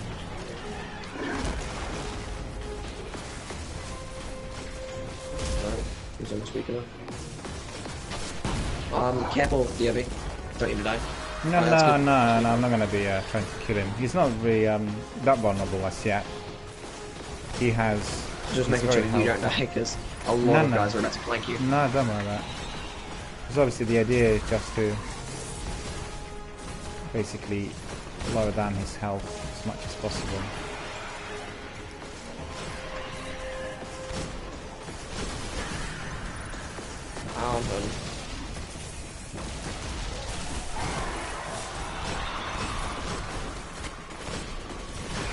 Oh, look at that. Why is it resisting?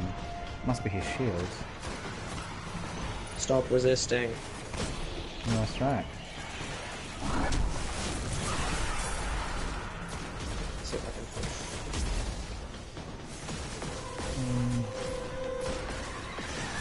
He is still healthy. Yep, that's all good. Alright, start weakening. Yeah, they handled the... Yeah, it was not too good of the way they handled it. They just wanted to... Because there was a bit of a complaint, like in D1, saying like the exotics are too hard to get or whatever. I'm missing some exotics, so that's why they tried something new by, you know, just giving people exotics. But it made the game feel much too easy. The Destiny 2 is a child's game. Like, not like in an offensive way or anything, but like, it's too easy. Like D1, it feels like a grind. I mean, they're trying to bring that back to D2. Like they have brought it back over like Forsaken and the new seasons. They've definitely brought that back, but I mean, it was not the best originally. No backup plans as well. Oh yes.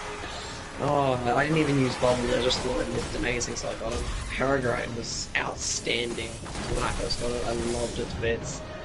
Oh, Thunderlord. Thunderlord took me ages to get. I only got that Taken King.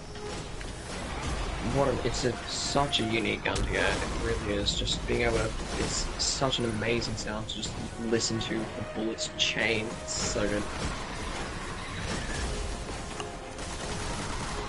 You okay? You look like you almost died there.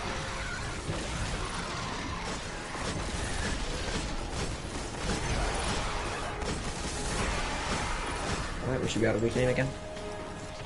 Weaken him again, yeah? Yep. Oh, no heavy ammunition. That's annoying. So good. Just... Alright, we're good. I'll do next time then.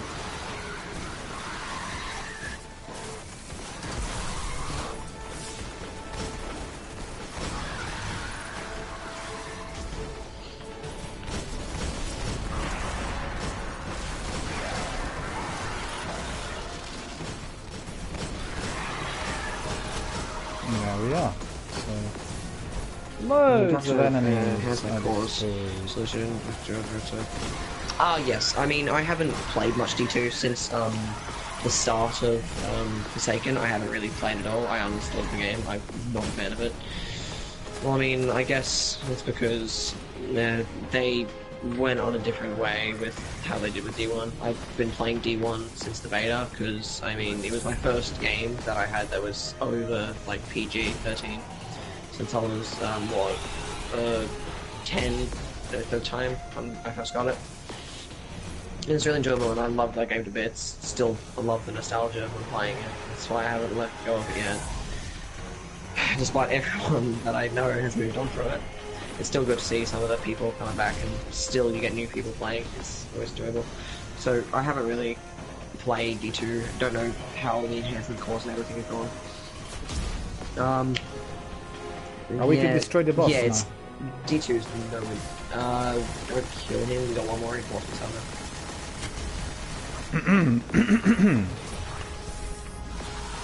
Another wave still. The last wave, yeah? This is our last one. Okay. Yep. Okay, I've got my rockets yeah, it doesn't. feel as polished, yes. Because, well, I mean, D1 from the get-go was not a good game. I mean, yeah, it had its massive flaws, but I mean, I loved it to bits, and I don't care what anyone says, because the game was great. D1 was my favorite time. It was so broken. Oh, the feeling when people get into a game with someone as soon as hard mode Vault of Glass dropped, and you get into Crucible matches, and you'd hear Vex Mythiclust, and you'd leave the game because there's no way you were going to win. Because Vex Mythiclust was the most broken gun ever for about 2 weeks before they patched it. You could melt people cross map immediately, just like 3 bullets. You had a 39 magazine that increased to 51. And trying to be PG-13 now.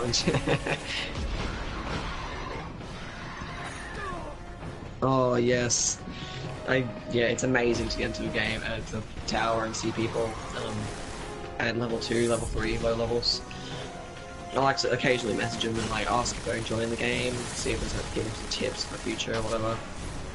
I mean, usually they ignore me and be like, that's fine. I don't mind. I've been killing it. We could destroy the boss now or not? Yeah. I can snipe him. Whatever. No, I missed him that. No mind, he's gone. So very quickly want to see if we we got 26,000 points as I expected. That means we have at max, we can get at maximum around 58,000 points by the end of this game, if we do what we're doing exactly. This round. Yes. Oh my gosh, Pocket Infinity was one of the only 2 exotics I didn't have. I only got it around 3 weeks ago. I spent voice cracked lovely. I spent over 3,000 strange coins on Zer waiting for him to sell legacy secondaries. And he finally did. And the first 2 engrams that I opened out of those, like, the vault of just legacy secondaries, I got Pocket Infinity and Pocket Infinity again. And I'm like, that's what I've been waiting for. And then I had to go through... Oh... Just hold on a second. Yeah. I want to read the messages. Only, you with me? Just everyone sit down for a minute. And I want to read the messages. See what we've got here. And yeah, I asked if there's new players or not. Sometimes, yeah. Deployment said, tried to play Destiny 2 PC with a PS4 controller and I was so disadvantaged, it wasn't funny, so I had to adjust. Well, sometimes it's tricky, but I'm quite certain there is a way through which this could be completed. And Tonzak says, didn't think you could do that unless you were remote playing with PS4. You were out of rockets, but you got better shot from it because of phase 2. Yeah, I was out of rockets, that's right. And Deployment says, I forgot about 3 of coins. And wow, that was I could live without that. And then Deployment says forgot. Donzak says, yeah, I love dishing out the 3 of coins. Destiny 2 got 3 of coins taken out of the game. Makes it less of a chance to even get an arbitrary exotic. And yeah, but the way they handled the exotic drops was probably ugly. And Deploy says, my first exotic in Destiny 1 was no backup plans. If you ask me what my first exotic was, really hard to remember. Can just cease firing for a minute because people won't be able to hear what I'm saying. And, sorry. I'm not no worries. No, don't worry about it. Deploy says my first. Donzak says mine was Thunderlord. I think I got Thunderlord as well. Some point. I'm not sure when. Donzak, yeah, the introduction of enhancement cores is just an ugly solution. I said they withdrew 3 of coins in Destiny 2 to resolve the exotic drops. Oh. And Deployment says, and heavy sins as well. So I really think that Destiny 2 is a very different, i.e. not as polished as Destiny 1. Well, I've done the base game. I've not done, similar to our friend there, I've not done the Seasons or Forsaken, and many people who were doing the base game were really not happy, and they found it to be really, full of well, it was lack of content and many other problems, basically. But all the veterans who've gone to the Seasons you know, changed their mind, and they said that the game is actually coming to the level which originally everyone expected it to be. So if anyone hasn't done it, I think the annual pass and the seasons will be the next step forward, and most highly recommended, because I can certainly vouch for what people had said here. And you know, those are people who were very angry with Destiny 2, were really unhappy, but indeed progressed towards liking it after all that additional content was introduced. And that started with Forsaken, and obviously massively enhanced with Destiny 2 Seasons. And we hear here that, so I really think that Destiny 2 is a very different. Okay, Deploy says, I'm trying to be PG-13 now in chat. Yeah, that's right, it's very important, because this is a family-friendly channel. Have 2 companies do moderation, and they ban people and block without any warning. And once this is done, I can't do anything about it, which means I can't really bring them back. And Dozak says, yeah, fun to see players starting at level 2 again, and don't know if there are new players or there repeats. Deploy says, same with Pocket Infinity. Deploy says, I actually made some friends in Destiny 1 when I started my Hunter, because I was a Titan main when I first started, and they thought I was and wanted to help, and I was like, well, definitely no. Well, I tried to change the sensitivity, but I was using the PS4 controller in PC, it wouldn't change it. I wouldn't change it. Gonzak said, I'm up to Mars and Anna Bray's campaign on Destiny 2. Deploy says, if I could change one thing about Destiny as a franchise, I would add the entire Destiny 1 to Destiny 2, and I know that's very hard to because of the size, but I believe it would be amazing. We actually, you probably haven't heard, we talked about it earlier in the broadcast, and I was telling everyone that this is certainly the next step. This is what the game developers and also the big firms out there in the video game industry want to achieve. I think the technology at the moment is not as yet developed to that level, so we'll still have to wait a little while, but it's definitely the preference of both the developers and the streamers to have everything in one virtual space, i.e. one big open world. Personally, I think all the big companies like Ubisoft and BioWare and Bungie, they will be striving towards that, having all of the games. What's happened now? What? No, we booted out because I talked. Oh. To restart. Oh yeah, you must have been AFK for too long. No, I just invite you back. Well, we did together. Yeah, no problem. But the trouble there is, I can't really help this, because as we have community members here, I have to be talking, and I don't do this competitively. So that happens all the time. And Bungie, they have this timer, which is variable. Sometimes it's not really kind of booting me out within minutes, and other times it's more or less immediate. So it's really ridiculous. I'll join back. You can join back into this server. Yeah, I'll send you an invite. Yeah, I really hate it. And just coming back to what Deploy said, that's the future because of the new generation consoles that will be launched. They'll have no physical drive, and well, it's not clear about PlayStation 5. I think last week they said they will have a physical drive. Good job, think about it. If, for instance, Xbox launches 2 consoles without physical drives and PlayStation still carries on with physical drive, there will be an issue. So I think that all will be in sync in due course. The idea is making everything digital, streamable, and easily accessible. So that's the idea. That's the direction they're taking, and also cross-platform. And in no time we'll see all of that taking place. So principally, they will want Assassin's Creed franchise, Fallout franchise, Destiny franchise, all of those big games to be in one big open world. Whether they are to achieve this in the next couple of years remains to be seen, but that's the idea. Excuse me. They strive towards that, and I'm sure they'll invent various ways in which people can purchase extra content or do some cosmetics, and there'll be all these different ways of doing it. That's the direction. I'll be so happy when that happens. Well, I can't wait for that either, because obviously for all of us, I've been gaming for years, we always had difficulties in, I don't know whether you guys remember, but when they started with, PC gaming in a big way, you would go to a shop and you would buy a new game costing you £60, and you'll get back home really excited, you're going to crack on with the game, and you know what? It wouldn't play, because your system was not compatible with the game system, and they didn't have, obviously, all the downloads and patches to what we have today. And that was it. Obsolete. And then obviously we have introduction of consoles, we had all the other developments. But the trouble is, if change your console or upgrade it, non-compatibility on PlayStation is outrageous compared to what you have on Xbox. And some games cannot be played on consoles at all because they're obviously your PC games and vice versa. That all will change. Yeah. That will disappear. That's definitely a serious obstacle towards the the other side, which is basically your commerce, and the companies want to see the numbers being beefed up, more people coming in, more people coming into this forum like Twitch from all platforms at the same time, and anything which is not cross-platform will be seen as outdated. And I was just talking earlier on about Apex, and they purposely didn't make it cross-platform, although they already have a system in place, in order to prove that they can actually beat Fortnite just on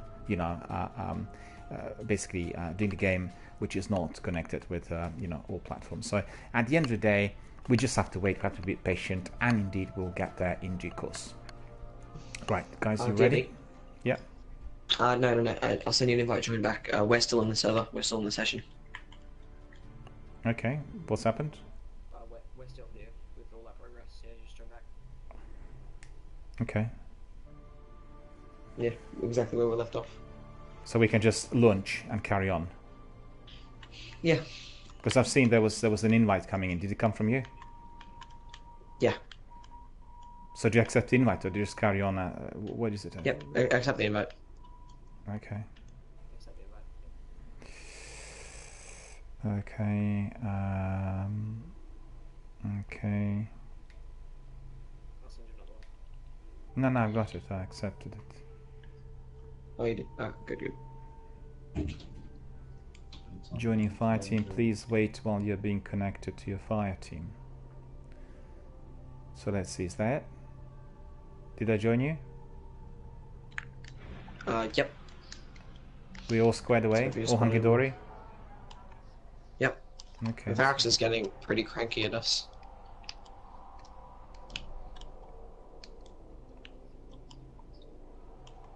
Yeah. We should go out and start it, and then he'll spawn in mid-round. I can't see your planes though. I can just see myself. Yeah, we're already in. Oh, you've gone in? Okay, so I'm we're delayed. already in. Okay. Yeah. You got because you weren't moving, you're standing still, so you got kicked back to orbit because of the Right, no right, problem. okay. As long as we got our scores, then that's all. Yeah. That counts really at the end.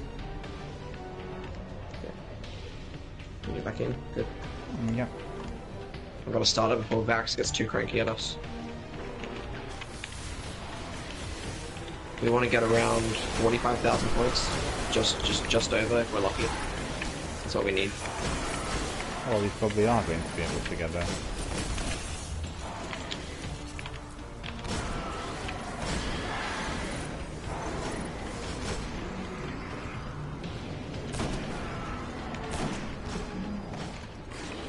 Those have disappeared.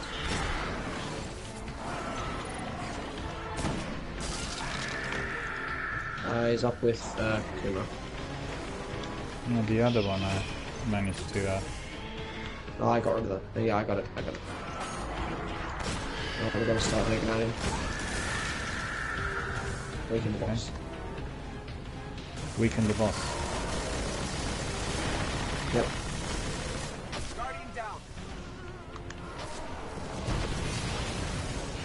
We're good.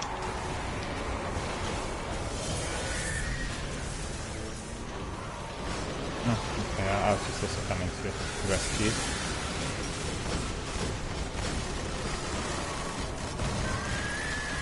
Good job.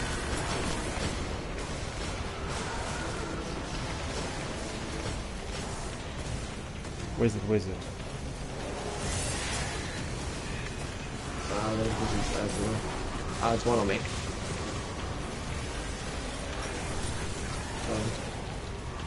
Don't see him.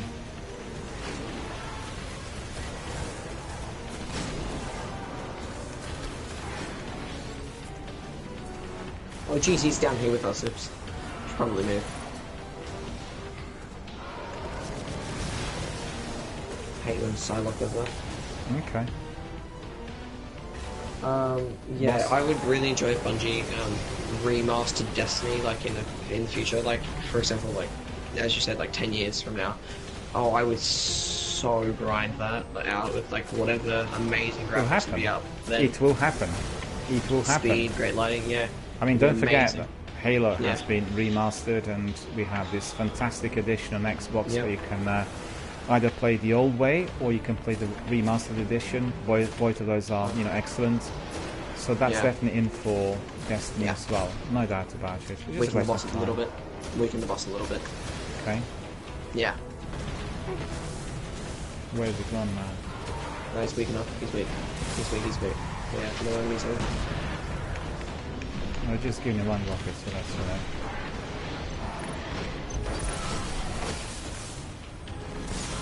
Okay.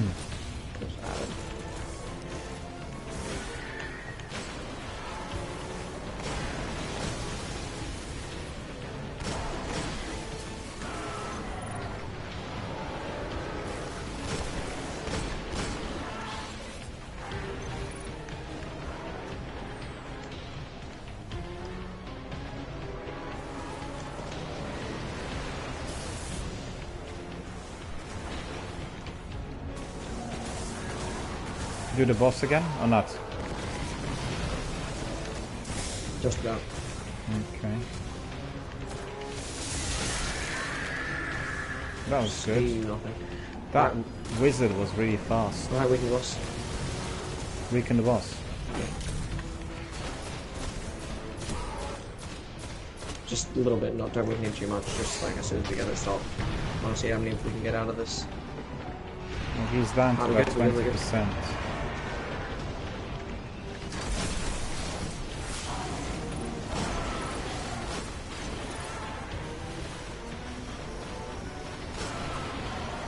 You got to get one, maybe two if we're lucky. Hopefully two. There's a bubble behind you as well if you want it. Yep.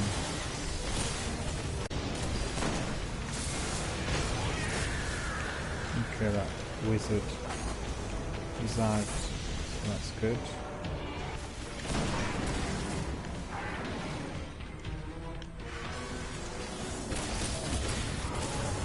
Alright, kill the boss wizard.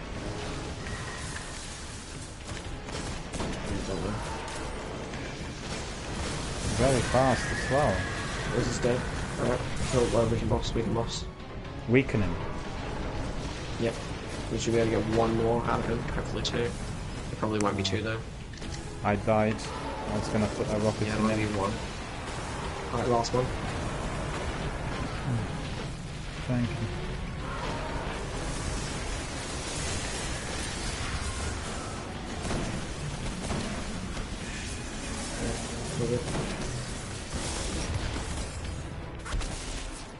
No, it's those witches. 2 of them.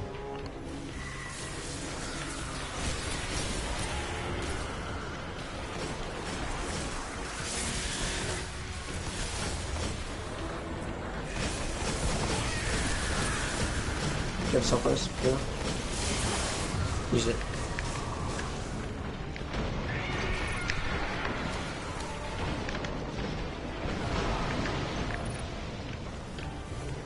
That was tricky.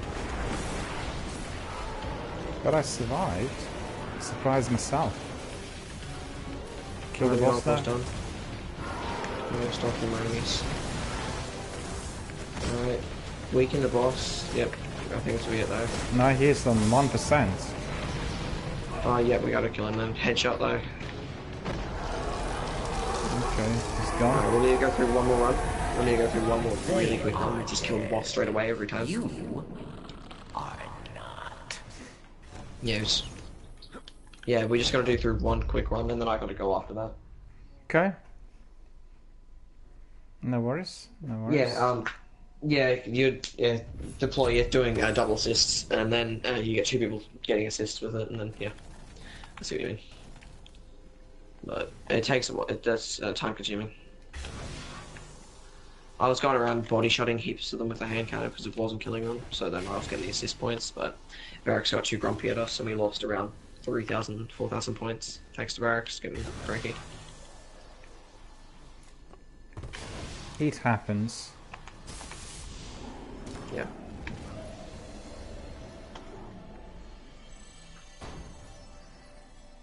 Got that bounty completed.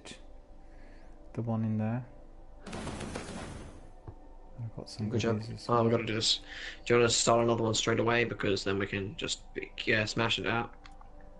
And then... Yeah. Start another one straight away. Yeah, if you want to read any of your messages while I start it. I think what we'll do is, because you've got to go and we need to do just one more, we'll do that and I'll go back to the messages and our viewers will understand that we want to really, you know, complete. We don't want to keep everyone waiting. Well, obviously if you have to do other things, then we'll call it a day after we complete the last match. Very good to have you here, guys. Very glad you joined. And, you know, we'll do it again on another day. We'll, again, you know, play the game and talk and engage with other community members. I can see it's a very, very interactive community. We have lots of people coming and going. You may not have like 100 people staying all the time, but you'll have probably a few hundred coming in during the session of 6 hours. You can really make new bonds with lots of new people, talk Destiny, talk other subjects.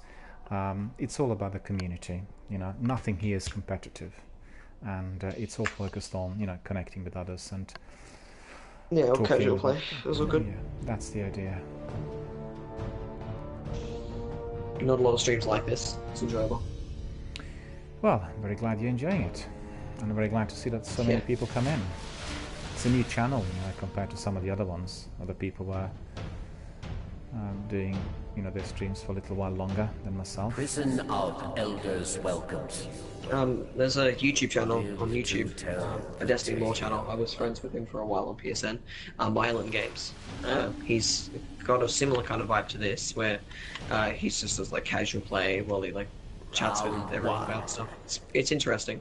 Send me the link here if you can, please, because I'll double check. Yeah, sure. Or if not here, send me a link to my PlayStation messages, because obviously I can access it then outside of the forum, and it'll be very interesting to have a look. I'm always interested in finding other channels that are aligned or similar, and, you know, people who are interested in doing a similar sort of thing. Unfortunately, I'll send you one after this. Just yes, and then of course, in your spare time. Didn't mean straight away, but, you know, whenever you have a moment. Yeah. But I was going to say that the number of Destiny streamers has been depleted very considerably during the last few months. And although people are still playing the game, you don't have many people streaming, and that's the major difference. And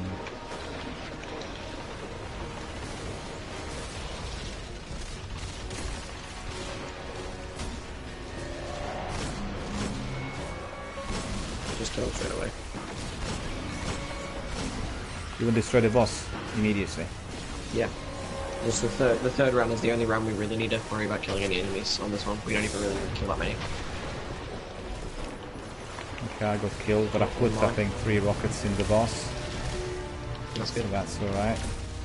Put another one as well. 2 rockets left.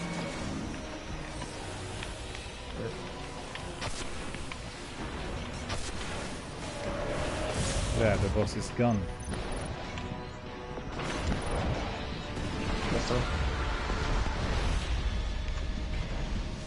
There we are. They are dead.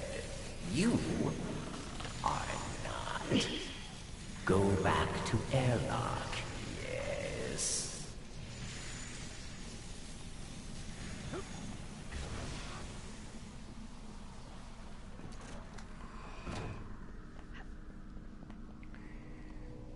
I'll be having a look at the messages in a moment. I apologize to my community members. I've not been able to respond as we were doing the final battle in here. And let's see what happens next. Run completed. Okay. So that's the end of it all, is it? Or do we do... No. Yep. Round 2. Okay, we have also Just kill him real quick. more to do. Be careful. Remember, when you jump, you deal more damage. So if you're firing rockets at him, jump just before the rockets hit, it does more damage. Much more damage. It does double damage. Yeah, not jumping as much at all, really. It's just right now I was trying something out there, but for the actual gameplay I didn't find it necessary.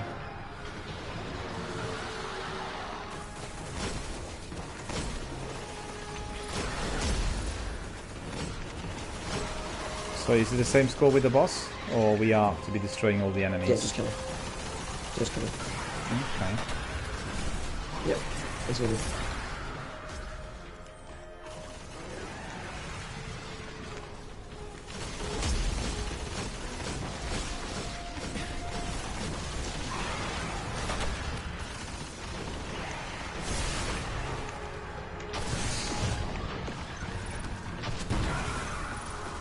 I got him twice, but he got me once. Yep.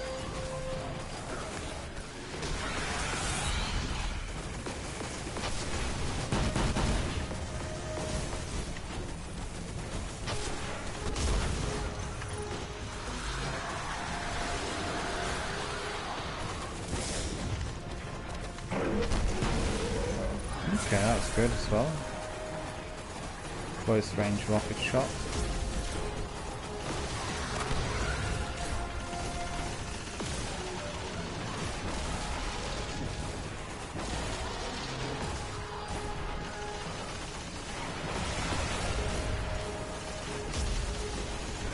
No one.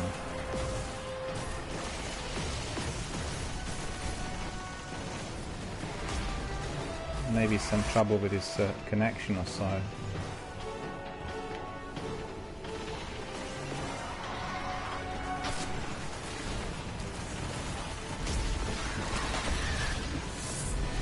Yeah, the trouble is I don't have any more rockets. Do you have?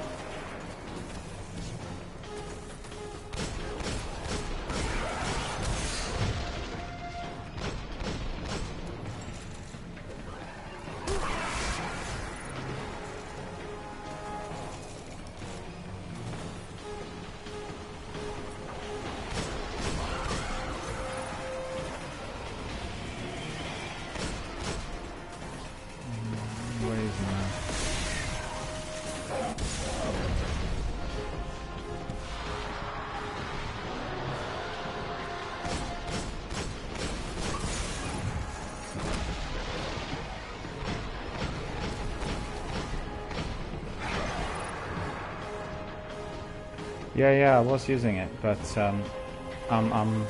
hasn't recharged yet.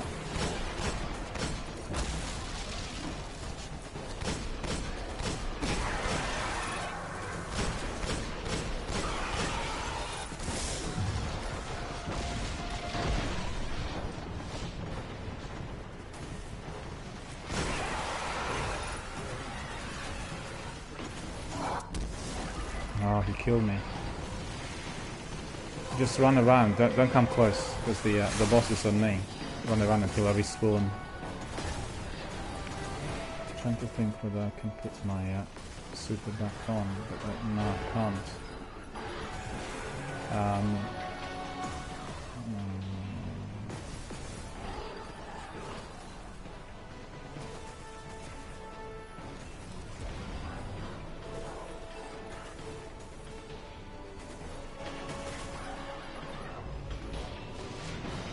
Okay. So let's see, where's the boss?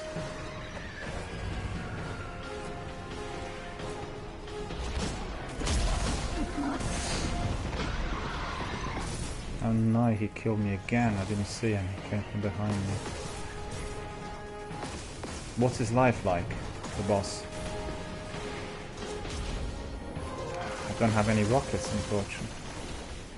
Yeah. Just run away. I will get some rockets in a minute. Well, in about 20 seconds. So as soon as I respawn, I'll get the rockets, and then I'll try to re-rocket him.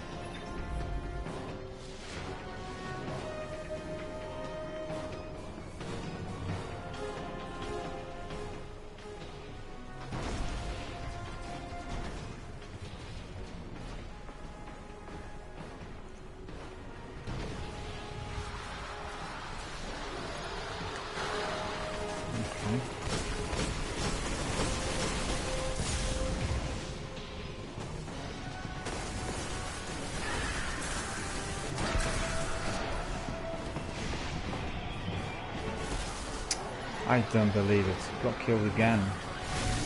So many ads. Just now when I got my rockets, you know.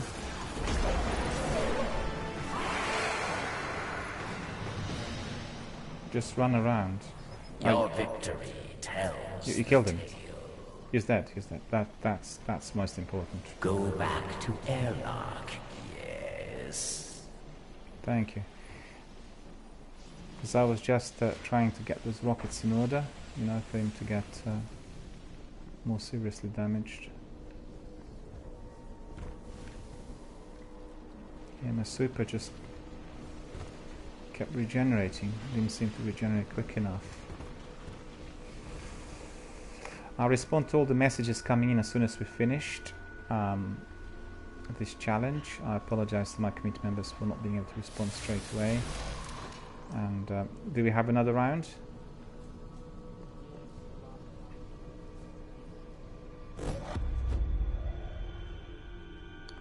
I don't think he is. And I'll have a look at the party.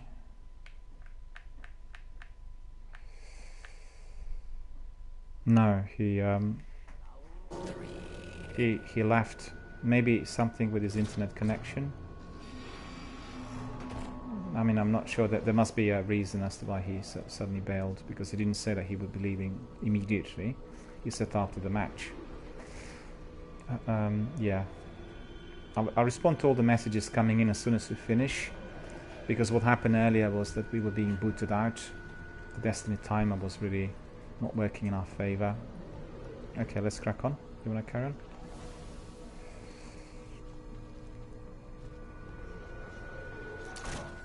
Immediately. Yeah, let me just see. Psylocke, the Defiant, thirsts for your life.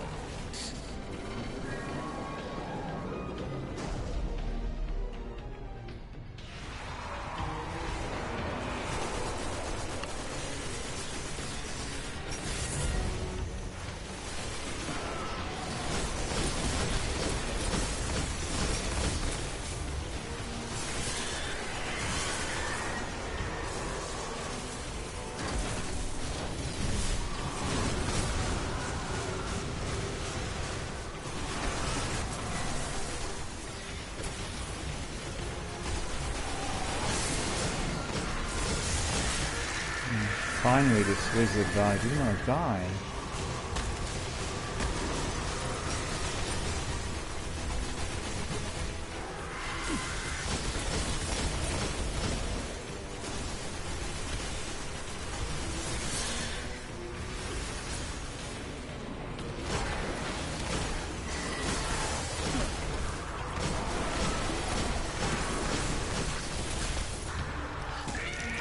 Yeah, gone.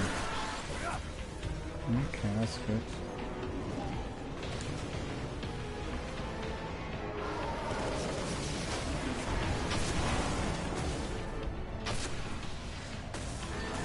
Oh, 2 rockets and I missed.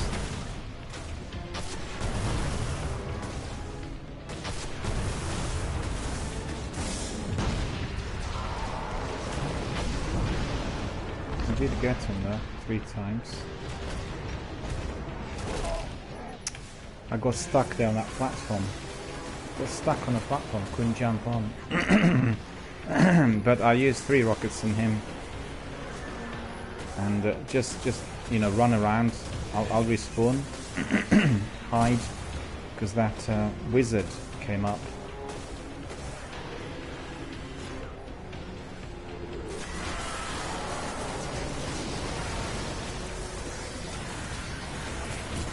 There, I'm respawning now. One rocket left. Do you have any rockets left?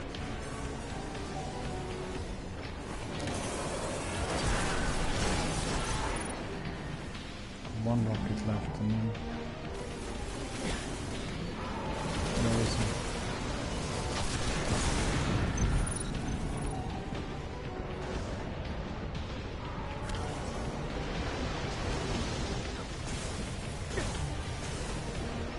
Chasing me, but I don't see anything on here.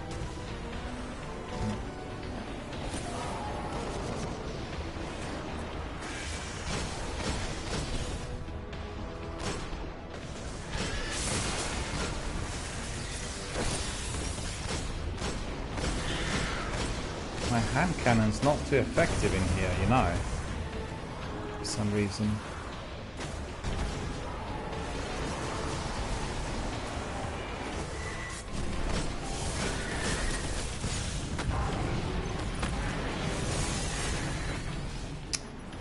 Something else killed me again. Run around, just run. Don't engage the enemy, run until you regain health. Maybe I can put my super, yeah, I'll have more rockets. We'll finish him off now. Just run around, stay alive, and I've got 6 rockets now, so they should be alright. I'll come closer to the boss, and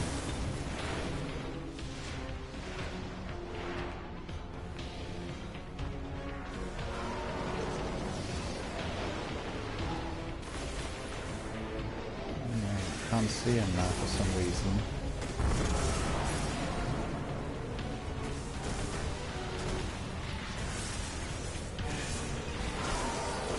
Oh, there he is. Okay, I've got him. I'll put my super in here as well. That wizard is chasing me.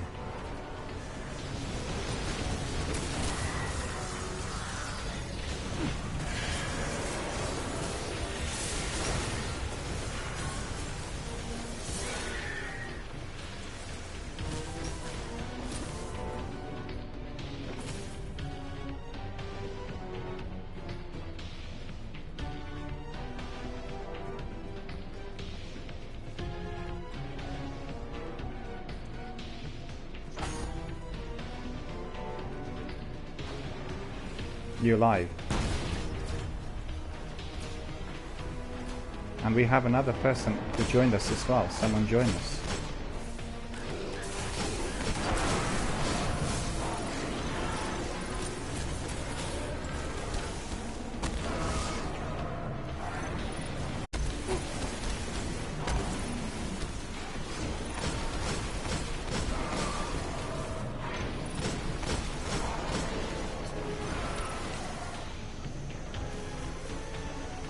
So where's the boss? I've got all the rockets for him.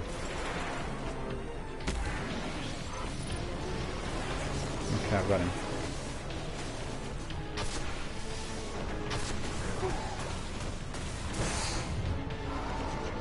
Did he die or not?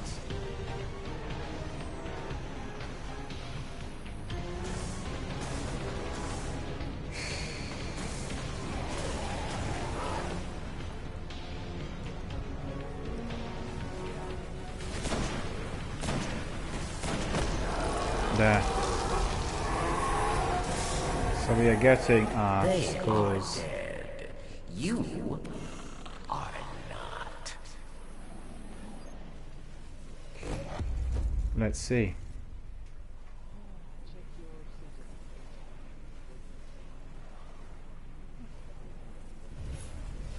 Yeah. We'll see. Legendary engram I picked up. I just want to see if there's anything else to pick up in there. You know, there's a lot of stuff which was obviously left by everyone in there.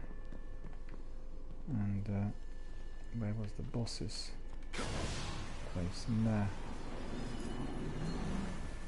I didn't see anything in there anymore.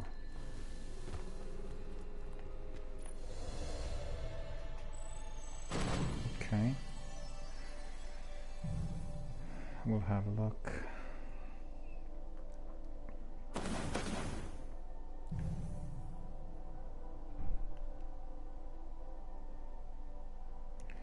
So let me just have a look.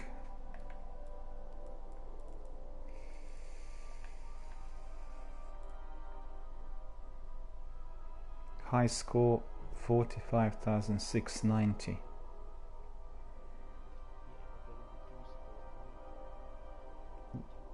Yeah.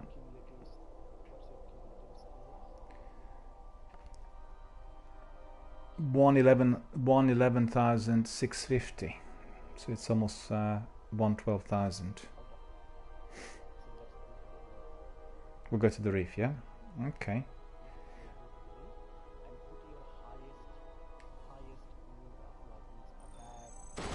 Yeah, we'll collect that. But before I do that, before we do that, I need to talk to my community members, because we have lots of things which were, lots of messages coming in. And let me just see what we have here. I apologize first of all to all of my community members there. You were obviously communicating, and as you could see, one of our teammates for whatever reason had to leave, or he had some problems with internet connection. So we're absolutely focused on completing this because we wanted to get the score and get the results, and therefore I was not able to talk to anyone, and obviously both of us were really extremely busy with the match, so I really do apologize for that. But let me just read the messages. We have Donzak saying, fun to see players starting at level 2 again. And Deploy said, same with Pocket Infinity. I actually made some friends in Destiny 1 when I started my Hunter, because I was a Titan, and when I first started they thought I was not particularly good and wanted to help, and I was like, well, definitely no. And Deploy says, well, I tried to change the sensitivity when I was using, I read that before. And Tonzak said, I'm up to Mars and Anna Bray's campaign on Destiny 2. Deployment says, if I could change one thing about Destiny as a franchise, would like to add the entire Destiny 1 into Destiny 2. And I know that's very hard to. Well, like we said early on, this will come, this will be happening. The game developers and the publishers are working 24/7 in order to enable this, and I think the technology is still not as developed, but eventually the future of gaming will be in that virtual space with all the other episodes and franchises being instantly accessible. I'm quite certain, considering that we have PS Now and Game Pass services also available through streams. Everything is going virtual. The consoles will be without any physical drives, so I'm very, very hopeful, and I want to see that, because I've had many years over the years that then couldn't be replayed because you were already migrating to a different platform. We want that, turn into some sort of something that belongs to the past. Deployman subscribed at tier 1. Well, thank you very much, Deployman, for subscribing to the channel. Truly appreciated. By subscribing to the channel, you are supporting both myself personally, this channel, the broadcasting here, all of our community, as well as all the other Twitch online entrepreneurs. As you know, all the investments are shared between the broadcaster and Twitch. We share 50-50, which means it's being spread to everybody else who is participating. So truly appreciate it. Thank you very much for your support, and really, really great to have you with us. Tonzak says, I reckon Bungie might get around to doing a grand re-release of Destiny in about 10 years. I think it may not be 10 years. It may be much quicker than that, because they were working on their Xbox One release of Remastered Halo Edition that contains basically both versions, the remastered, i.e. the one geared for Xbox One in 4K, and indeed the old one. And that's definitely the rule of thumb, I think, for Bungie. Don't forget, it was Bungie, obviously, behind Halo, so they will be looking at, that sort of thing. Indeed, I don't think it's going to be 10 years. It's going to be much sooner than that.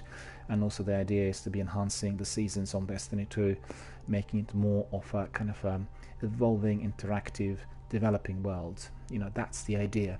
They wanted to do that on Destiny 1, but I think still the tech was not really as well developed. So we still have to be a bit patient, but we'll get there. And Tonzak says you can get SSDs for existing consoles. I know you can do that for the original PS4 hardware, and you do have to select your drive carefully, since PS4 doesn't know about the SSD. back to re-release. Bungie did that with Marathon after they completed Infinity, and so I'm hoping that Bungie could do this for Destiny, but because Destiny is a network-oriented game, it might not even make it. Well, I'm hopeful. I think it will happen, and I've heard some of their team discussing these possibilities as well, but they said, well, they still have to be working on the tech side of things. Deployman says the best way to get points is to get 2 people to shoot an enemy with an automatic rifle, because they are low damage with 1 shot, and then get the last person the headshot, them with hand cannon. Well, as you can see, I was using my hand cannon because that's my top primary, and it was not really that effective. It wasn't causing that many kills, and I guess I could have gone for another automatic rifle or changed the weapon, but obviously I've not done it, and there's always another way, I guess. Deploy says, well, if you have the right commutation and you won't have a problem with time. And Deploy says, well, it's enjoyable, lots of nostalgia and good conversations. Well, thank you very much indeed. The idea behind this channel is all about the community interaction, us connecting with video gamers worldwide, having a truly global community of players who are, you know, energetic, enthusiastic and passionate about video games, and also other affiliated industries such as, you know, graphic novels, films, music, everything else, because a, you know, perfect video game actually comprises all of those in one, and therefore we love it. And I always pay attention to everyone that comes in. There's always a lot of conversation, there's a lot of discussion, and as our community continues to grow, we have lots of regulars, people coming here on a daily basis, and we have a lot of fun. And you could see sometimes, you know, most of my broadcast is just spent talking about, you know, various things which are video gaming related, video games industry related. And let's have a look in here.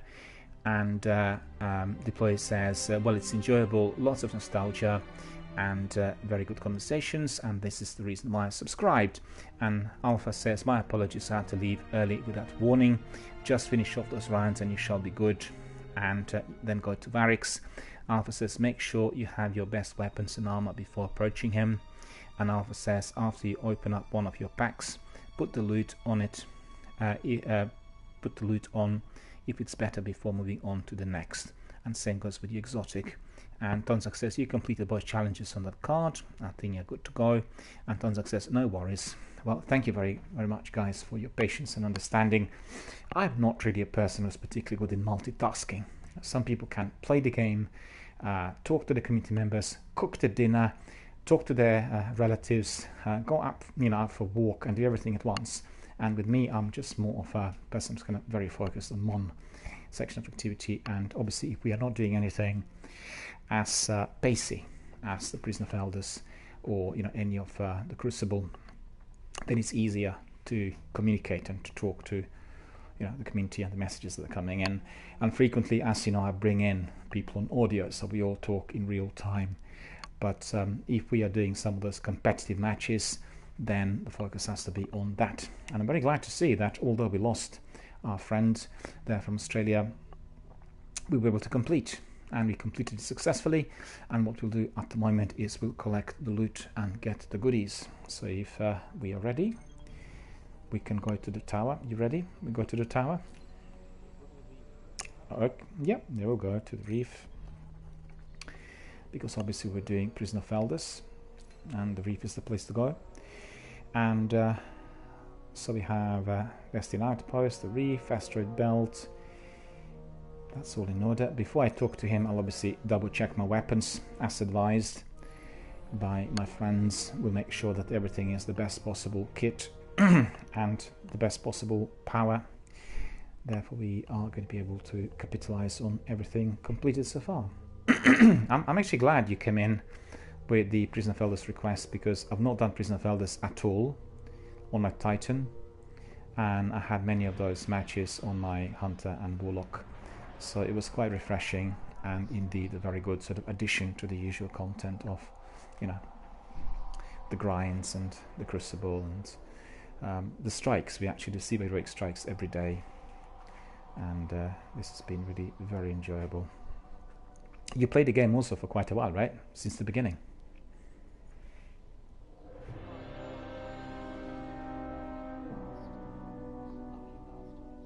Oh, really? Yeah.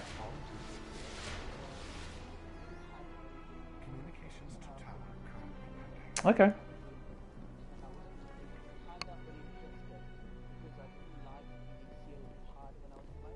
Yeah.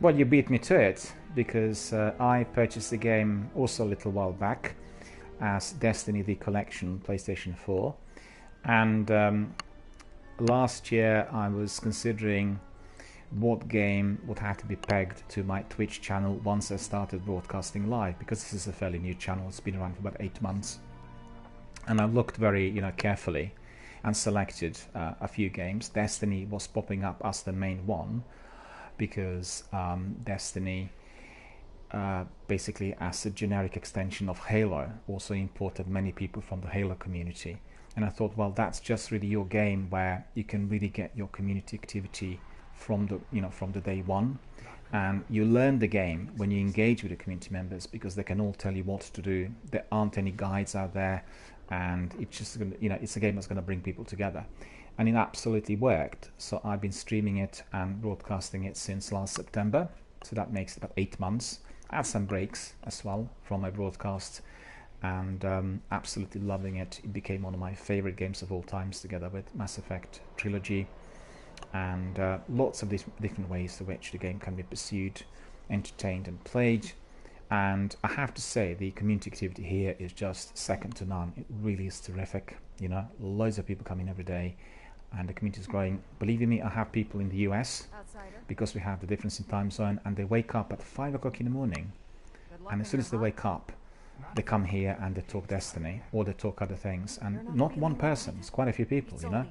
Had some people waking up at 6 and coming in to help, because we kind of scheduled a particular activity. And we have some people who are really, really knowledgeable on every single bit of Destiny. So when we have a busy community session like today, usually when we have Matthias with us, Matthias is also in the US, he knows everything, and he's always very keen on helping out others and providing tips and advice. So if anyone is being faced with a hurdle, Matthias is there obviously to resolve it. And in fact, Matthias, myself and Tonzak did play that very difficult Sunless Cell Strike on a very hard difficulty level, in order for Tonzak to get his Ballcaster sword. And even with Matthias on board, we had to replay it about 5 or 6 times. Every time we did something slightly wrong. It's a strict timing. You need to destroy the boss, Alak Hole, and then also 2 other knights. You remember that? Literally within, 10 seconds or 15 seconds, or yeah, it was so difficult. And you have these walking, exploding thralls that keep coming away, attacking you, and then ruining the effort. Do you know what I mean? So we had several times. Well, I did once. I used my raised lighter, and I was hitting the boss, and then one of the exploding thralls was behind me. I didn't see him. I used the R2 control in order to inflict maximum damage, and the thralls exploded, and I think one of the, or maybe even both of those knights were obliterated. So we had to replay. And then on another round, I think Matt did something similar, and then Tonzak also had, it was just replaying a few times. Eventually we completed, and it was probably the most difficult strike that I played in a game altogether. It really was, because of that timing. And the idea, tactically, is you basically reduce the life on the enemy, and then at the end, when they're all kind of close all of them are so close together, then you can just eliminate one by one. And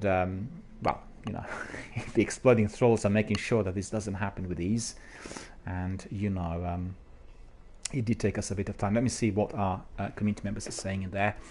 And Deployment says, just curious, what makes you so sure that Bungie can mix Destiny 1 with Destiny 2?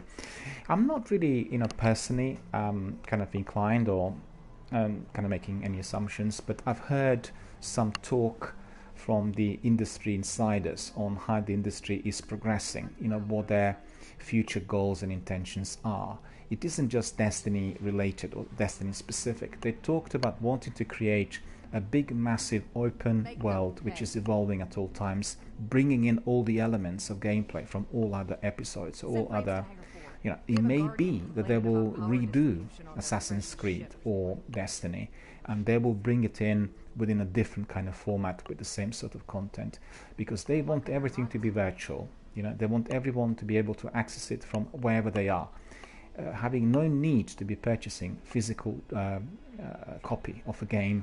They want everything to be easily streamable and downloadable and cross-platform. So it's all three things together. That's the next step. This is what they work on presently, and we'll see whether it happens. I'm quite certain they will want.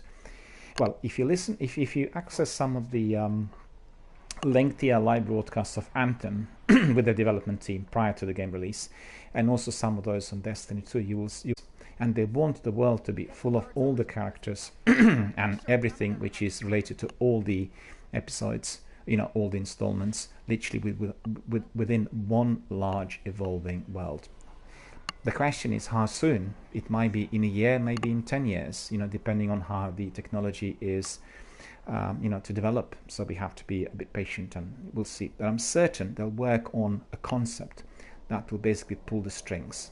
Don't forget, any of the major game developers want a dedicated fan to stay with them. So people who are producing Destiny, they don't want people to go to Fallout. They want people to be doing the Destiny games every single day, and doing all the grinds and participating, bonding with other community members. And they will want the idea of kind of proprietary entity that one developer, one company holds of a particular game, building their community over many years, and then having everybody there every single day. So that's the idea. The evolving world should be obviously facilitating this. Hasn't really materialized in full as yet. Destiny 2 annual seasons are like a big experiment. They were quite anxious to see what the community members are going to say, because the base game was negatively received. There was a lot of criticism, but it worked, and they're investing enormous amount of time, effort. Several teams are working on those seasons, and I think the results so far, from what I could gather, has been more than formidable. So we really look forward to future installments and future ideas, and we'll see how it all kind of evolves. So let me see what other messages are, and let me see.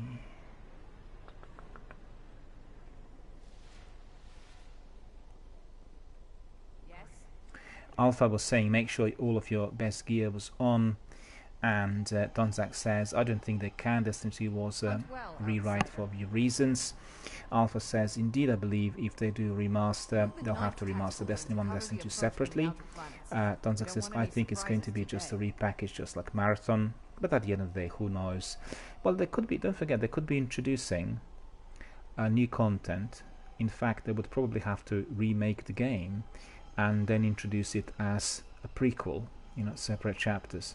There's always a possibility, but they will have to have, I guess, more advanced technology available. And Alpha says, well, hopefully whenever it comes, it is all going to be good. Deployed says, I like Dark Drinker more than Raise Lighter. Donzak says, what concerns me that most of the fact that Bungie's games are now so reliant on network servers.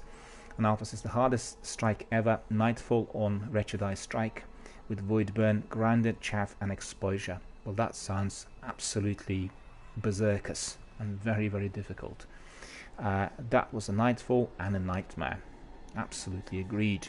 Donzak says story mode can probably be done local only, but anything else would require network support. Donzak says, but like I said, who knows? And Alpha agrees. Indeed, Donzak, alternatively, Bungie have released comics on the Destiny world. Maybe it could end up being something else. And Alpha says, I want a movie. It could be such an amazing movie with live action trailers, which were awesome. It's always a possibility. They've done Valerian, they've done Final Fantasy, and they were considering Mass Effect, but then BioWare basically didn't want that to be developed. And don't forget, the big difference between a video game and a film is that the video game is basically interactive. You are an active participant. You're doing everything in there. Watching a film is somewhat different. And lots of films which were based on graphic novels, based on books in fact as well, didn't really live up to the expectations. So I'm a bit frosty on the film side of things. I think the enjoyment of us being here is purely through the experience of being inside of that world, participating, communicating, being those characters, and indeed if you're playing PvP, playing against other people, you know. So alright, so let me see. Did you do your admin already? You've sort of looked at everything? Because I'll do that now, so let me just have a look. The first thing I need to... So we'll go to... Well, first of all, what we'll do is we'll look at the inventory to see... Yeah. Okay. Now, because what I was wondering... Well, okay. See whether I have enough space. Not enough space, not enough space, not enough space. And that's all, by the looks of it, to do with my primary weapon. So what I'll do is I'll have to look at two exotics I have. The Jade Rabbit and I have Hawk Moon. Two of those.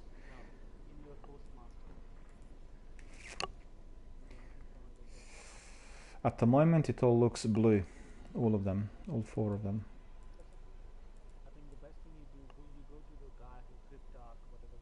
Closing out.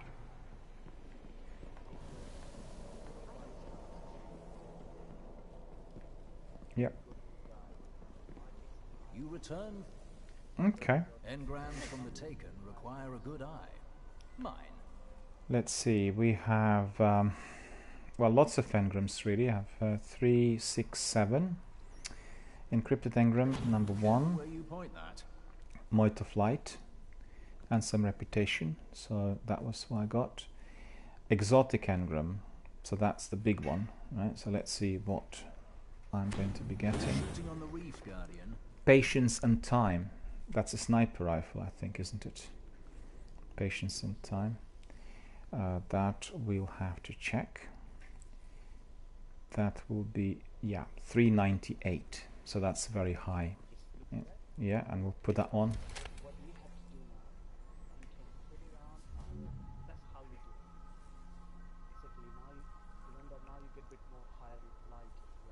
Yeah, that's right. Let me just have a look at the rest of the engrams, just in case if there's anything legendary, which is also very high, because I got 0-day dilemma, and that seems pretty good. Then another one, we have the smolder as well, legendary. We'll double check the power in a minute. Legendary engram as well. Where is that? Mangonel type 2. We have another encrypted engram. Gauntlets. So we'll quickly have a look at the inventory. Curious about those weapons in there. The one I have, 390, 0-day dilemma. Okay, I can probably put those ones in the vault. And then Patience in Time, 398. That's the top weapon I've got here. It's really very powerful. That sniper rifle. Then I have 394, and this one is smolder, is 390, so it's not actually as high as I thought it would be. And let me see what else I've got. Another ghost in there. Okay, that one will not take. Some perks experience on my Mangonel type 2. We have another 394, 385. 390, 394. Okay, so we don't really want that one. Crest of Alpha Lupi is 397, so that's quite good, but I had this already donned earlier on. And then Snagleg Greaves, I got some experience, which is Arc Double Down. I have, wait a minute, there's another selection which is not particularly useful. And also here on my chest piece, Mark of Favor, 396 defense, 390, that's not really useful either. And then I have another perk on my mark, Spirit Bloom I need to purchase. Okay, so let's just have a look at the weapons. So we need to have everything, the tops, weapons and armor, right? So we'll have weapons, the highest possible level. Let me see, I have this 390, yeah, 390.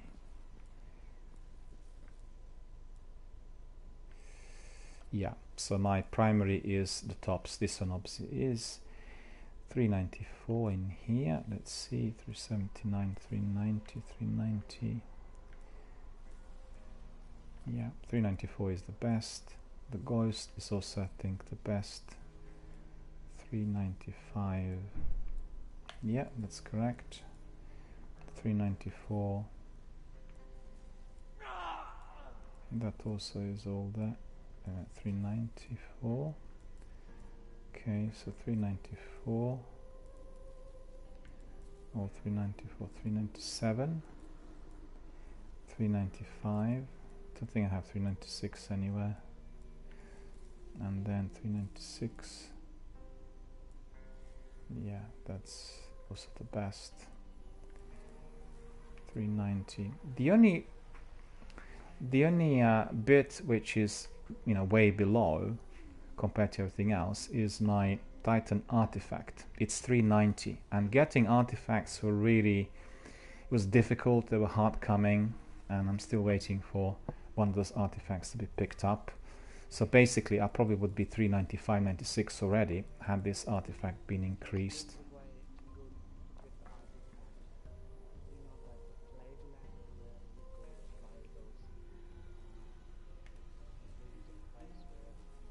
Off you go. Yeah. You did well against Yep. Come here. I have a challenge for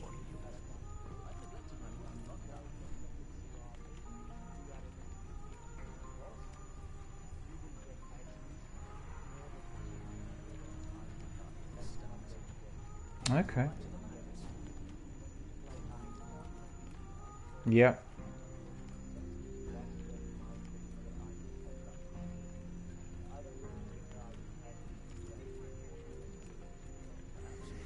I guess that's always one of the best options, because whilst doing the raids you will get the highest quality kit and armor and weapons and everything, and an artifact as well. So we are really you know, looking to do that at some point, but obviously for the raids we have a team of 6, we need to plan a bit and that sort of thing.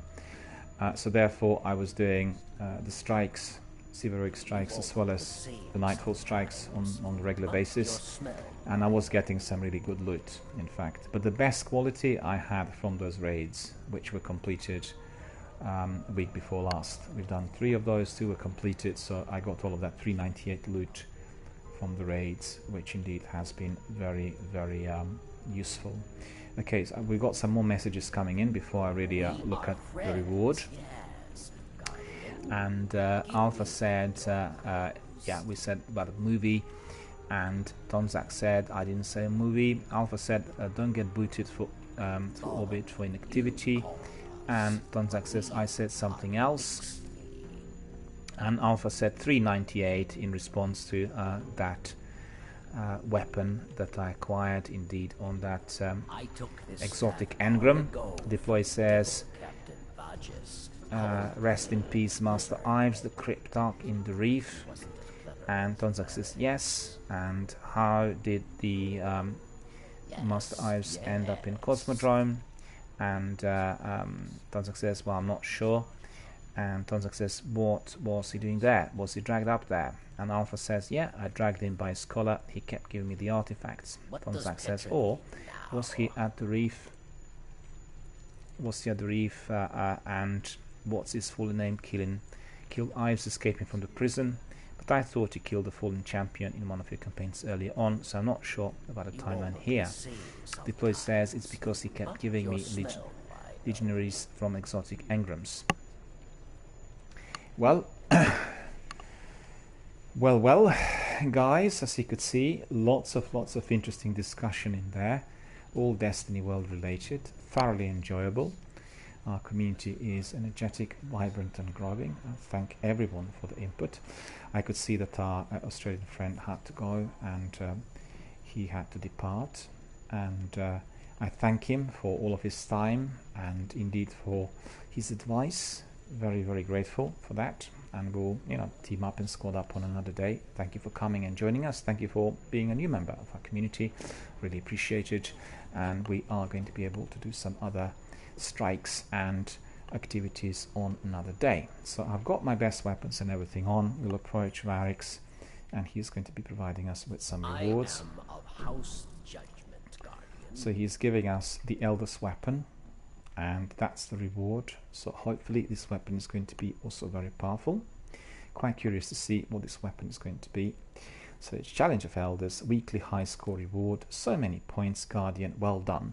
Well, thanks to my community members from Australia, we were able to get really very high scores, and indeed it looks like the weapon is going to be, fairly mighty. And it says weekly cumulative score reward. Through great effort you have earned this reward. Accept rewards. And we have some, what's that? Witness Greaves. Okay, that's the reward. Let me see what strength these greaves are. And we have 395, so they're exactly the same. And let me see whether I have any other ones. Okay, so that's 395. But I got that exotic engram, which indeed had provided me with a new sniper of 398. Patience and time is up here, up from 393 to 394. I only need a bit more to get to 395, as you can see. Let me see if oh yeah, we have some bounties as well. Remember that. And let me just have a look. Our bounties are here. Earn points in Challenge of the Elders, and it says completed. We look at the bounty, up 312, and that means our reputation has gone up. So you can see we are collecting all of those reputation points in order to increase our reputation accordingly. So we have 5 of cryptoarchaeology, 6 Vanguard reputation, 2 in the Crucible, 1 is rank 3 in Dead Orbit, rank 1 Crota's Bane, rank 1 Gunsmith, Queen's Wrath is what? Nil. And House of Judgment, we acquired just 1 level. And Alpha says the weapon went to your postmaster, so I need to go to the postmaster, of course. We are going to be double checking this, but before I do that, some weapons will need to go to the vault. No, that's not it. I think I might not be able to pick up everything there. At your service, Guardian. Her Revenge is the weapon. Hand cannon. See? Some other emblems in there as well. So, let me think.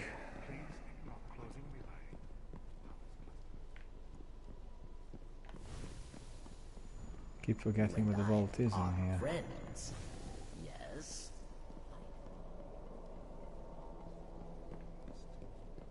Watch. No body, no weight. Be an eye. Brother Vance. Access abandoned quests. I don't think I have any abandoned quests. None. Just double check. Quite certain. You are right. Yeah. None. Never abandon any quests, always do everything and, try to complete. We've stood against the darkness for years without any support. Hope the outsiders understand how lucky they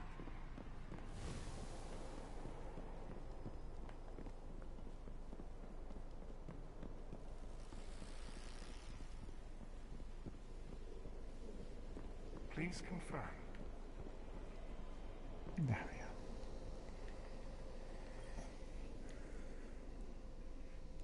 So let's have a look. We have quite a few weapons in there.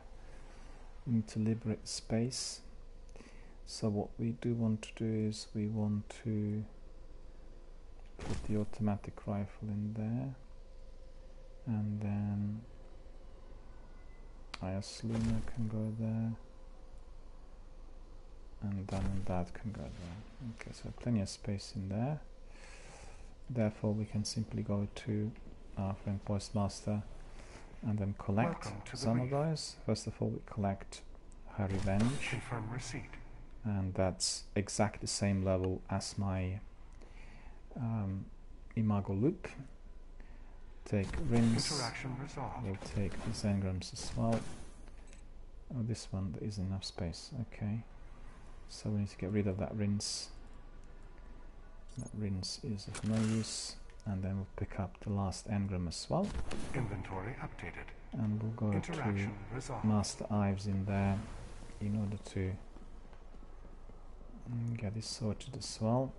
Ah, a guardian. Someone's looking. Good. You've done your part. Now comes mine. Another weapon. Another weapon. I've tested this one myself. And another mark. Let's see if those marks indeed are very powerful. For whatever reason, I assume that they're probably not. And yeah, getting everything 385. Do I have anything else in here? No, that all seems in order. Okay. So that's quite good. I imagine you won't be far behind. So as you could see, what we achieved today has been really good. We managed to get my character to 394 light level, so we are up by 1 point from 393. We acquired this terrific 398 sniper Patience and Time after we completed Prison of the Elders challenge, and we are progressing forward, as you can see, just a little bit more in order to get to 395, and I guess we need to get that Hunter artifact, the Titan artifact, to the higher level of 395 or 398. And as we've heard from our friend Australia, doing some of the Archon Forge victories may well enable it, as well as doing some of those Nightfall strikes. And let me see what our community members are saying. We are coming towards the end of our broadcast for today. It's been a very good broadcast, and let's see.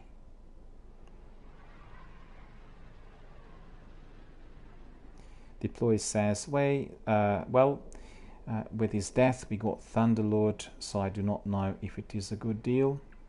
And Alpha asked me to go to the Postmaster in order to collect the weapon which was given to me by Varix. I collected the weapon. It is a new one. It's a new hand cannon. It's going to be obviously very useful, and we'll do all the perks and Might of Light and everything tomorrow. Quite happy to have acquired it. Unfortunately, it's only 395. It's not like 398 or 399, but nevertheless, it is going to be very useful. And Tonzak says, here's an interesting tidbit about Destiny 1, which I found out recently. Support for silver coins has been discontinued in Australia, and you cannot simply get them anymore. The support for silver coins has been discontinued in there. Well, I'm not sure as to why that is. I guess people need to write to Bungie and complain. That's just not acceptable. Alpha says, yes, it is strange. Tonzak says, buy silver coins anymore, even if you wanted to, even from Xur. And don't know about other countries though. Well, in the UK we still can. I bought my silver coins the other day from Xur on Friday, and every week I buy some silver coins. I know it's not quite true. I just got it mixed up. I know what you mean. Silver coins for Deseveris. These ones are. Yeah, that's been discontinued. I never actually used them. And Alpha says, already have every emote and shader minus Malevolence and Nanopus. I can't even pronounce that. Nanoposis. My tongue hurts. Malevolence and Nanoposis. Tonzak says, yeah, I have to rely on silver dust to get more shaders. And Alpha says, on my title alone I have 108 dust. And Alpha says, it's so sad. And Tonzak is laughing online. Deploy says, I had level 38 with cryptoarchaeology, level 23 with the Vanguard, and level 26 with the Future War Cult. The Rust were under level 10. Tonzak says, I've only got 30 across the 3 characters. Alpha says, my Crucible and Hunter is over 70 and Cryptarch has almost 100. Not sure how I got that. Well, I can tell you how you got that by just, you know, playing the game again and again and grinding certain sections. And obviously, if you are with 100 and Cryptarch, there were many engrams that you collected over the years. And let's not forget, it's been about 6 years since you were doing it on beta. So that is many games, many hours. And you know what? It is well deserved, because this game gives you rewards as you carry on and grind, and therefore it is always at its most enjoyable when we are spending a lot of time on it. And Alpha says, no live tits, I guessed. I have 150 plus exotic shards. And Alpha says, stop giving me super good advice. And Tonzak says, no, not strange coins from Zer. And Tonzak says, yep, that's right. I have the following levels: top 3 Cryptarch 162, Future War Cult 109. Well, I'm very far away from you guys, and the reason is, of course, that I've not played the game for that long. But I think, considering I've done it for about 8 months, I'm very happy with everything I learned. I'm progressing forward rapidly. And this is all down to my community members. All we talk about every single day here on my broadcast live. It's been very enjoyable, and every single day we get new members coming in, as you could see. And it becomes a very interactive, very friendly, very helpful community for everyone. And Alpha says, I mean, my friend Lyrical Assassin has 500 plus on Crucible, and I'm just nothing to him in comparison. Well, at the end of the day, I think if you compare stats of different people that come here, they will be remarkable. You know, lots of people, I know at least 2 or 3 dozen people who were, well, put it this way, 2 or 3 dozen people here in my community indicated that they were with Destiny right from the beginning, and they're beta tested. And I'm sure there may be many other guys as well who were doing it, you know, from the very beginning. And indeed, if one is doing the game over many years, then the scores obviously get built, and they become truly astonishing and mostly rewarding. I mean, we've had one person who spent several thousand hours on the Crucible alone, and you know, 2,000 or 3,000 hours or 4,000 hours on the Crucible will tell you that there were many matches played, and indeed that person will have a certain degree of expertise. It's quite astonishing. And let's see, Tonzak says, yeah, I've heard others getting high Crucible reputation. Gives me shivers. Well, I guess for us that are using the internet that is not really up to scratch, non-fiber internet, or you know, the internet that doesn't have that fast upload rate, then we are slightly, or I should say greatly disadvantaged. And the vast majority of people who are, you know, doing it for many years, doing it competitively, and also in possession of, you know, top-notch speeds or top-notch rigs as it goes, you know, they collected these scores. And we've seen today, we've done some Crucible earlier, that there were some people who were quite slow and static due to the internet speed, and you had others who were unbelievably fast. They were literally flying and shooting and doing all sorts of things, and you know, so it becomes a serious challenge. But as you know, we do it here for fun, so I'm not after the scores, and you know, so altogether it's been really very good entertainment. And Francom is here. Francom is saying hello Tonzak, and Alpha says hi Francoms, welcome to the stream. Francom is here saying hi to everybody. Thank you guys for coming, and thank you for being with us today, and indeed for participating, discussing things, and being our very valued community members. As you know, my broadcast is always lasting from 10 o'clock in the morning to about 4 o'clock in the afternoon. I'll start a bit earlier today, which means we'll be ending very shortly. And hope you guys enjoyed all of our community interactions. Hope you had lots of interesting conversations. Indeed, I think our gameplay was very exciting, very fiery, full of you know, interesting action. Loads of advice given to me and other community members throughout the last 6 hours. So anyone who watched the stream would have learned quite a lot on what they could do, what types of avenues of inquiry they could, pursue here in order to get the best possible results. And it's so great to see that people are very interested in sharing, because this channel is all about our community, connecting with new people, bonding with our friends worldwide, and indeed providing help. And Funcom says, can somebody help him with a strike?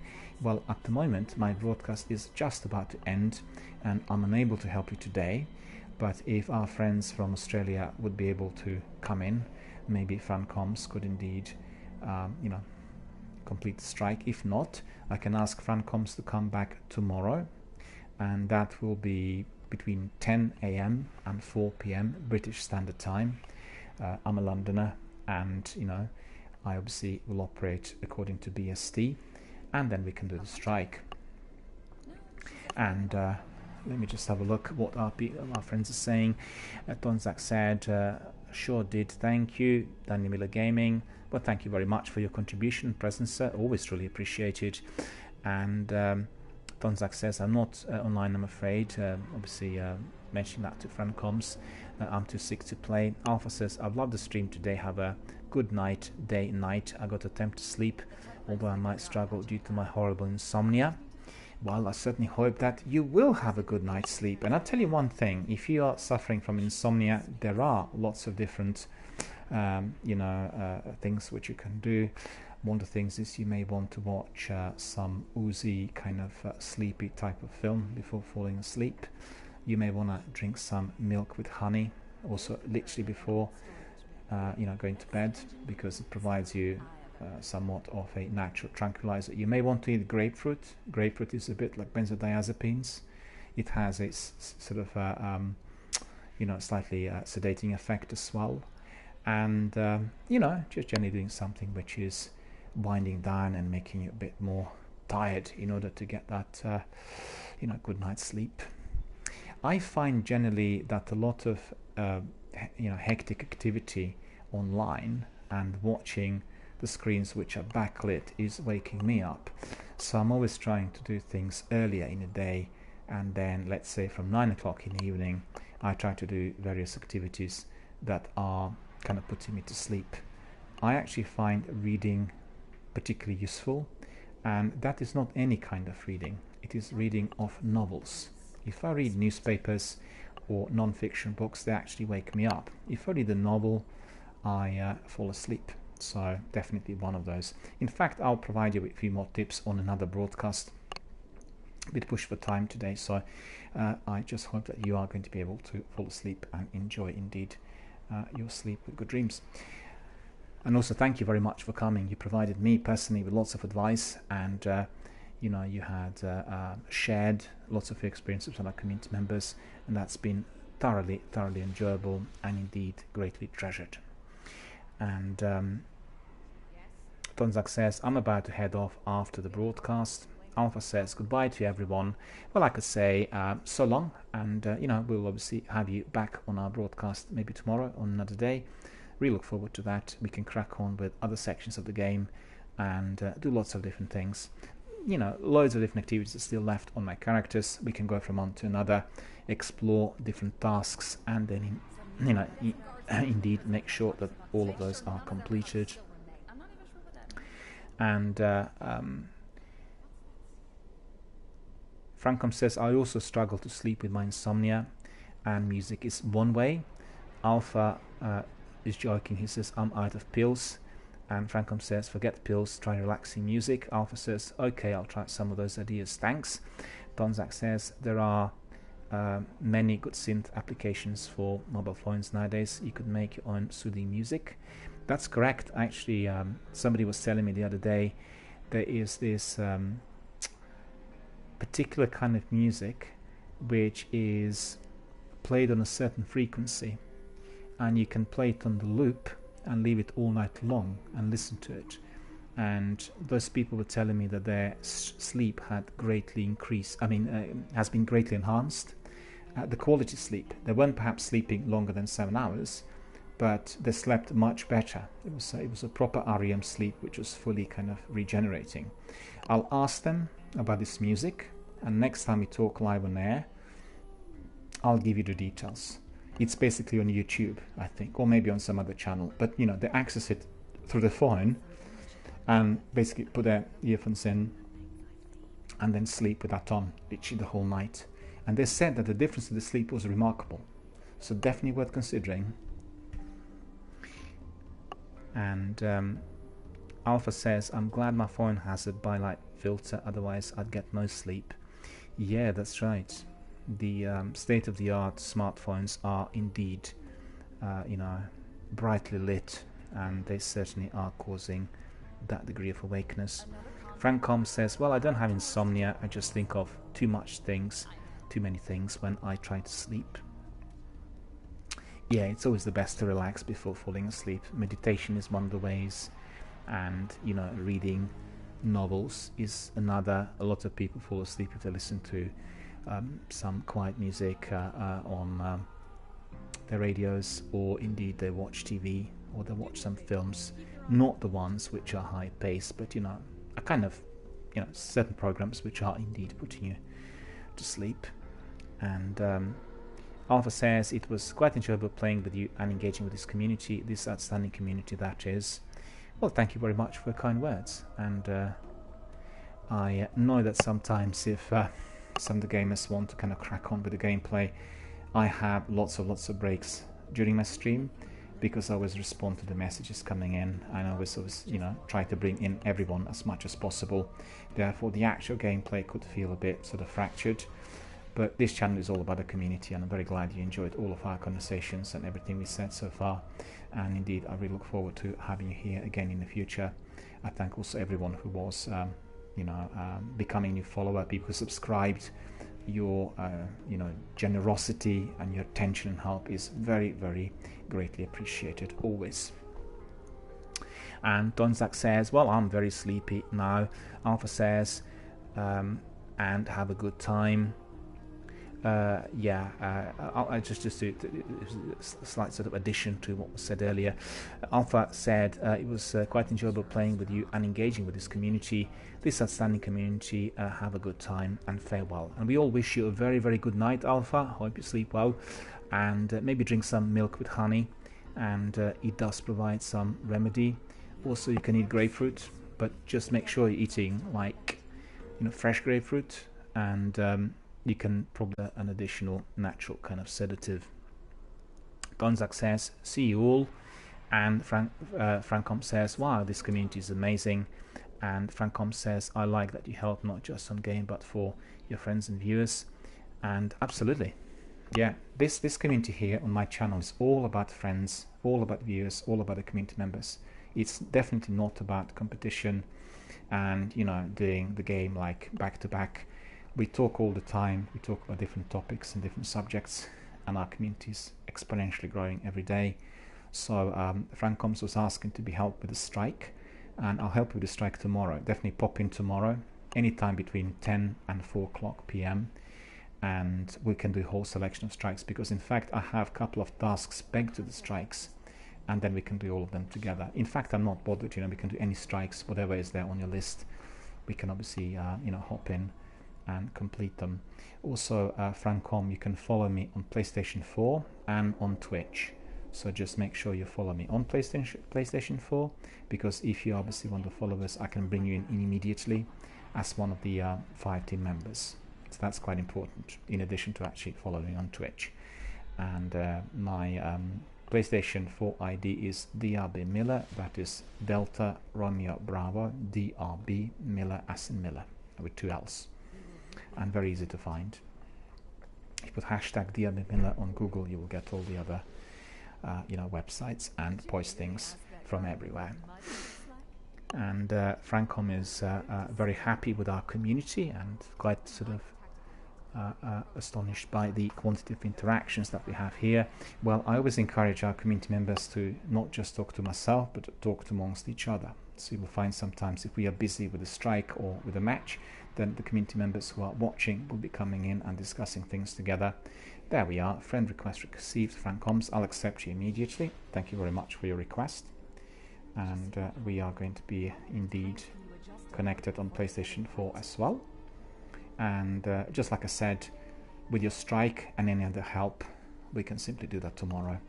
My broadcasts are sort of enjoying the strict timing, and it's a daily schedule. I've had some experiments early in the year when I was sort of pitching it for different time zones, but I found this particular schedule to be the best for me. And it's every day between 10 and 4, and then on certain days I also have a shorter stream in the evening, usually between 7 and 9, and the stream is basically focused on PlayStation Now services. It's called PlayStation Now Presents, right? So it's a new season, and presently I am also streaming Metal Gear Solid 5, The Phantom Pain. The idea is that the PlayStation Now season PlayStation Now Presents season is going to be presenting our viewers with lots of different games that are instantly accessible on PlayStation Now. So we'll do a bit of every game, in order to present the goodies which are out there, because obviously it's a tremendous value. You subscribe to PlayStation Now services, and then you can access up to 700 games instantly. You can either stream them through PlayStation, or you can download some of them and then play them and stream them through Twitch consequentially. So absolutely wonderful type of service, the best possible way of getting to know what other games are like, particularly those games that are maybe a bit obscure, or indeed the games which you kind of considered a while back and you never bought. And let me see, Anton Zach says, yeah, we help out whenever we can. We all team up, squad up, and provide certain advice. Francom says, very cool. And Francom says, I'm going to be following now, and I got another streamer to help me, but thanks. No worries. But there may be other areas of the game where you will need some help, and I've been greatly helped in every step of the way by my community members, and particularly so when it came to the long grinds on the top weapons. So when you come to the final section of the gameplay, you want to get your weapons to be raid ready, you want to get your sleeper stimulant, you want to have your exotic swords and some other also weapons, and therefore the members were really very, very helpful. In fact, Donzak, who was here today, was doing his second exotic sword quest together with us on Saturday, and after I think you said about a couple of years, we were able to get that boltcaster. We completed the final strike, which was extremely difficult, probably the most difficult strike I played in the game altogether, and we were all very, very happy at the end. It's all about helping others. That's really what is most important here in this community. And Tonzak says, yes, I have to mend myself, otherwise I wouldn't hesitate to jump on in. I'm going to have to ask for a couple of days. No worries. Well, thanks very much, guys, for coming here today, for being with us, and for being our valued community members. Thank you for participating, for communicating, for coming in, doing our teamwork together. We've had 2 new members coming in from Australia. They joined today, and we had several sort of sections of gameplay. We did some Crucible early on, and then we progressed to the Prison of Elders challenge, and we completed it in one go with very, very high score, hence me acquiring them very, very good quality weapons at the end. And indeed that was very, very enjoyable. Thank them for their participation and for their arrival here to our community. And I want to obviously thank everybody else as well for being here, for watching the broadcast, for connecting with other community members worldwide. And let me see, Donzak was saying, yes, I have to mend myself, otherwise I wouldn't hesitate to jump in. I'm going to have to ask for a couple of days. Oh, that was because Shax was holding back for 2 years. And Donzak says, it's done now, and thanks for that.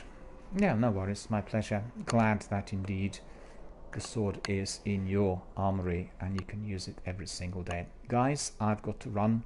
My dinner will be waiting very, very shortly. I have to get ready for that. I thank you all for coming. Thank you for your participation, and all be completed today. And first of all, I wish you all a very, very good afternoon, and then I look forward to seeing you all tomorrow yet again. We'll carry on with our adventures tomorrow. I wish you all a very, very good afternoon. Take care, and see you all tomorrow.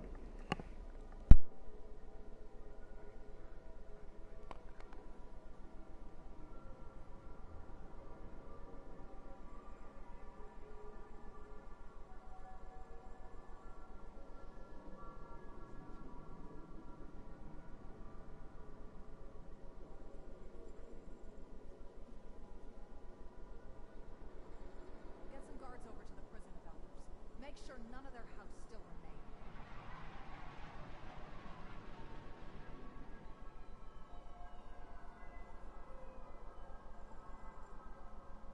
Oof, just getting off shift. My eyes are so dry. Damn those screens.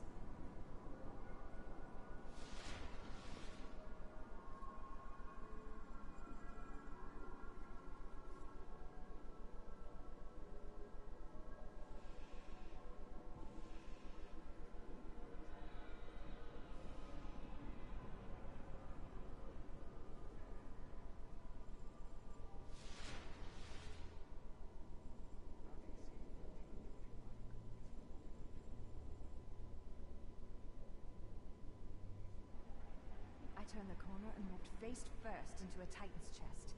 She apologized, but damned if that didn't hurt.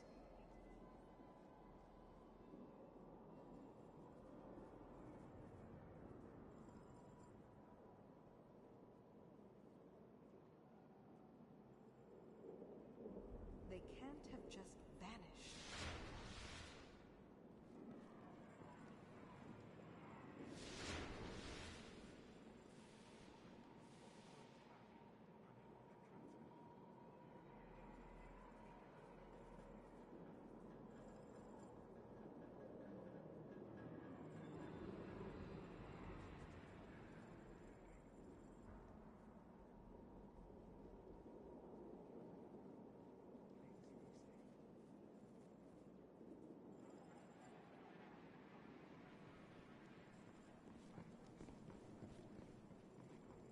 Always a pleasure.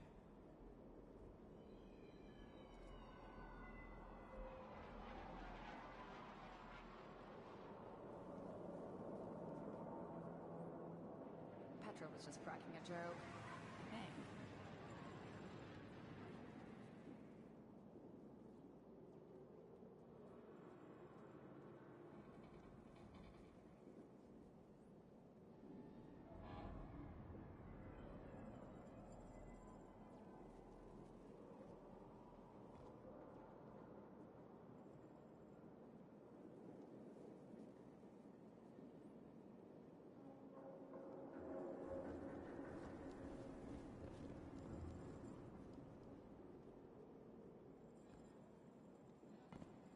Oh, that model of 9940 just got patched.